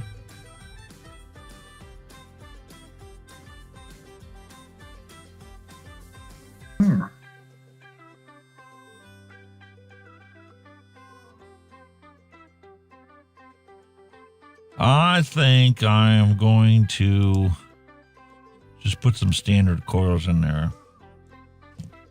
I'll experiment with the mesh another day when I have time to be able to be finicky with it. Plus, I just had a dry hit on the aromizer because I didn't wick it. I didn't squonk it before I took a nice big massive drag on it. Oh, that's not good, mate. You don't want to be doing shit like that. I should know better.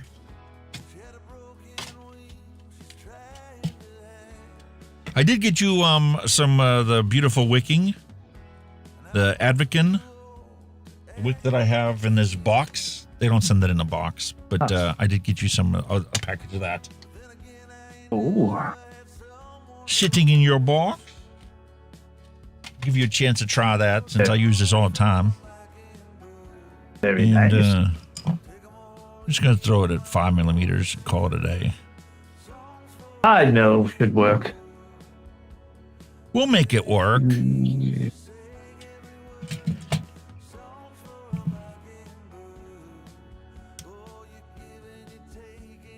I've not got a volume. The number volume. Holy cow. I still can't get over Six Pack Kids $50 super chat. That's amazing. That is so the only generous. time I ever got a super chat like that was whenever Darren was trying to get me to try the musk. Oh.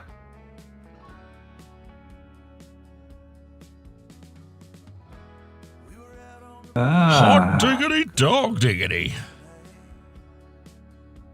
That's probably why I couldn't hear you before.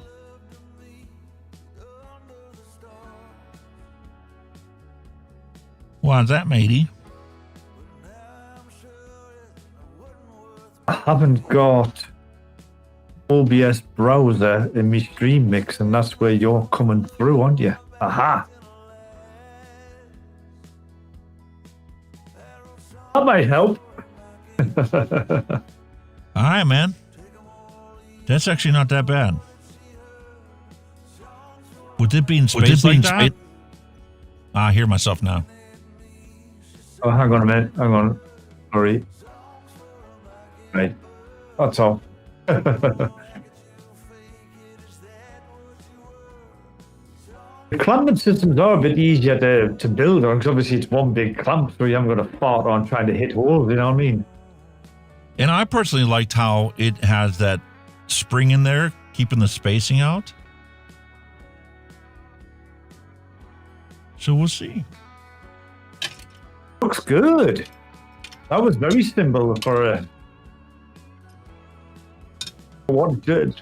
It looked complicated, but it looked really simple in the end. Yeah, it looks worse than what it was. Yeah.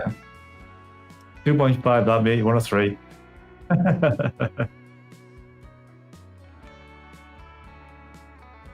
You need a 3.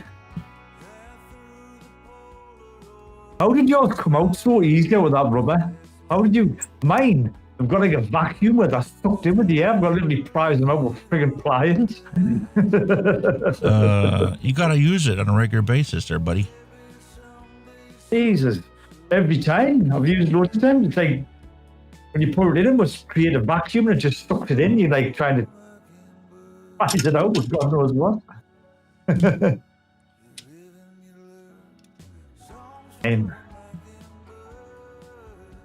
Oh, look at these posh screwdriver now. Get them motherfuckers clamped down.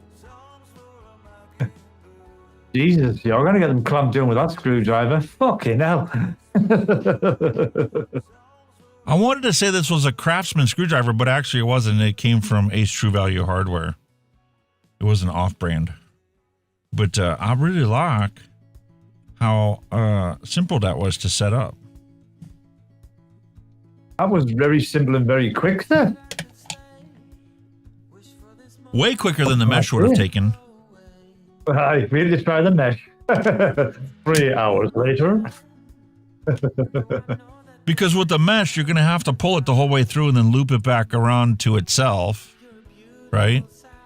To create a loop here and a loop there that you can run the cotton wicking in from here and here. Yeah, it's going to be a bit complicated. It's doable, but we'll try it. I'm going to try this one, and then later on this week, I'll play around with it. I'll put the mesh in, and we can compare the two.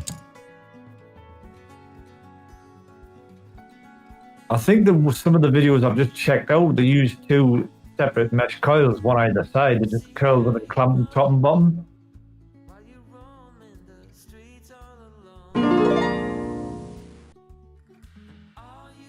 Attention everyone. According to Neil Pitts, Ace is the place for a true hardware man. That is all. Yeah. Well, that's the joke I don't understand, but obviously you do. That's your best hardware shop, I'll take it.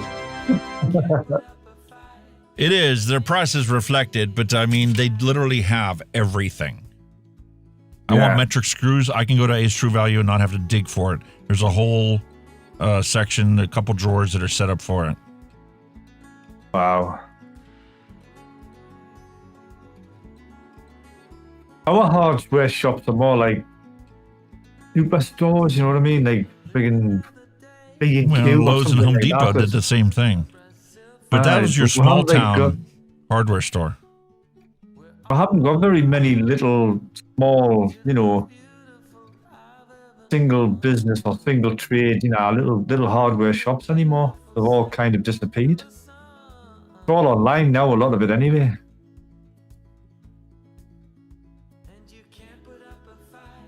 God, that was easy. Well, that looked pretty hunky-dory to do that, mate.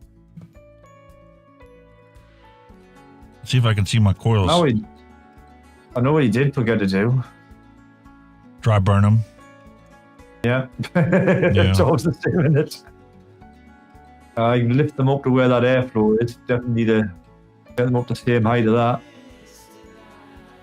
Ah, what the hell? It's live, folks. It's live. That's what we're doing live.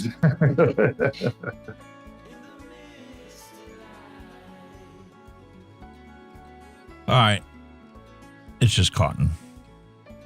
Let's pull these out. Do it upright.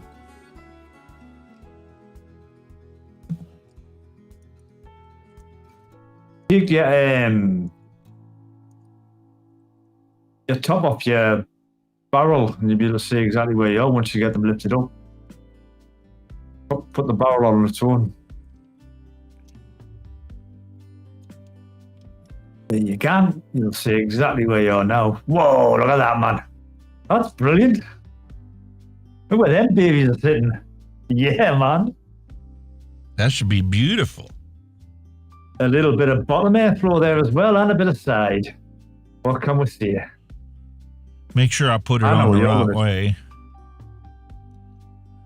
I know what you're going to try. Yeah, that'd be nice. What should I try, matey?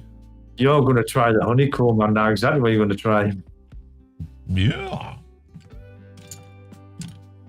All right, let's get a resistance and burned in and they look pretty good. Like, I think they should just drop in just nicely. Critical information for you to know if you're putting this on the Hyperion. What's the resistance? Exactly, mate. That's why I was just thinking you didn't burn them in. Oops. We don't want you to go too low, do we? No. I've used these coils how many times? 0.13 is always the highest end of it. Yeah.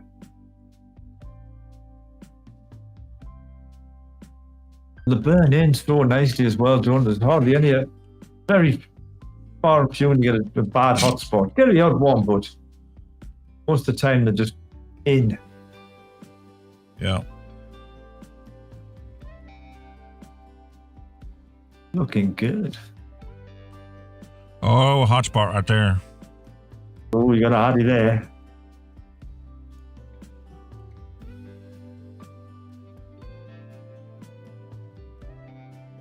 Boom. Lovely. That's gorgeous. Nice, beautiful blue tint. Good, sir. Now you can wait. What was it coming out at anyway? What's your resistance on that? 0.13, what you said? Yeah. It was 0.09 when we started. Yeah.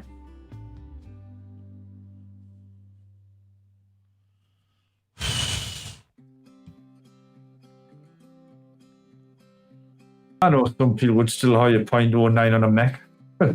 Right. A certain Australian Birdman guy would have no problem with that. Yeah, that would probably be too high for him. 0.19. I was looking at other people's channels. There was somebody here last week that was new. I checked them out on Rumble and watched one of their shows. And then I was like, no, I need to check out some of these other people. And nice to see Birdman still chugging along. Oh, he's brilliant, Birdman. He's class. He's normally on with what do you call him? He's doing his own now. Yeah, but he used to be a guest on, what do you call him, showman? Oh, Steve's, Legion Vapes. Steve's, he's regularly on there. I can't tell you the last time I saw the Aussie Vape Show. They still doing it? It's on the weekends. Ooh. It's not so much a vape show, it's just a bit of practical, I think, you know what I mean? Well, look at the movement in that coil. Wow. Okay, do I have this tightened enough?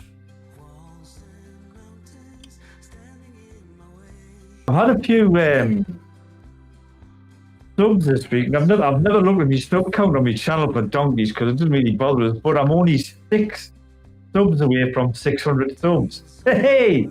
Happy days, awesome! I just got notified by YouTube. I've had 50,000 views on my content. Reach 50,000. I've got me hours in, but I ain't got me sub count for this monetization. That's never going to happen. No. Well, it's like this show's not monetized.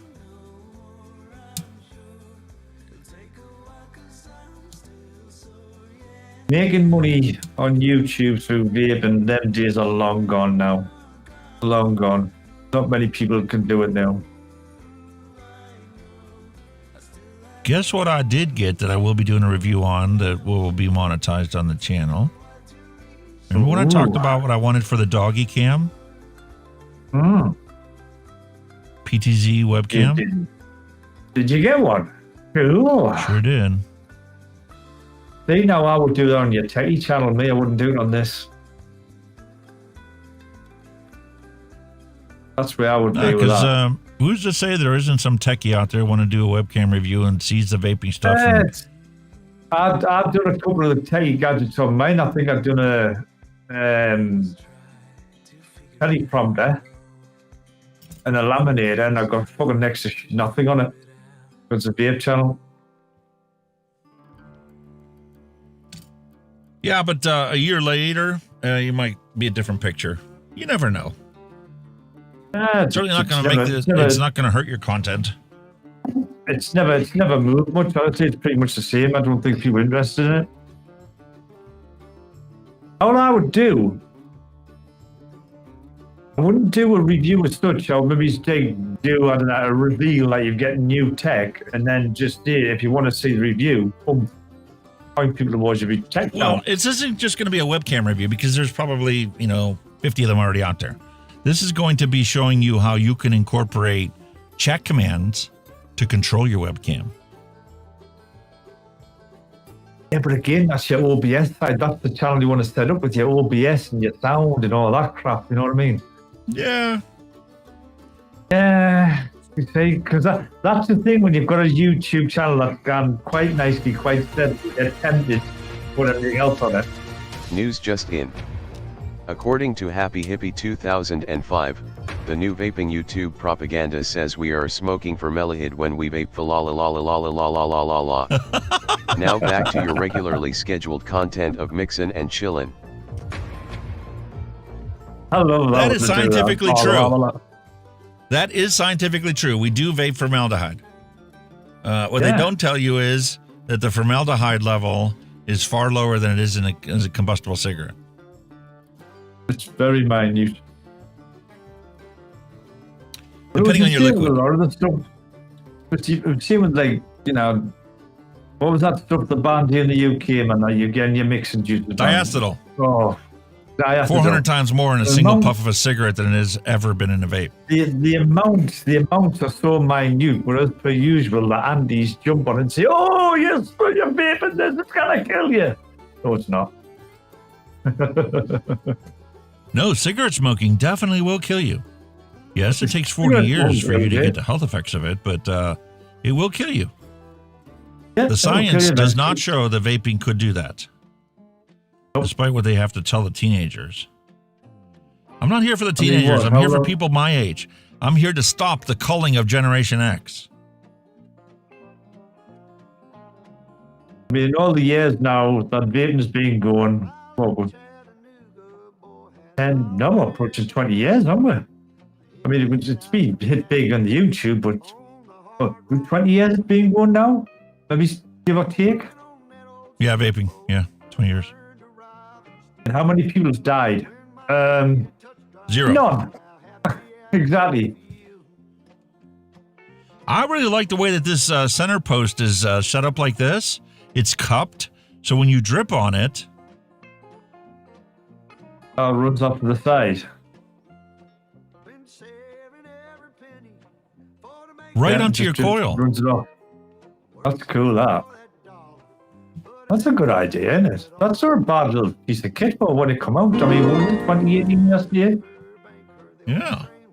Attention everyone. According to Neil Pitts, vape that Rudier. That is all. Rudier, vape that Rudier, the Rudier. I think he was expecting to go R, T, there, but it didn't work. Let me see if I can show you this, the Hyperion. Notice I just took the tank off of it. This would be something you shouldn't do on some of the mods that are out there, some of the things. But look. I'm not shorting the battery out. And I'll take this off. I'll show you They did a fantastic job with this.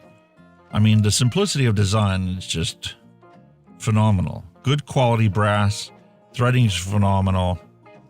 And if you look down inside here, see how it's all carved out? There's no way, even if you had a button top battery, it would, I feel confident saying it would not short out on the side of this. It's got an insulation ring in the bottom, hasn't it? I mean, if your insulator is cracked and cut here, I could see you potentially doing some damage. But as long as your wraps are in good condition, there's no way even a button top battery would be harmed inside of there. And it gave you plenty of thread, so that no matter how much of a throw you have in your 510 thread. I told you last week, I was so looking forward to putting this on there. Where's the vent holes on the mod? Are they down the bottom?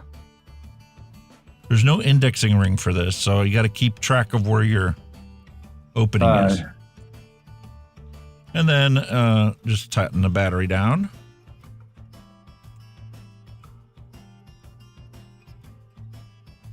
Nice. I don't like them screwy things. That's them.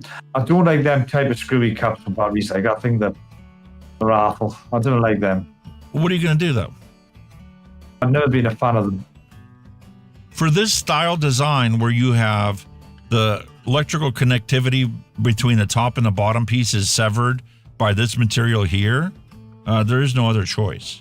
Now, if you had a button-operated mech, I could see designing a quarter-turn button for the bottom. This bottom whole piece with a switch would quarter-turn lock in. Not really, that is gorgeous. You could still put like a solid screwy on bottom on, I suppose, because as long as you're making the connection. On camera, this doesn't look as nice as it does in person. In person, the color is identical. This is a polish finish. This is a matte finish. But the material color is identical. It's gorgeous. Let me switch to the other camera. Nice. Whoops. Come on. Oh yeah, you can see when color. When the cap's not shiny, you can see where it's not shiny, where it's matching. Yeah, where the light's not reflecting on it, I should say. It's pretty much the same color. Give us a try. Boom. Oh my. Plenty cloud. Plenty of clouds, but unfortunately the flavor is about the same as the one we had last week. Very odd. Looks so promising. The sweetness is absent. I'm definitely getting a little bit more of the orange flavor than I did, or the tangerine flavor than I did last week in this one. Oh shit, hang on there. I forgot what's right.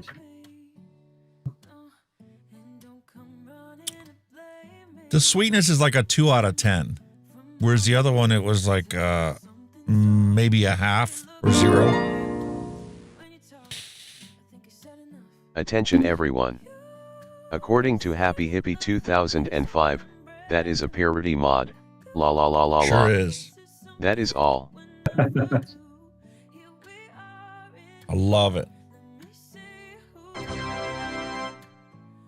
A nice little bit of kit, like, looks smart.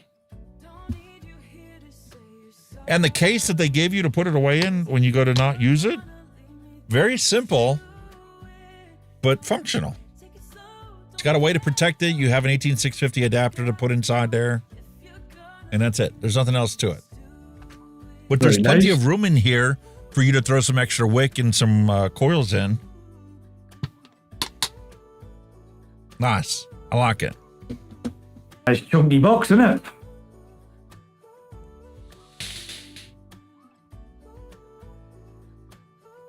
I'd be happy to carry this around, use it all the time. If I'm sitting down, like, watching a movie or something downstairs, I could sit there and see myself dripping on that. But the flavor was better on the Hell Vape Dead Rabbit 4 I took off of it. Yeah.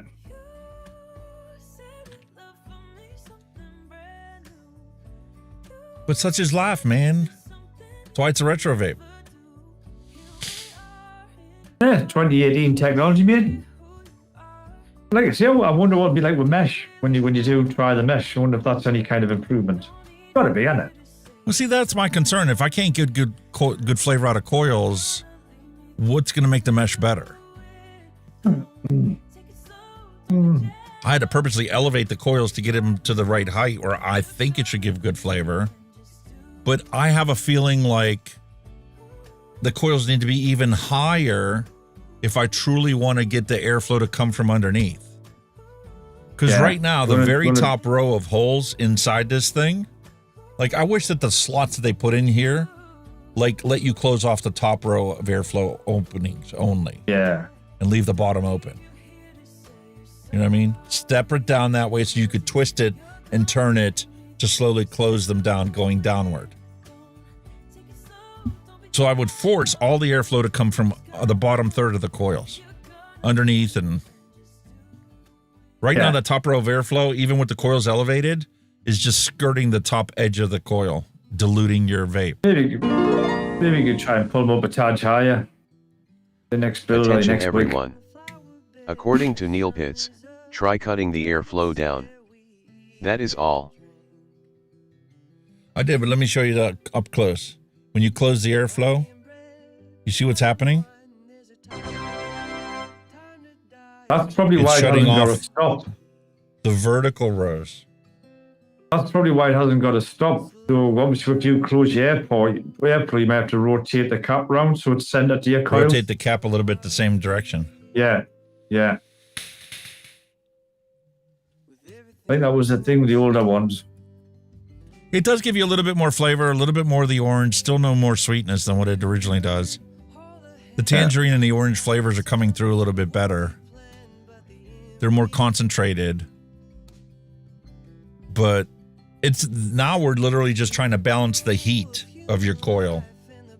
Yeah. It's still not going to get away with the fact that the top row of the holes is skirting the coil. It's not forcing it past it or underneath it.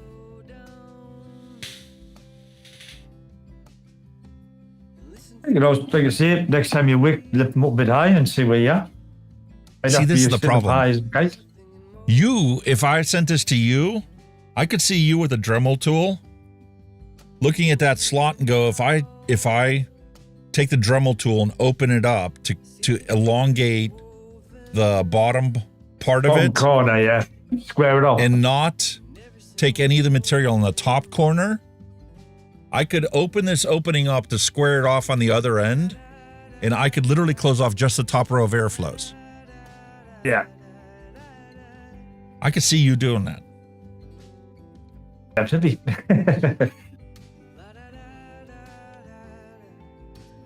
And the thing is, you still have enough material in here. You could legit drill your own hole pattern, either slotted or hold or combination thereof, to focus more of the airflow underneath your coils. Let's try which is the slots now. Neil pitched the suggestion there. If you tried on a regulated mod and bumped the power up, see if that makes any difference.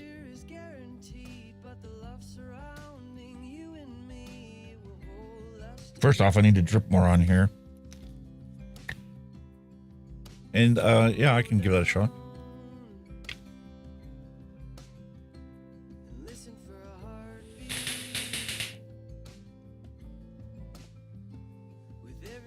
No better. All right, we'll swap this back. Throw it on a regulated mod and see what power does. I don't have high hopes for it, though.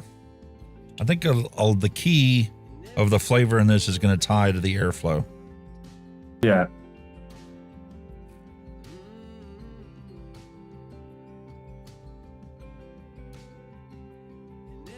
I mean, I found out when you build a max cup periodic times, you know, you put your build down to see, and I think the lowest I went 0.11, and you still, you know, even though everything works, it still doesn't feel quite hot enough, you know what I mean? Perfect one for me to use it on. The lovely Romazer Plus. She already gave me a dry hit. All right. 120 watts on there. 120 watts. Boom. 0.13, yeah. Yeah, wait, why not? How about 75 watts at 0.15 is what it's reading right now.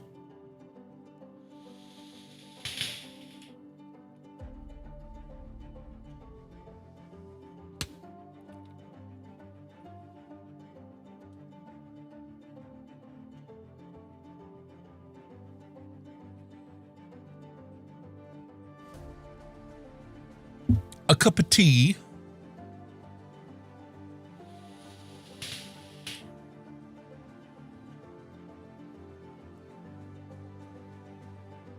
Still no sweetness. The orange is present. I'm getting a hint of the mango.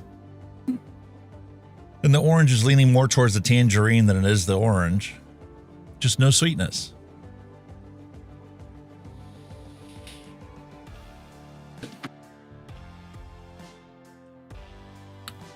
I got a tint of spitback on there, and now I did get a little bit more flavor. Let's bump it up to 80.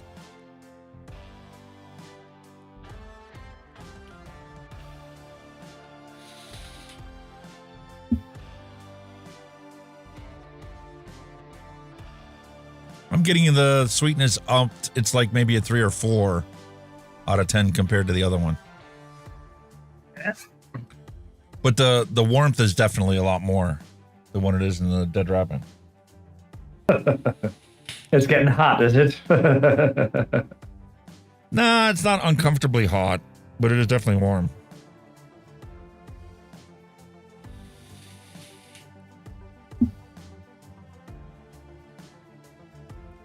All right, so bumping it up to 80 watts, closing one of the airflow slots down, repositioning the center cap to be lined up with your coils again works.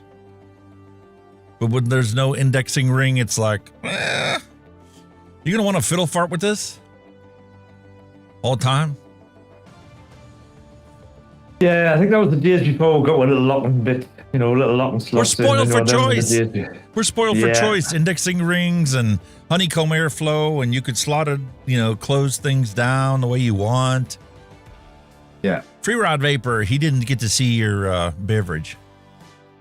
I'm on the Guinness tonight, Free Rider. That lovely black stuff full of iron. Delicious. I'm just right into it lately. I don't know why, but I'm just into Guinness. I've never had a lager for weeks.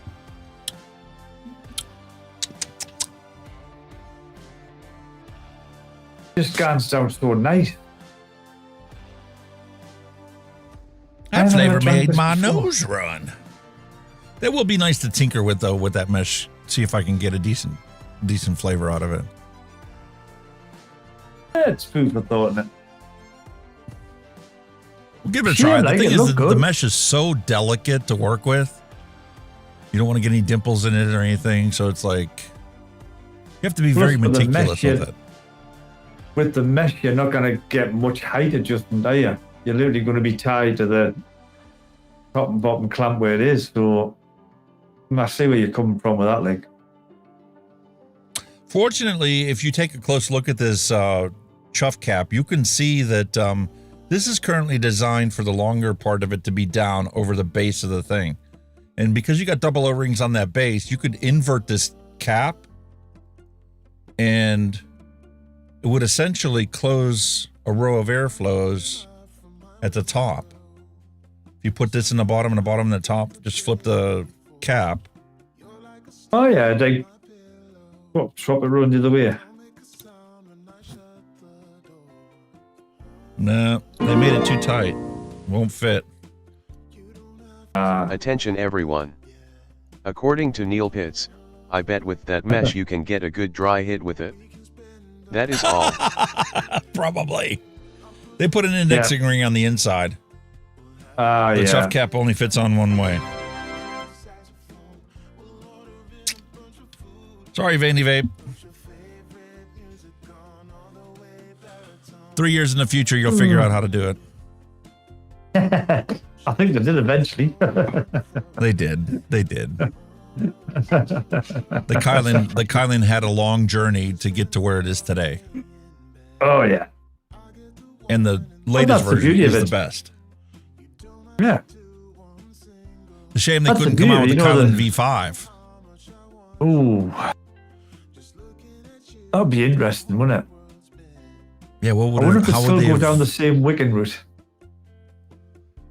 most people would say it's going to be a clone of the Blaze, the way they did the airflow. Possibly. Yeah, possibly. Possibly. But I think a lot of them are getting similar, airflow designs. And then, you see They them. always just copy off of each other. Yeah. It's just like, I'll copy that and I'll put my name on it, but I'll put an extra hole in. Oh, look, they figured that out. Get... So let's put that into our dripper and make a different change to advance it to the next level. And then the other people were like, well, what if we add that other change to ours? Does it actually make it better? No, it made it turn to shite. So let's undo that and let's find something else to improve. Yeah, start from scratch. I mean, just take a look at this one. This dead rabbit, they went back to the sliding top cap to fill it. Yeah, I love that. Good old slidey cock. Good old slidey. That used to be the most annoying thing with the Freemax ones because they were so sloppy on the top. You couldn't possibly. I understand why somebody said if you put it in your pocket, it would do. I didn't have to put it in my pocket. Just picking it up, sometimes it would open part way. And if you drop it, it would leak out. And it's just like, I get it. Leak out, yeah. But now that they got the tension on the top part right and the right diameter for the silicone insulator and the sealing surface, now, I mean, this is my favorite thing. It has been since I got it. Oh, they've come a long way. It's improvisation and all that stuff. It's fantastic, man. That's like I want to see Grim do a recoil R4. I want to actually see him improve that airflow so that you do get airflow to the center of the coil more so than the outer wraps. You can change the trajectory of those shark bites to coalesce it at the center of your coils, where it's ricocheting off of each other and then forcing it out. Yeah. Who'd have thought? Can do it. On CAD, it's easy. You just drag, and make sure that they're both symmetrically angled towards the thing. You can keep the same two dual openings on it for the shark bite, but instead of it coming down at this angle, they're not coming down at this angle. Yeah. I wonder what they use to test the airflow, because you get like the aerodynamics of a car, you put in a wind tunnel and watch it going over. I wonder if there's like something they've got I could test all the directions. Well, they of do the that air in CAD. They do have software. GeekVape created software to actually analyze airflow velocities within these decks and with these caps. And they model it before they actually 3D print the first one. Yeah. And then they do, like you said, smoke chamber testing.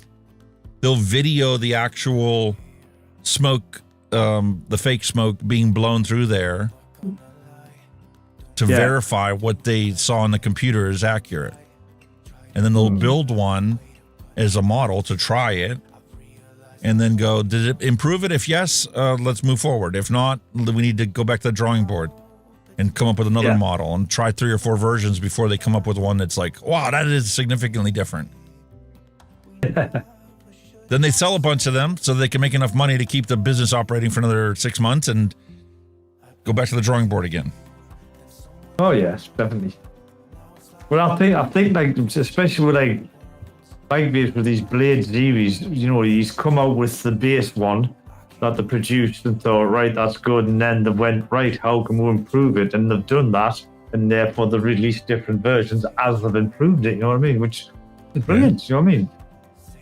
I watched their show that they did with I forget what the old guy's name is. Mark Fagan's on there with him, with Mike Vapes and I know the one you mean. ST Vapes. Aye. And he's got one that he's in the production of trial phase right now. Really? He's got something new that he's working on right now. I mean, his RDA is not bad. I think he could do another RDA based on what his tanks is like. I think it'd be brilliant if he did another RDA like that. Yeah. That'd be a proper flavour banger. But you don't know. You know, they work with these companies. They've got stuff in the pipeline, so got to wait and see, haven't you, at the end of the day? You keep chuffing along, man. Shit. Yeah, get some good shit. Every time you come up with something that's actually better than the other one, you're going to get my money. It's a fact. Yeah. And you're not just going to get mine, you're going to get everybody else's as well. Even if it's just a little tiny improvement, because we're always looking for, you know, any better experience we could possibly get. Yeah, nah. But then you get like you've had some old classic RDAs and RTAs where they were good in that time, but that was it. Then they just stopped. They just didn't improve them, didn't they? Just that's it. We're not going to produce another one, and then they just left it, didn't they? You know what I mean? That's what I think you and I both missed out on. The previous generations of vape reviewers would get a new product every single week, to the point where like they didn't review half the shit that got sent to them. Yeah. Because if it was junk, it was better off for everybody involved for them not to say a word about it. Unless it was total of crap, in which case they would get called out for their backwards motions. Yeah. But your average Joe, oh, wow, this is as good as the other one, but I got 6 other ones that do the exact same thing. I'm not bothering to spend the time to do a review on it. It's okay. It's not horrible. It's not a revolutionary. So why am I going to waste my time on it? I got 4 other ones I can open up and see what they're like. It's kind of why people didn't do a lot of pod reviews, because once you get one decent pod, they're all kind of the same. They're all kind of the same design. Same. Yeah, and then Freemax comes along and says, how about a Bluetooth speaker in your pod mod? Yes, please. Thank you. Fantastic when I got to cut the grass. Love it. I'm just not taking it home with a couple of headphones. You do the same fucking job, mate. Yeah, I could. But the thing is, if I have one in my ear, I want one in both.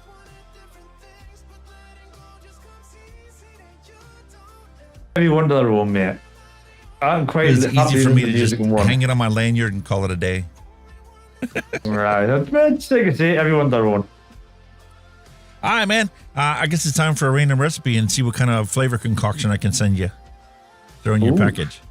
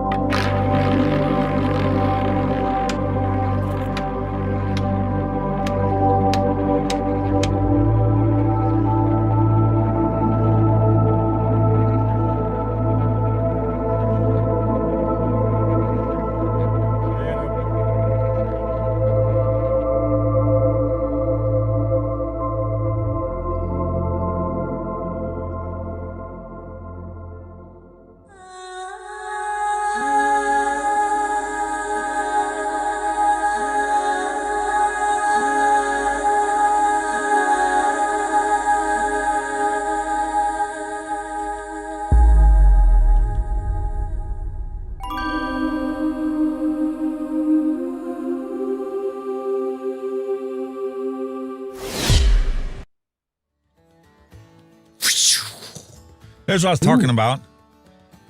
You're crushing it. Hunky Vape, you've racked up 50,000 hours of watch time. Keep up the awesome work. Yeah, when they try to ban you and shit. Right on. Fuck off, YouTube. Did you get your yearly video? I got mine. Did you get it? Did they send you a yearly video like do every year? You don't get your highlight video yet. Oh, they've sent our highlight videos out. What a shite. My favorite is when they suggest new content for me to make. Yeah. What's your long-term review of the Mike Vape's Blaze Max? What? Long-term? Yeah. Apparently a lot of people are searching for long-term reviews.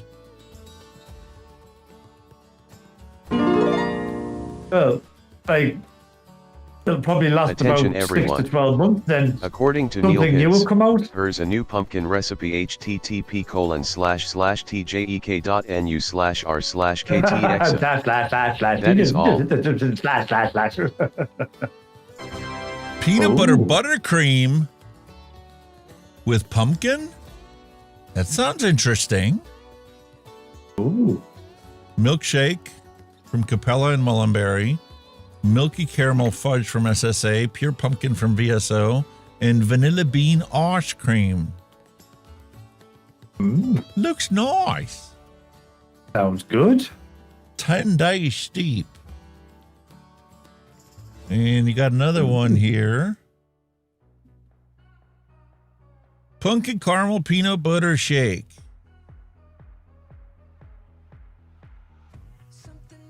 I have to give it a try. Where's my other window? That one opens in Social Stream. I need one that's in Chrome. Where's my Chrome one? There she is. Open. Adapt. Save.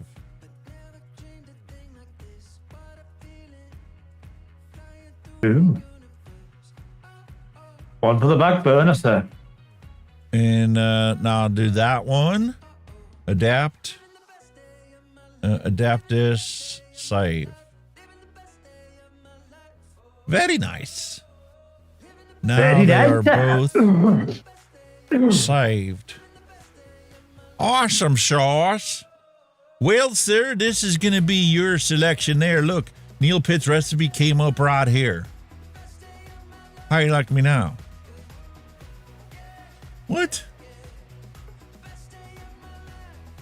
There's the recipe right there. Pumpkin caramel peanut butter shake. Looks cool.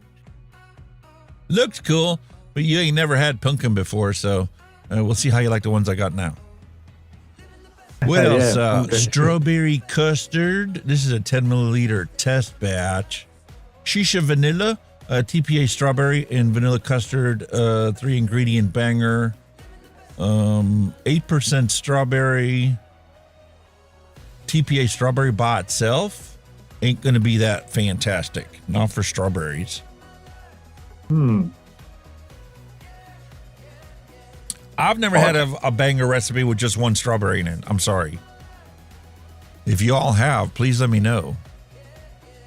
But I am mixing it because you need more strawberries. Yeah.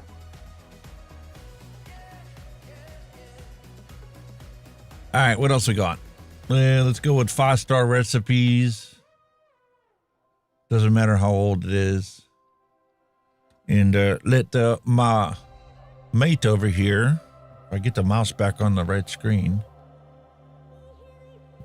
What tickles your fancy?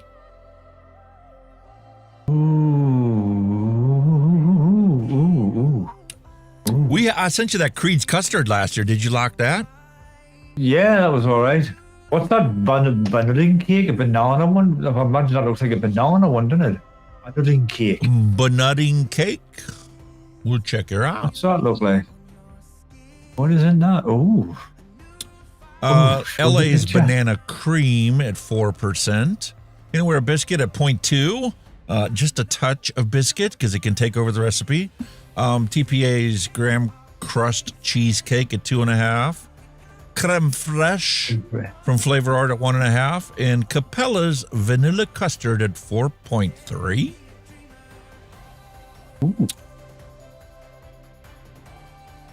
Balanced. What's the picture look like? What was the picture of the food? What's it look like? What's that? Oh my god.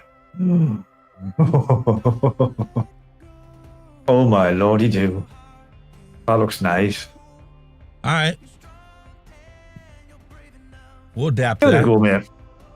We'll have a go at something. I'll try something new. I'll push me boundaries, mate. 120 mils, you want 6 milligram, you want salt, right? Please. All right. Where's the super sweet? There ain't none.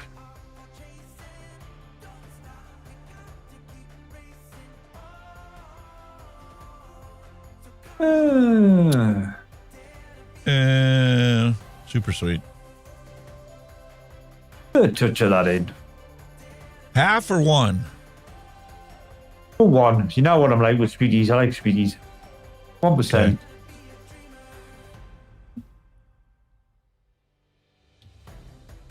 Boom. Job done. Especially for your custards. Oh.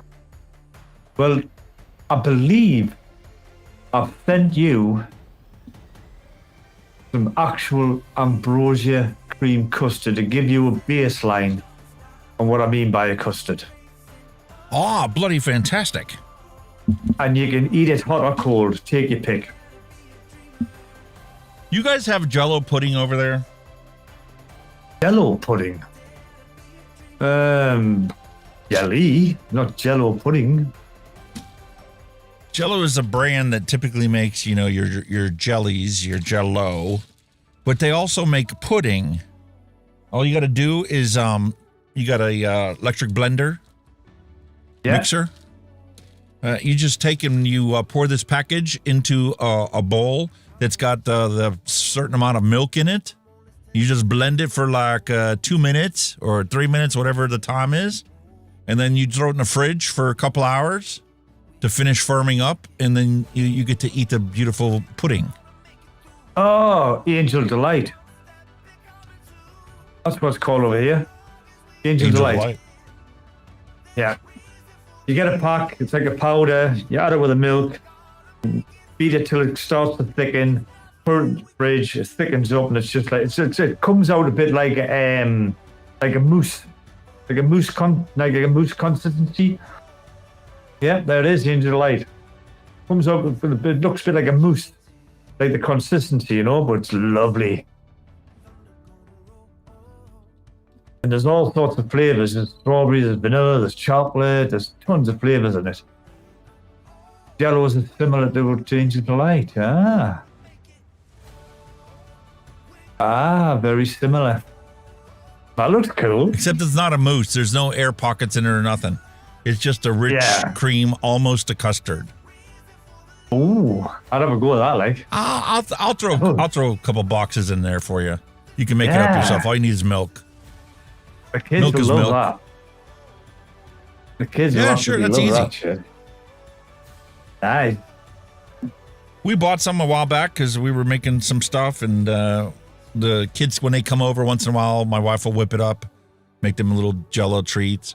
They also sell them in snack packs that are ready to go that they can throw in the kids' lunches. They just peel the foil off and eat it. But you can make it yourself. I think it tastes better when you make it yourself than the industrialized stuff with all the preservatives in it. All the bullshit they put in it, definitely. God, definitely have a look at that, mate.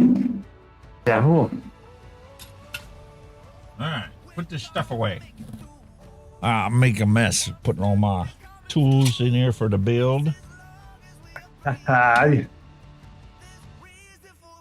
Nowadays, my desk is immaculate. There's not a mark on mine. It's all clean and in order. Hey, I'm so glad when I get done with all these reviews that I got in the queue right now, because I literally have been like clearing out 5-6 things off my desk week after week after week, and I'm like, when am I going to see that I'm cleaning stuff off? It's like, I got so much stuff here. It's just... Oh, mine's cool. I love mine. I love my desk. It's just so neat. I think I'm getting a bit of an And you don't have the OCD Torin now, Max, do you? I don't. No. I'll send you one over. Oh. I got two of thank you them. very kindly. This is You're one an of the absolute first ones I gentleman. ever saw. The actual base of this is a build stand for the Torin Max. And it just screws into there. That's awesome. Appreciate that, buddy. Yeah, throw that in there too. All right.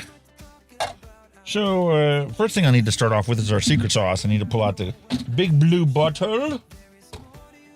This is a 50-50 blend, whereas my normal freebase is 100% PG. Ah. So this is a lot harder to That's suck really up. cool.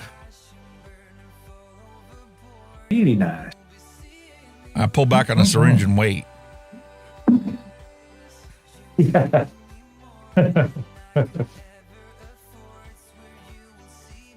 God, I wish I had more time for this shit.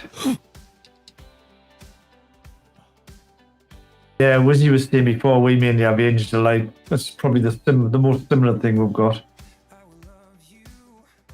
Whoa, how did I mess that up? Ooh, I'm at wait on. 9.3 grams already, and I didn't even put 8 mils in it. Doesn't make sense. Oh, shit. Oh, That'll be a little weird. hot. What the hell?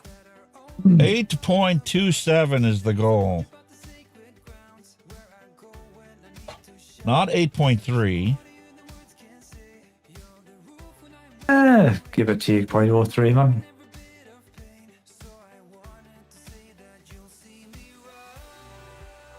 Yeah, me.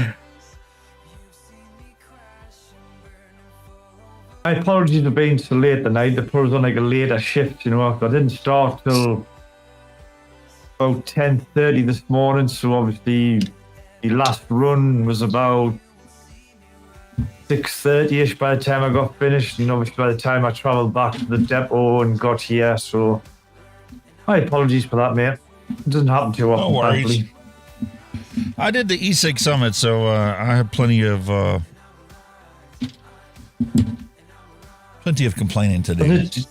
Was it generally what you expected, or was it shit? Each speaker generally had things to say that I found favorable.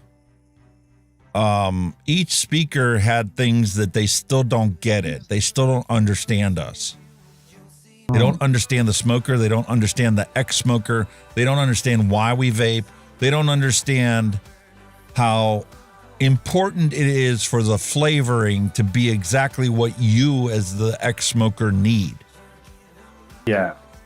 That's never a component in anybody's speech ever. And It I sounds like feel the that the deal- flavoring is as important as the nicotine. I think they're probably dealing with more like facts and figures rather than the user. They're all scientists. Like, if I was actually there and I gave a presentation, I would put my hand up. I would ask everybody that is a smoker or an ex-smoker who vapes to put your hand up. Okay? And then I would say, okay, that is awesome. I'm so happy that you all got to quit smoking because of vaping. You truly understand what I'm about to say next. Everybody that just put your hand up, don't put your hand up again. Now, the rest of you that's here, how many of you have ever tried a vape? I guarantee none of them are going to put their hand up. Yeah. And I'm going to ask a question. Why? What are you afraid of? You talk about this, you study this, you look into this in detail. Why have you never thought about buying a disposable vape or a little pod mod system and just trying a puff to see why we love it so much?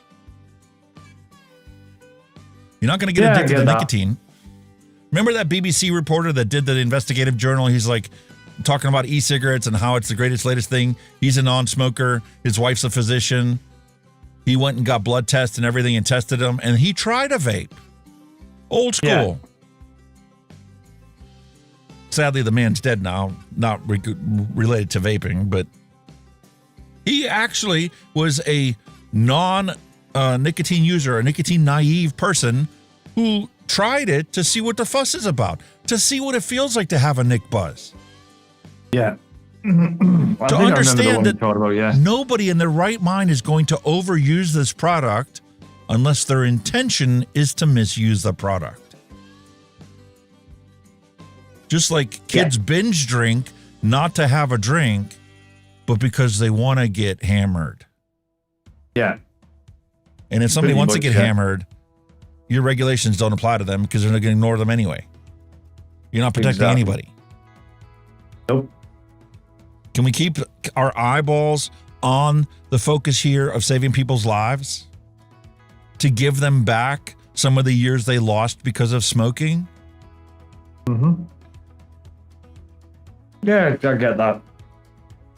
You need like a user experience rather than, although the science is there and the scientists are presenting, you know, the evidence and the tests, which is all well and good, but you need user experience as well. You know, Clyde Bates was the closest we ever had to that. We did have, I can't think of her name. I don't know why I'm having so many brain farts today. We did have Skip Murray at the last E-Cig Summit here in the States. She gave a perspective on somebody who used to own a vape shop. And we had, what's his name from the Advocacy organization that gave a speech there. That's the closest we ever got to actually being represented as a ex-smoker.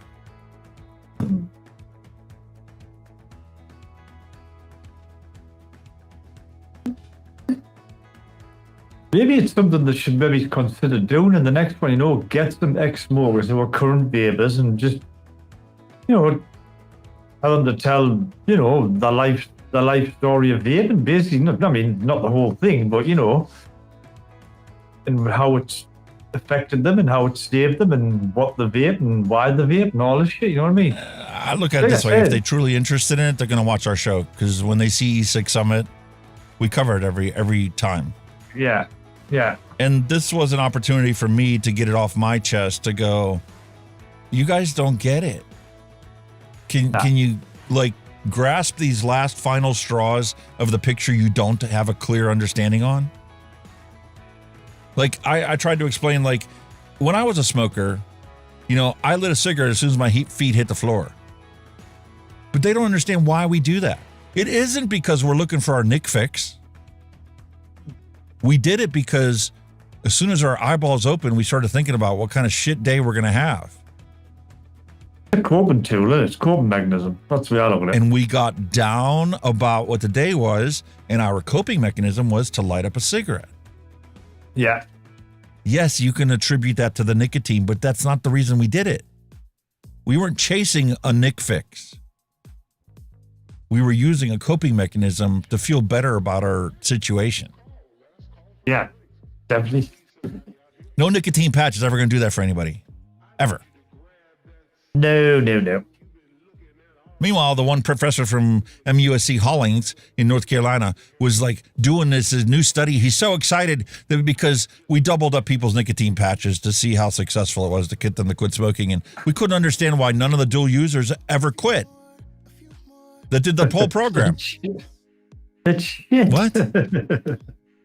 That's not why they're dual users, dumbass.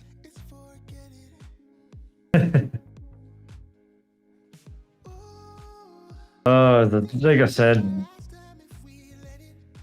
they're too intellectual, man. They're not on this planet. That's why my title shows it that smokers are from Mars, experts are from Venus. They don't get it. Yeah. We speak a completely different language. We don't refer to our vapes as an e-cigarette. Have you ever referred to your vape as an e-cigarette? Nope. If you've been around vaping long enough, maybe you had a Cigalike, and I can understand why you would call it that, but Cigalikes are done 15 years ago. Well, like I say, that's how it all started, didn't it? As an e-cigarette, a cigarette or e-cigarette. That's what they were in the early days. Now, advancements in technology, it's not called an e-cig. It's not called an e-cig anymore. Only by academics is it called an e-cigarette.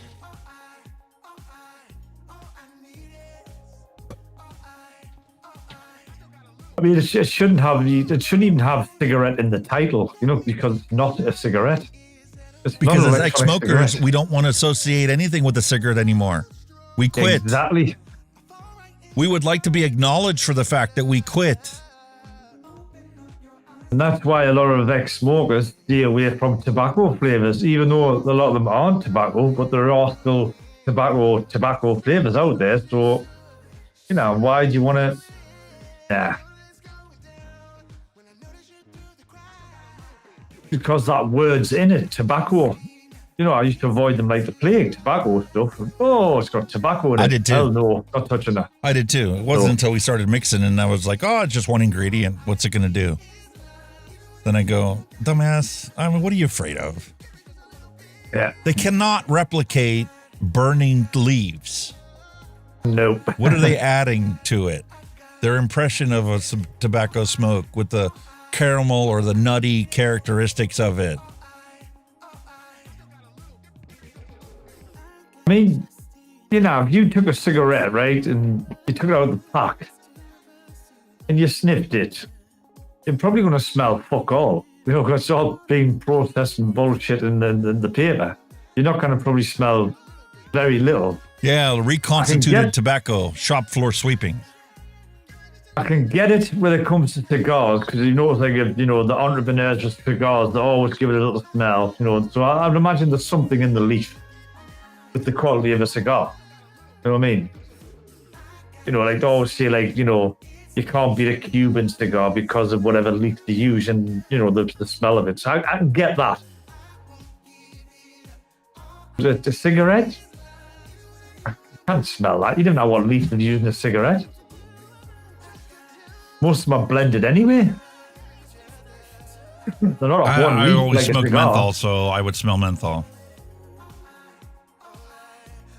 I mean, even tobacco, Golden Virginia was on the title, blended tobacco. It wasn't a single leaf, it was blended.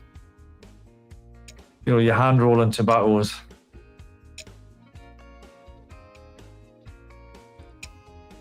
I don't know. Tobacco, I think, is probably heading towards the cigar type of thing. That's when people can tell what leaves they use and all that shit. Not for cigarettes. Cigarettes, like you said, are just made of shit.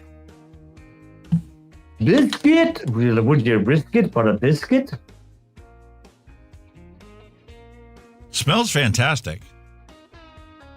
But it can literally take over your recipe. So 0.24 isn't a whole lot for this whole thing. It's a strong flavor biscuit. I get that. And I like the fact that this is in the recipe, and look, one drop took it over. But this is going to offset the graham crust from your cheesecake. Right, yeah. Ah.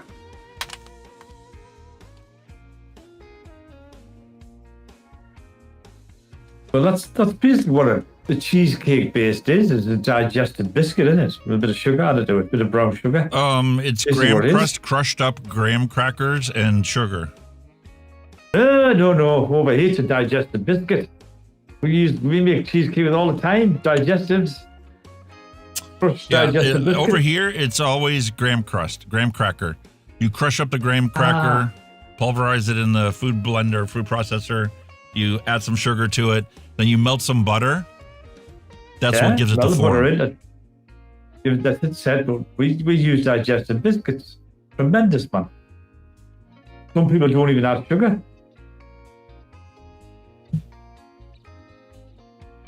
Brown sugar. Not in the States, man. Biscuits. We sweeten everything. Yeah. If you want a ready-made chocolate base, you just use chocolate digestives because I've got a coat of chocolate on them. Just blitz it, and the chocolate's in it.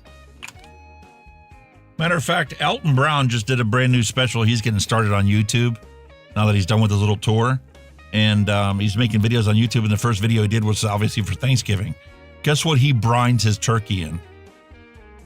Ooh. Sugar. Brines. Sugar. Really? Because as you're baking it, the Maillard reaction creates a brown crust.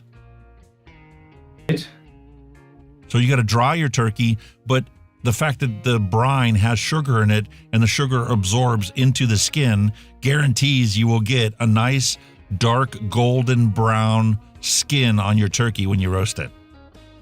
Yeah. A bit like caramelized, you know, like Basic caramelized on top of it. Yeah. Yes, exactly. Caramelized.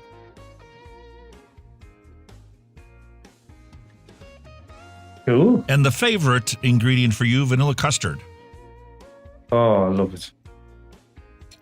5.16. Woohoo! Tremendous. Damn. Bada bing, bada boom. You know what it is? I've got these creams off my doctors, right? And they're just not doing anything for this fucking itching. Did I send you Flavors banana flavoring?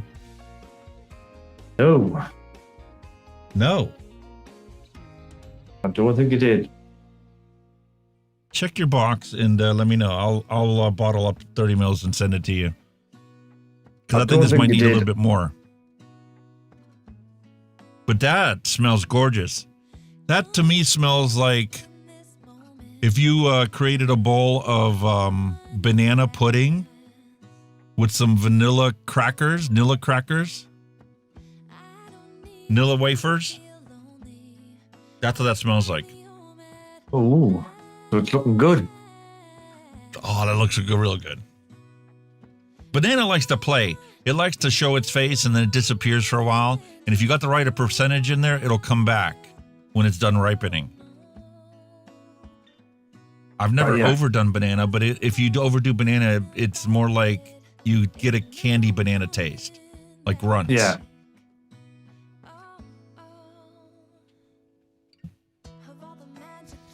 $16 milliliters of PG, 16.79 grams. Lovely. And I did not do super sweet yet. Yeah, you can put that in any time, can't you, really? It's not forget the sweetener, because you'll taste this and go, ugh. No, I'll go, where's my super sweet? 1.2 grams. Where's my bottle of super sweet? Here you go, mate. Love it. Love it, love it, love it. Yep, that's a banana pudding. For sure. Vanilla wafers. Nailed in one. And I get that graham cracker-esque scent off of it as well. Oh, I want to make a bottle of that myself. You got to try, don't you? Yep. After I clear off the lot I have on my desk. All right. 101.39 grams should take us to the lip.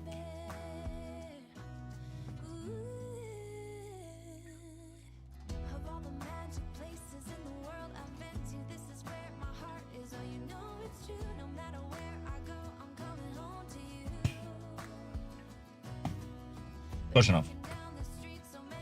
Job done. Awesome sauce. Yeah, man. it's not overwhelming, the graham crust in it.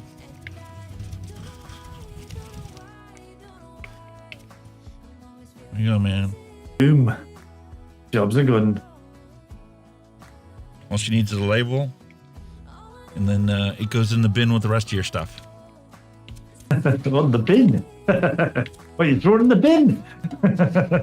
My wife got me a big Amazon box. I'm like, how much stuff are we sending this kid? It's bigger than the box I sent you last year. And the walls are way thinner because it's an Amazon box, not a international shipping crate box. And she's like, I'm just getting you started, so you can get everything gathered together. I'm like, okay, for that purpose, it's fine. But it's literally sitting there. The box is bigger than my computer. Oh, God almighty. I'm like, I put the stuff in there I already have done on your list and whatnot, and it's sitting in there, and I'm like, I ain't sending him nothing. What the heck's going on here?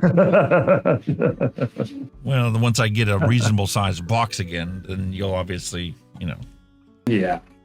Remember last year you put boxes in the box, didn't you? You boxes inside boxes. It was great. Well, see, the reality is I can't pick a box until she brings home that pancake mix from Sam's Club, because I don't know how tall that is. Wow, right. Like, I was just going to send you the pancake mix, but I'm like, that box has only lasted you a day. I need to send you a bigger box of pancake mix. And the advantage is the pancake mix that they have there actually has recipes on there for making like Southern style biscuits and a bunch of other stuff. Really? Wow. Oh, Right, yeah, how they did we get this totally pop up love on that. the screen there. They buried it.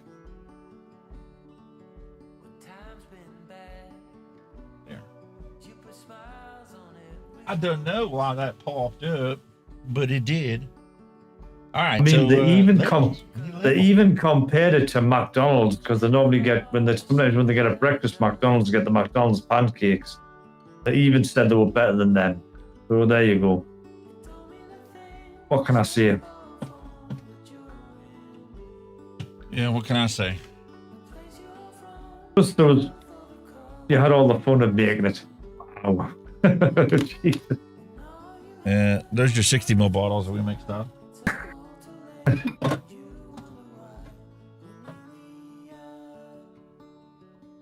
Jesus These are Christ. 120 ml bottles. Oh, there's another like 12-month supply sitting there. Because we got to do this one. No, do not upgrade. Is it me or are you also fed up with this constant upgrade of everything? Yes. Sick of it, sick of this fucking funny on with it. Well, for me, it was the final straw was having to download the DDU driver, video driver uninstaller today because the NVIDIA app wouldn't download the older version, reinstall the older version of driver. It kept failing. Right. So I had to literally completely uninstall the video driver, which also includes an audio driver because it's an HDMI TV. So there's an HD audio driver that has to get uninstalled. Restart the computer with no video driver. And I still had my teleprompter connected to it. Guess what the computer chose was the primary monitor for my computer? Not problem by any chance. The little tiny You're like, teleprompter. Would completely rearrange all my icons again. So I had to run the install for the last version of the video driver I downloaded and get that installed, and then had to restart the computer. And when I restarted the computer, guess what didn't work? My Elgato HDMI capture card. Didn't see any camera connected to it. But to restart the computer again, and then all of a sudden, everything was recognized. OBS didn't crash the computer when it ran. And then I had to run my little program to move all my icons back to where they belong. And miraculously now the spacing is there for my icons, that there was a blank row in the middle. Like, what the fuck? I hear what the fuck did Windows do? Because sometimes when you say anything, who the fuck's deleted that? You know what I mean? No, they haven't. It's just been rearranged. Well, it's a shocking for me when I come in, to work in the studio to get ready to do something, and even when I'm working on my business stuff, and I go to look at it, and I'm like, my icons are moved again. Who got on my computer in the middle of the night? Oh, nobody. It was just Windows did an update and changed some settings in the background that screwed up your icons. As it always does. Bisquick. Attention everyone. According to Neil Pitts, Alex sent Kenny some Bisquick. It make good pancakes. That is all. Yes, it does. Bisquick. It's not buttermilk pancakes like what he got sent last time, but it is definitely good pancakes. And if you make it with buttermilk instead of making it with milk, it will taste like buttermilk pancakes, because essentially that's exactly what it is. All right, episode 448. Born on date is the 9th of December. And this is 6 milligram. 9th of December, already Christmas is creeping. I'm still good. I got another 10 days before I have to start worrying. I start worrying. Jesus. When did I send you the last one? I sent it to you the 20th or something, 22nd, and you had it Christmas Day or Christmas Eve. Oh yeah, it came in good time still. I sent yours a bit early because our mail has deadlines before Christmas, before they stop sending stuff. So yeah, if I were to send it through the mail, I would have the same constituents, but I use Pirate Ship. And they actually give me the lowest price based on either FedEx, UPS, or DHL. We've got a similar one here called Go Parcel, and that's how they do the price comparisons between them same companies. For me, I send it to you second day international business. And the thing is, businesses don't send anybody anything the day before Christmas or the couple days before Christmas, because their cutoff for business purposes was 10 days earlier. Yeah. So what happens is the prices, they go up. And then 10 days before Christmas, they bottom down and nosedive because there's no guarantee that it's going to be in your hands for Christmas Eve. Because it can get stuck in customs or whatever, like you've had that happen before. And I figured, worst case scenario, you open it up the 27th or whatever, because you still got to go down and pay the VAT or duties or whatever on it anyway. Exactly. So import tax, man. I don't sweat Important tax. I take advantage of that decrease in business traffic to save me a bunch of money and send you a bigger box. Kill two birds with one stone. This is exactly it. But 90% of the time, every time I go on, it's normally FedEx that I end up sending it anyway. FedEx or UPS, those are the two. DHL is never really cost competitive price-wise. So. I think it's been hot FedEx diggity for the last dog couple of diggity. years. And because I knew you were running late today, I scheduled the Twitter X stream for 6 hours. So we got another 45 minutes of whatever you want me to make for you. Oh, well.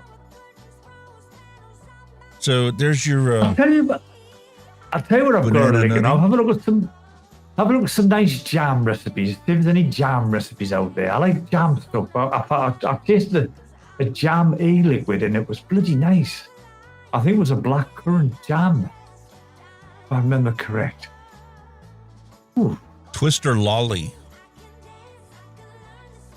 Bavarian cream, golden pineapple, key lime. You probably might not like the culotta, although at 0.5% for culotta ain't that much icy. Shisha strawberry and vanilla bean ice cream. It's a lot more cream than I would have considered for that fruit.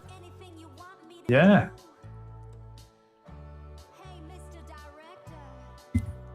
What's Naked Lava Flow? Naked 100's Lava Flow. It's a tropical coconut, pineapple, strawberry.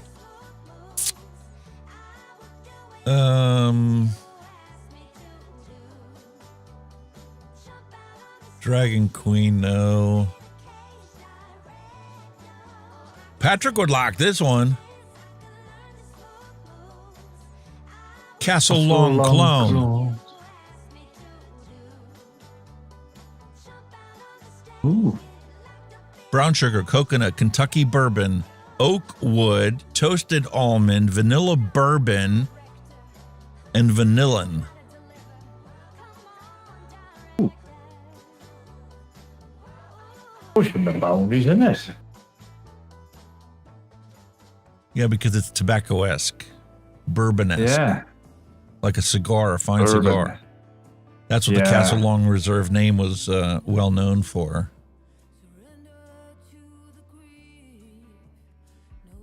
Here's a DIY or die recipe from 2016. Cannoli contest.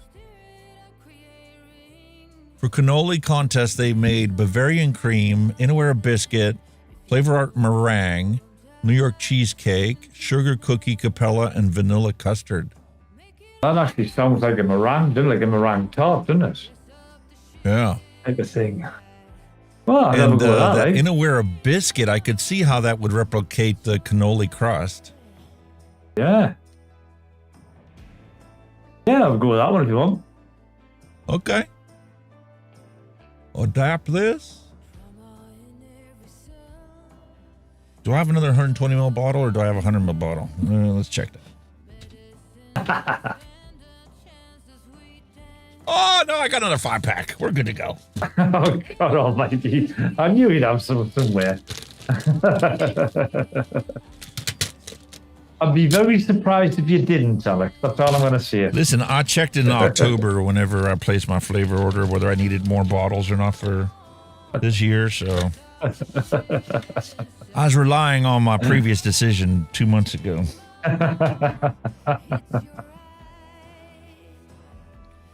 All right. There's 6 bottles. This will be number 7. Oh, Jesus. Well, plus I'm sending you those 2 of the Frusian juice companies, the Clementine Citrus Mango and the Sweet Apple Sugar Baby. You're getting a 100 ml bottle of those too. Oh, there was a guy at work, right? I don't know him because obviously he's a new face who's just starting this job. And he says, "Oh, you vape, do you?" And he says, "Well," he says, I sell disposables and juice." I says, "Mate." This is mate. I said, "I don't think I've bought a bottle of e-liquid for the last 5 years." He says, "What? Is that like?" I said, "Because I know a very good mixer." I said, "I've never bought a commercial juice for fucking donkeys, mate." Oh, but disposable says, "I've got tons of them now," because he had the shite ones that were crap. I thought, "Nah, mate." You know what the poor buggy tried to sound like an expert, "Oh, these are good, these and that." I said, "Mate, man, I've been fucking vaping since fucking 2016 or something, mate. Now you can tell me for it." You know what I mean? "Oh, you fucking die hard, are you?" I said, "Yes." Old school. Bless them though, Everybody's got to continue on their journey at their own pace. Yeah, bless them.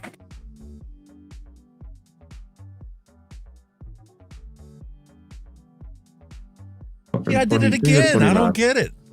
Oh, I keep drawing up 8 mils in here. I only need to draw up 7 mils plus.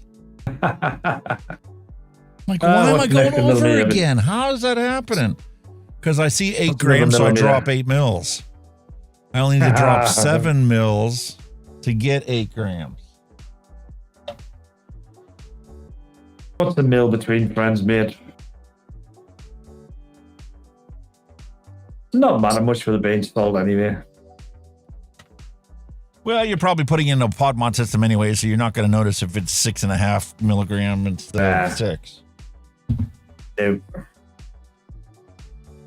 All right. Now, TPA's Bavarian Cream. A very popular flavor on the Bavarian. It's in just with everything in it. Bavarian cream. We already have Inaware Biscuit out. I need Flavor Arts Meringue. Meringue. I used to like a nice lemon meringue pie. Oh, I love lemon meringue. My mother used to make Christmas decorations out of meringue, a French meringue. She would pipe it into like different shapes, like the shape of a tree or the shape of a circle or whatnot. And you put it in the oven, you'd bake it so it would like completely dry out, then hang them on the tree. And we got to eat that the week after Christmas. Oh, nice. And that's from the Hungarian tradition of szaloncukrot. That's why when you said what you sent me, I'm like, I'm not worried about it because my relatives in Hungary always used to send us a box of szaloncukrot, which is like candies. They're like jam filled or whatever, covered in chocolate, and they're wrapped in foil and twisted. Nice. And we used to hang them with hooks on the Christmas tree. Really? Wow. Yeah. So my whole life, we've always eaten candy off of the tree after Christmas. Yeah. Just get hangy chocolate stuff. Like I'm sure that's about. Still is about, I think. Hangy chocolate soldiers, hangy chocolate Santa Clauses, all that kind of stuff. All right. Awesome, man. So, what do we start with here?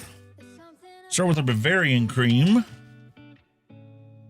Do I have the full version?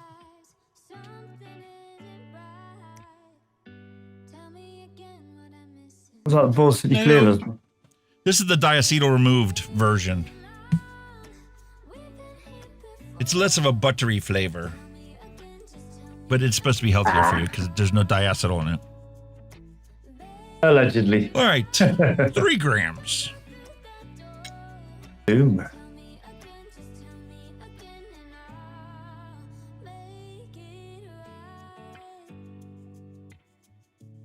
I'm spoiled. He spoils me, boys and girls. Spoils is rotten. Nah, you spoil all of us by being here week after week. I wouldn't go that far. I'll try.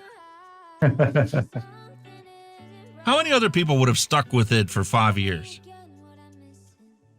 Well, I don't know. It's just, I enjoy it, If it's something you enjoy, you're going to keep doing it, aren't you? You know what I mean? Simple as that. 1 email is all it took. Hey, man, you okay? I haven't seen you upload a video in a while. Yeah, good family stuff going on. No worries. Okay, cool. You want to come on the show? Sure, why not? 5 years later. What are you on for Christmas, dude? It's still here. I'm like a bad smell, mate. The tech I'm getting rid of. You know, it is probably a good thing that we live like 1,800 miles apart from each other. Because I could see you and I hanging out at the pub once a week. Oh. Yeah, I'd be near good, wouldn't we? I don't go to the pub. Exactly. That's why I said it'd be a problem. Be like that every week, knocking on the door. Thanks. Well, it would really be a problem if our wives meant they hit it off. And we're fucked. Oh. We'd be fucked bad. I think they would, because they've got similar taste. Really, they've got similar taste. We don't separate them. I think we'd get thrown out and they would just live together. That's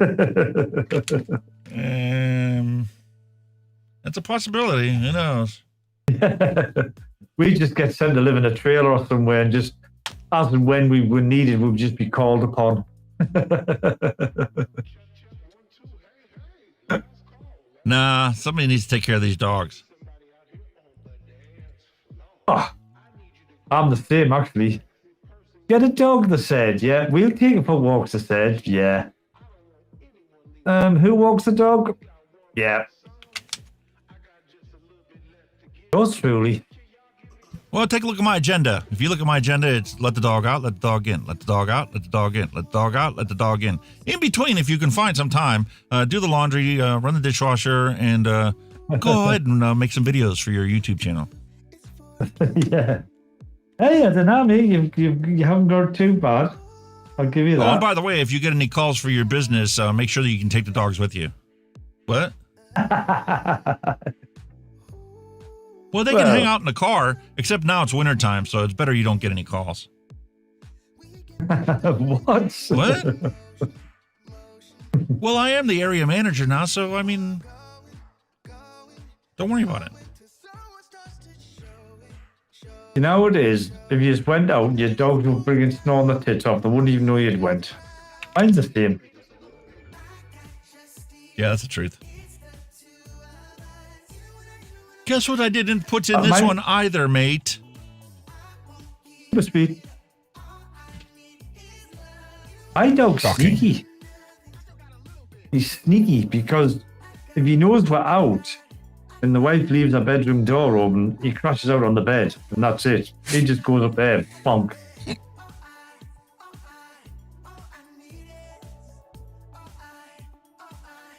gone. He doesn't even know. Then even when you come in, if he's asleep, he doesn't register. He just stays where he is. He's a swine.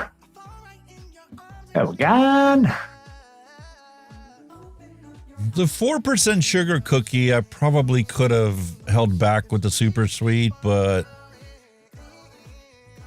the New York cheesecake and the vanilla custard do not have any sweetness to it whatsoever. I don't remember the meringue individually. The Bavarian cream definitely needs sweetener. Yeah. All right, 1%'s fine. You're okay. It'll be good. 1%'s fine. It'll be good. You've got to remember, mate, I've got a bottle of it sitting here, so if I want to add more cheese, need to done. You know what I mean? I'm also going based upon the fact when I sent you Vic's recipe for his custard, I sent it to you with 1% in it, and you had to add at least another 1% to it to get it to the point where you tasted it as a custard and not some chemically concoction that's supposed to replicate custard.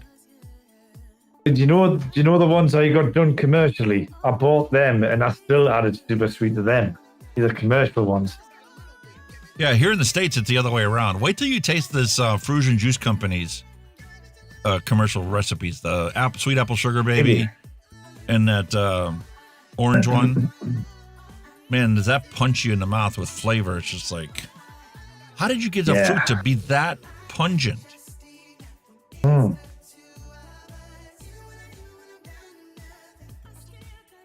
I mean, I can see it. Excuse me. Frog meat work. I can see you do get the odd commercial juice that is good. You know what I mean? You know, they're not doing it for nothing. They're making money, but they still produce some of the commercial juices are good.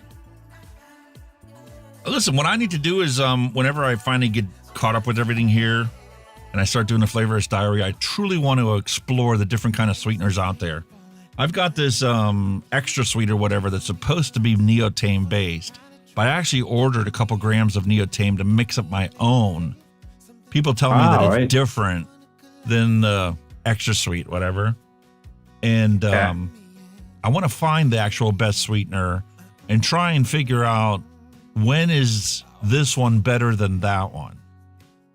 Or once I get neotame and make it myself, is that going to be my new sweetener for everything? Possibly. Or their flavor profile that doesn't work in. Lemon meringue. Oh, that sounds so good. Oh, lemon meringue. Okay, so out of this world. we got left? Lemon meringue's amazing. Lemon meringue pie. That would be an awesome pie for us to have and experience. But don't talk about lemon meringue pie with my wife because her parents used to play with lemon meringue pie. Really? So she has nightmares of it. Oh, that's a shame. Because what she once saw, you know, in the kitchen, and then that evening she saw her dad carrying it into the bedroom, ruined lemon meringue pie for her. Oh, God, no. I can understand why. Oh, Jesus. Hey, fair play to the guy. Fair play, Howard. You've got to make it exciting, but fair play. Exactly. I mean, even though it's traumatized his children, but fair play. So me being a smartass the one night, I was like, okay, so lemon meringue pie's out. How about banana cream? I don't like banana. I said, you're not the one eating it.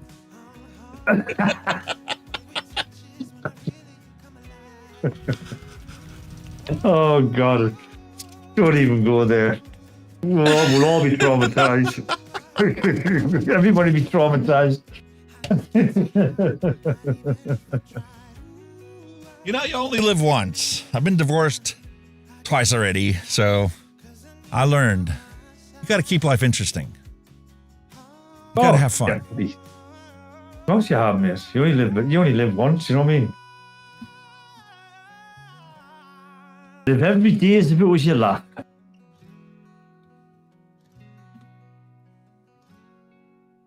and vape your tits off at the same time.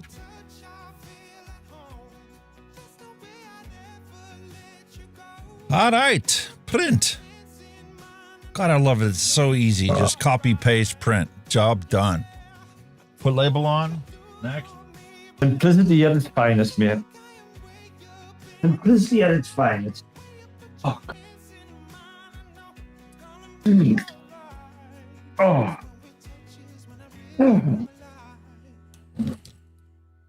I've got a frog in my throat. I'm going to look liquid refreshment down as yet.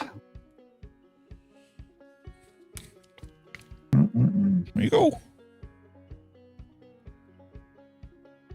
If anybody's interested, this is can number 3. Number 3. We are not working on his audio chain tonight, for sure. That was can number 3 just gone in the glass. If he fixed it, he wouldn't remember tomorrow that he fixed it and be messing with it tomorrow, trying to figure out what's wrong and why it don't work. Yeah. All he did was change one thing. It's normally the case, isn't it? I've just decided what I'm going to have for supper tonight. What's that, mate? I'm going to have fish finger sandwiches with the good old salad cream on. Have I sent you any salad cream before? I don't know if I have or not. I don't think so. Oh, damn, I wish I hadn't done that. It's probably like our Miracle Whip. It's a bit of a tang to it. Like a vinegary tang. Yeah, that's what Not the in your Miracle Whip face. has. That vinegary tang. Yeah. It's pretty. What on earth is that? Move.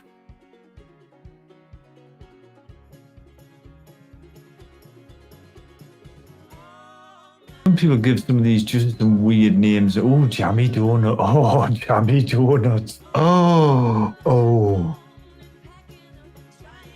That's a 5-star recipe. All it is cake batter, glazed donut, and sweet strawberry. And graham cracker clear. Oh, jammy donut, yes. Well, it sounds really good.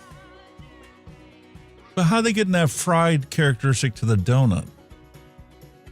Just like you said, I've noticed like with every recipe that's got strawberry in, they always put strawberry ripe in with it. So why is there no strawberry ripe in with the strawberry?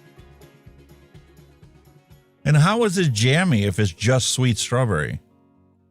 Is the combination of sweet strawberry and glazed donut create some synergistic glazed or jammy sensation for the strawberry? I don't think it would be. Sounds like nice, but it does sound tasty. 16% flavor. Only one way to find out, mate. Why? Let me check my cake batter. Oh, that doesn't use much. 30. Yeah, I'm sure I have enough. If I have it, I have it. Okay. Another big bottle? Jeez.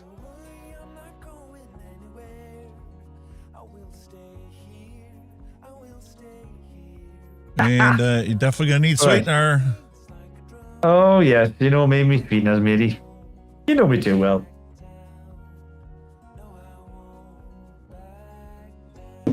Damn. I don't know about that glazed donut. Where's that? I think I've only used this in 2 or 3 recipes. Take care, Dusty. Dusty's going to have to leave. Thanks for joining. Thanks for dropping by. Take care, Dusty. Ugh. Oh, yeah, definitely sweeter. Oh, God. That was promising. It's a glazed donut. I can tell the fried donut flavor is in there. I can tell that it's got that. I don't know how they do it, but they got that glazed coating feeling in my mouth without any sweetness whatsoever. Really? Sure. 1%. Well, at least they got it there anyway. Desired strength 6, 120 mils, 50-50. Job done. Jammy donuts, it is.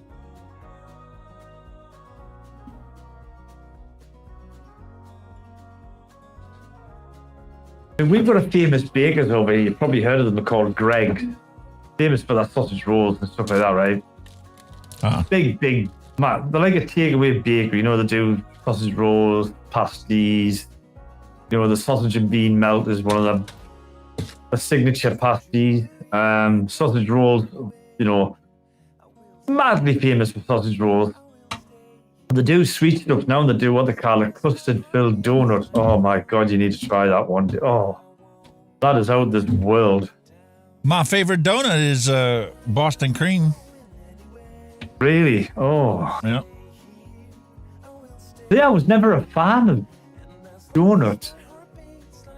It's like you said, it's that like glazy lining, like a greasy lining in your mouth you get off them. And I was never a fan. And then I think it was at a car boot. I think we're down at Steam car boot sale, you know, where they sell bric-a-brac and shit. And there was a donut van on there. And the guy said, "What donuts?" I said, "Nah," I said, "I didn't like them." He said, "What do you mean? Everyone likes donuts." I said, "I didn't like them." I said, "They're just horrible." He said, "Right, be there."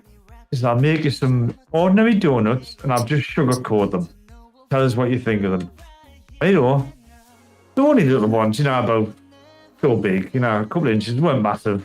And you've done a bag of about 10 or something. He says, "Try them, just shake the sugar on them, see what you think." Honest to God, blew us away. I went, "These aren't donuts." He went, "Yeah." I went, "Oh my God." Then he gave us a jam one. Well, that was it. Then I was just hooked after that. I was like, "Oh my God." It was that guy who got us onto them. But like I said, I bought shop ones before, and the shop ones, like I said, it was like a waxy, like left over like a waxy taste in your mouth. But these didn't. Because they were properly deep fried, fresh out the pan, you know what I mean? They were just totally different from your commercial ones, you know what I mean? They could also bake them. Yeah. Oh, this guy deep fried is out of this world. It came better one up on my nose. I was squeezing it to try and smell it. And it's gone in. No, that's one thing. That was the cake batter. You don't need to start snorting e-liquid, mate. Just, you know, it doesn't do nothing for you when you start snorting e-liquid. Really, you don't. Did we use glazed donut already? No. Hey, oh man, just seeing if she's got the end.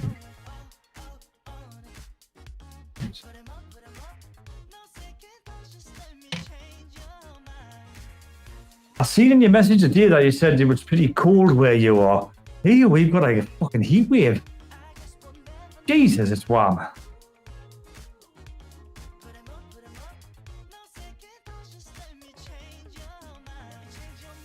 I don't know if you did. Did you do that?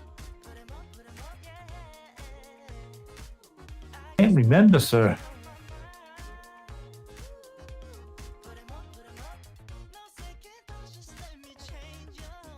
Yes.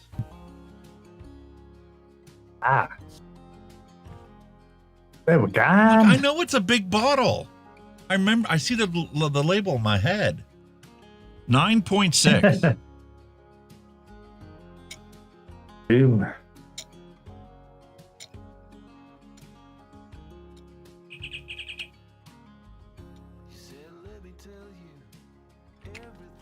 Boom. Jobs are good.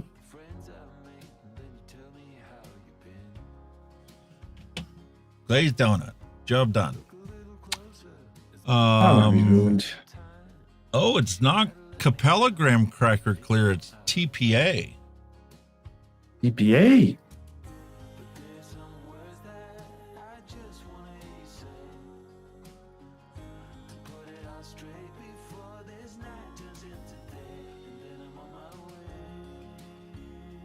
I haven't used this one yet. You haven't? No. I used the graham cracker clear before, not the TPA. Yeah. Best Wow, for that everything, smells innit? better. That smells better than the other one I remember. Then again, I'm also got that stuff in my nose from the cake batter that's combining with this one. Oh, this is going to be delicious, dude. Sounds good.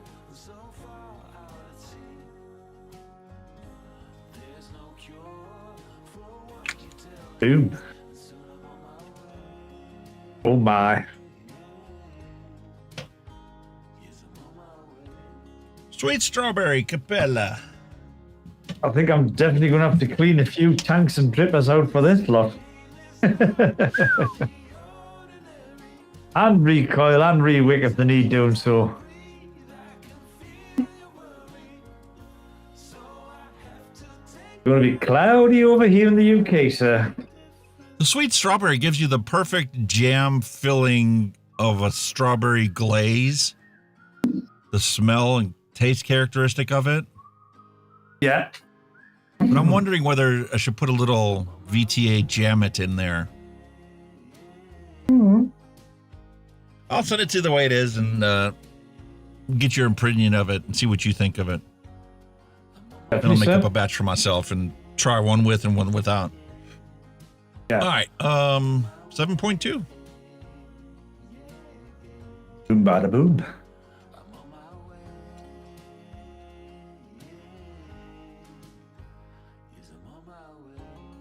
Looking good, sir. Looking good.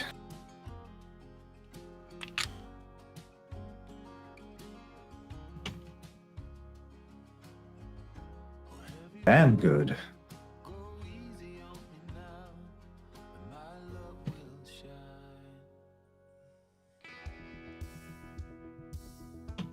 There's a lot Sugar in there. cookie goes back on the shelf before I forget where they all go. TPA Bavarian cream goes behind me. Anywhere biscuit goes over here. And vanilla custard goes back. Those are all TPAs. The flavor art.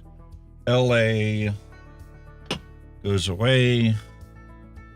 Put the label towards me so I can see it next time. And super Cool. sweet. Good old super sweet. The magic ingredient. It was 1%, wasn't it? 1.28.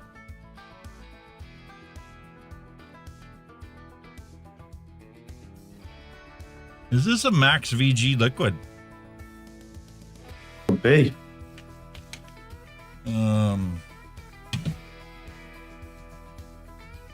Yeah, it's 21.79. Let's change that. I don't mind Max VG. Sure. I used to buy them commercially, actually. Max VGs. Just don't put it in your I don't pot. mind them at all. Yeah, man. Oh, I used to be at Max VG in a tank, man. No problem.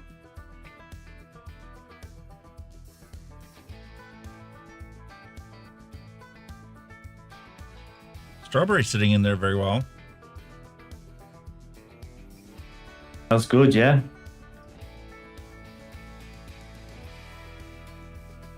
Mm. Hmm. Let me get this scent out of my nose. Can't believe you're going in up your fucking nose, mate. Jesus. What the hell? Holy mother of God.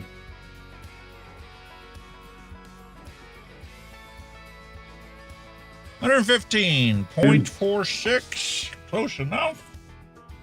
Boom, bada boom. I better label this Max VG.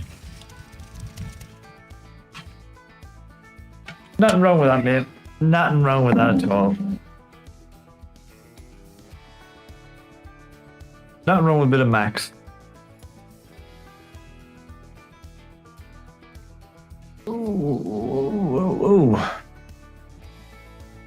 Heavy donuts.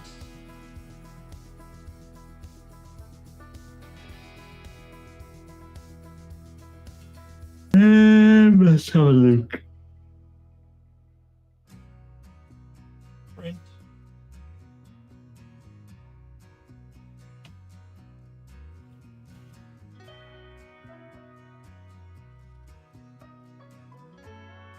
What we got? Sunday, Monday, Tuesday. And that right there, folks, Wednesday, is how you get Thursday, into Friday. DIY mixing. You pick 5-star recipes. Would help if I'm talking in the right microphone. That right there, folks, is how you get started in DIY mixing. You pick 5-star recipes, you mix them up, you make sure that it's going to steep long enough for that recipe to reach its full potential, and job done, man.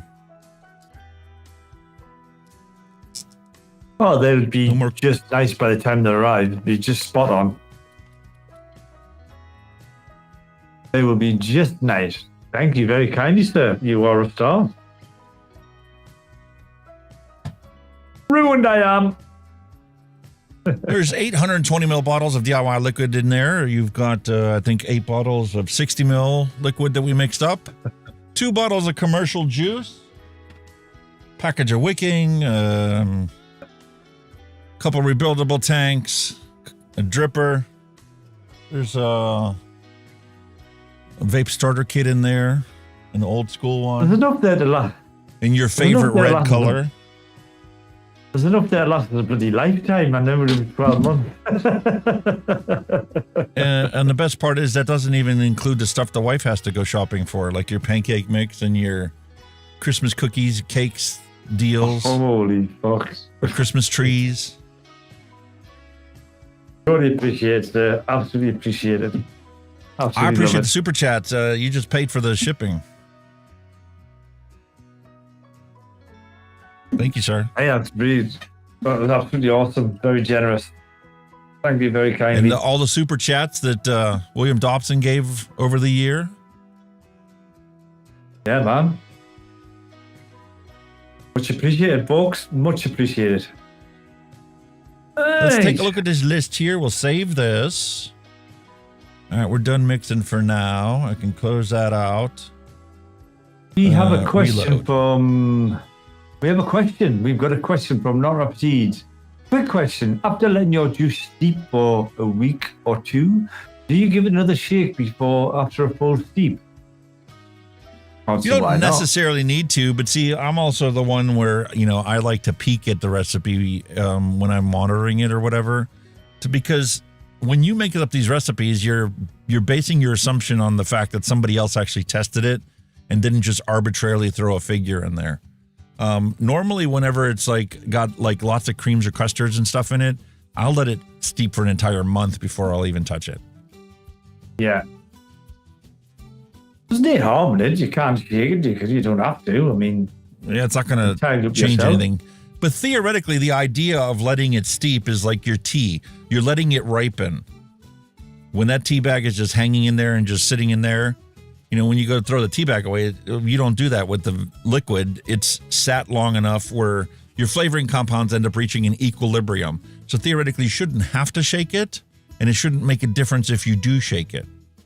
Nothing should ever fall out of your solution if you're mixing your own liquids. Like we did that one recipe where it actually separated out. It was natural ingredients, and the natural ingredients do have oils that are held in suspension. And as long as they stay in suspension, they're okay. If you see oil separate out of your liquid, do not vape that. No. You could technically get it out of there, but that's the flavoring ingredient. Naturals is a new thing that I've just started delving in. A lot of these natural flavors are naturally extracted, and part of the natural extraction process is it doesn't get rid of the oil. Your typical extraction process for some of these flavorings is the same as you do for moonshine. You distill it.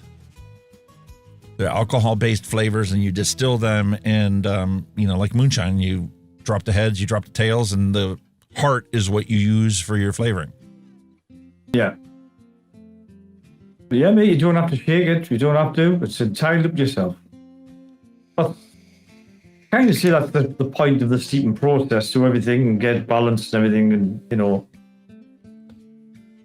Like there's You the don't have to cinnamon touch Danish that. muffins. I don't need to shake that. You can clearly tell that that's been aging already. And it's only been 2 weeks since we made this. Oh, yes. When that is completely done steeping, by the time he opens it up, it'll be even darker than what it is now. It'll be a beautiful golden amber color. And man, does that taste like cinnamon Danish swirl muffins. I'll show you the recipe. Oh, yes. It's fantastic. Absolutely fantastic. Absolutely fantastic. You could probably bottle that and sell it commercially. Easy. Not I a think problem with somebody that. is. Easy peasy. Because this Gotta recipe be. is no longer public from the original source. Wow. Private. There you go, man. There's the recipe. That's just awesome. You can definitely make that into a commercial all day long. And this picture Absolutely. is about as realistic as you can get on what it tastes like. Yeah. It's a beautiful Oh, it cinnamon is. Danish muffin with a beautiful royal icing on it. Oh, it is. It's gorgeous. Honestly, guys, couldn't recommend enough. You want an all-day banger? There it is. Simple as that. When I open a bottle of that, 3 days. It's gone. It's gone. Literally, it's gone. And it gets hammered. Chain vaped, hammered to death. It is gone. No problem.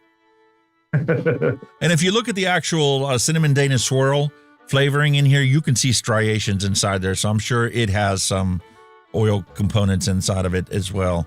But when you mix it up inside your entire liquid, it doesn't fall out of solution. It's perfectly blended and homogenized inside there. And I didn't whip it or heat it or nothing advance. I just gave it one good shake and let it sit. In a month, that's going to be the perfect cinnamon Danish swirly liquid. That's good, folks. I might get Alex to do a liter of it next year.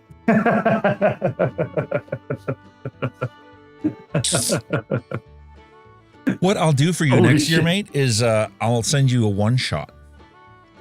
Ah, that'd be good. Yes.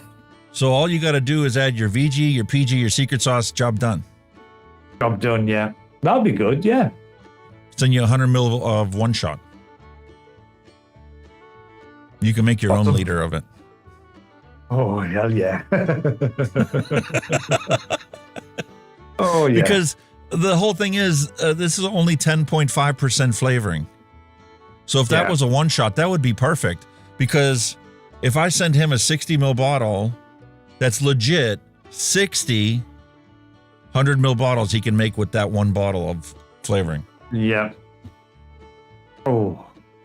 He's set for the year. Oh, easy. Because by the time you mix it I am, up with all the anyway. other stuff you got, love it. I need to dig in me box and send you the flavors what I've got and see if we can actually do something with them. Yeah. We need to have a go at them. I think I've got. Yeah, so send me a list of your flavorings in the next week or so that I can Yeah. bottle up the other flavors I haven't sent you already. I thought I sent you flavors banana. I don't think you got banana. No. Yeah, because he sent me originally 120 mil bottles of it. And I've used it before in a Right. couple of the recipes, but it sits there. So why not send you 30 mils of it and you can add banana flavoring to your recipes and stuff that you got laying around. Definitely. I will do that. I will catalog. I will have a little catalog of what I've got lying about. And we'll do something with them. I need to do something with them. You know what? If you could write it up in a text file and just email me the text file. Yeah, I'll do that. That'd be even better. Awesome, man. What a fantastic day. It's awesome, isn't it? Absolutely brilliant. Absolutely brilliant. Been really good. You know, the format might Even not be though- the ideal for certain people that watch our show, but I mean, we've kept the same format the whole time. So if you're into the mixing part, you come to the end of the show. If you're into the news, then you watch the first part of the show. If you're into the just two old guys laughing at a bunch of old jokes and some hand checks, you come in the middle of the show. exactly. We try to cater for everybody. But for our personal mental health, this is the perfect format because we always end up happy with these lovely flavors and recipes we come up with. Of course, without a doubt. And the news is like a bygone memory at this point. It's like, what did I talk about today? I don't care. Yeah, it's all doom and gloom. Who gives a shit? You know, we'll just carry on. Has nothing to do with the 3 Guinnesses, the 3 pints of Guinness he drank during the stream. It has nothing to do with it. There's still another one to come yet. You know, you do buy them in 4-packs, so it would be a shame, you know, not to. To each their own. Oh, fine. They're just one of them drinks you can just toddle along with and, you know, you're fine with it, honestly. I'm sober as a judge, folks. What's this? Yeah, because your wife will smack you upside the head if you're not. Oh, yeah. Yes, that's another thing. Remember, got the wife stand on duty as well, so. All right, so what else you have planned for later on this week? Anything in particular? Anything special? Or are you just doing the normal grind? It's pretty much the normal stuff, mate. We're a day off tomorrow. So I'm going to catch up with a few chores. I mean, we've got a tree up and that. We're still putting other decorations up, and obviously parts of the house's anatomy that you can't reach because she's only short, my wife, you see. So I'll have to get the ladders out. So we finish the decks off. See any little bits and bobs that need tidying up in here, and then back to your normal grind as usual. You know what I mean? Like I said, I didn't get as much time as I used to now, you know, to scroll any stuff that I fancy buying or anything like that. You know, it's just like a lot of it's word of mouth. I mean, I know like, oh God, man, my fucking name's gone. He's got another Bonza coming out, the Bonza Pro. You know who I mean? Bogan. He done a show and tell. I mean, I could be interested in that. And I've got the last 2 he brung out, so that could be something I might give a try. Mods. There's nothing really in mods. I mean, there's nothing new, is there? They're all pretty much the same at the minute. There's nothing groundbreaking mod-wise. I would love to probably get into the mech eventually, but they don't come cheap. But like I said, I think I'm getting a bit picky in my old age when it comes to buying tanks and RDAs. And I think you're not just going to buy it for the hell of it to do a review on it. You know, them days are gone. I used to do that. Oh, yeah, but the reason those days are gone is because you have tanks like the Blaze Pro Max RTA that now gives you banging flavor from your very first build on it. And that's the thing, isn't it? Attention everyone. Oh, God, yeah. According to Neil Pitts, good show, guys. That is all. Very good show. Very much appreciate the super chats today, both from the Six Pack Kid and also from twice I can't think of your name, Brian. The names are good. I'm terrible with names. Well, yeah, like I don't know Brian Ferguson. I just just one of their names, isn't it? I'm terrible with names. It's not just his name today. It's just like every once in a while I get to the point where like I get this inundated rush of brain farts. It's just like, did I not get good enough sleep last night? Was I snoring too loud? Kept waking myself up. What's the deal? It happens to us all, doesn't it? I'm the same. I've done the work today. There's a route I was doing. The route is simple. We've got like what we call the Tyne Tunnel. That just crosses the River Tyne, but it's a tunnel. We've got two. One, you know. And I'm sitting there thinking, right, I need to go this way. And then I thought, I saw the doubt myself. I went, are you sure you're going to go that way? And I'm thinking, yeah. And then I'm thinking, this is a total brain fart. I just thought, where the fuck am I going?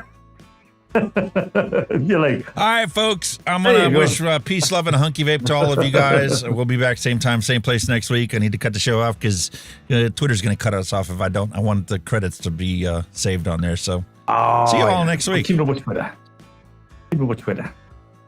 As always, boys and girls in chat, thank you. And especially the guy, Brian Ferguson. We forgot the name. The super chat. Thank you. Absolutely much appreciate that. It will go a long way with Alex's expenditure, shall we say. There's always, boys and girls, all them hand checks, jokes, all that stuff, you know where to find it, Discord. Alex normally leaves something lying about somewhere, so you know where to find us, know where to go. And as always, thank you very much for joining us. And we shall see you all same time, same place next week. Thanks for listening. We'll be back next week again for a fresh round.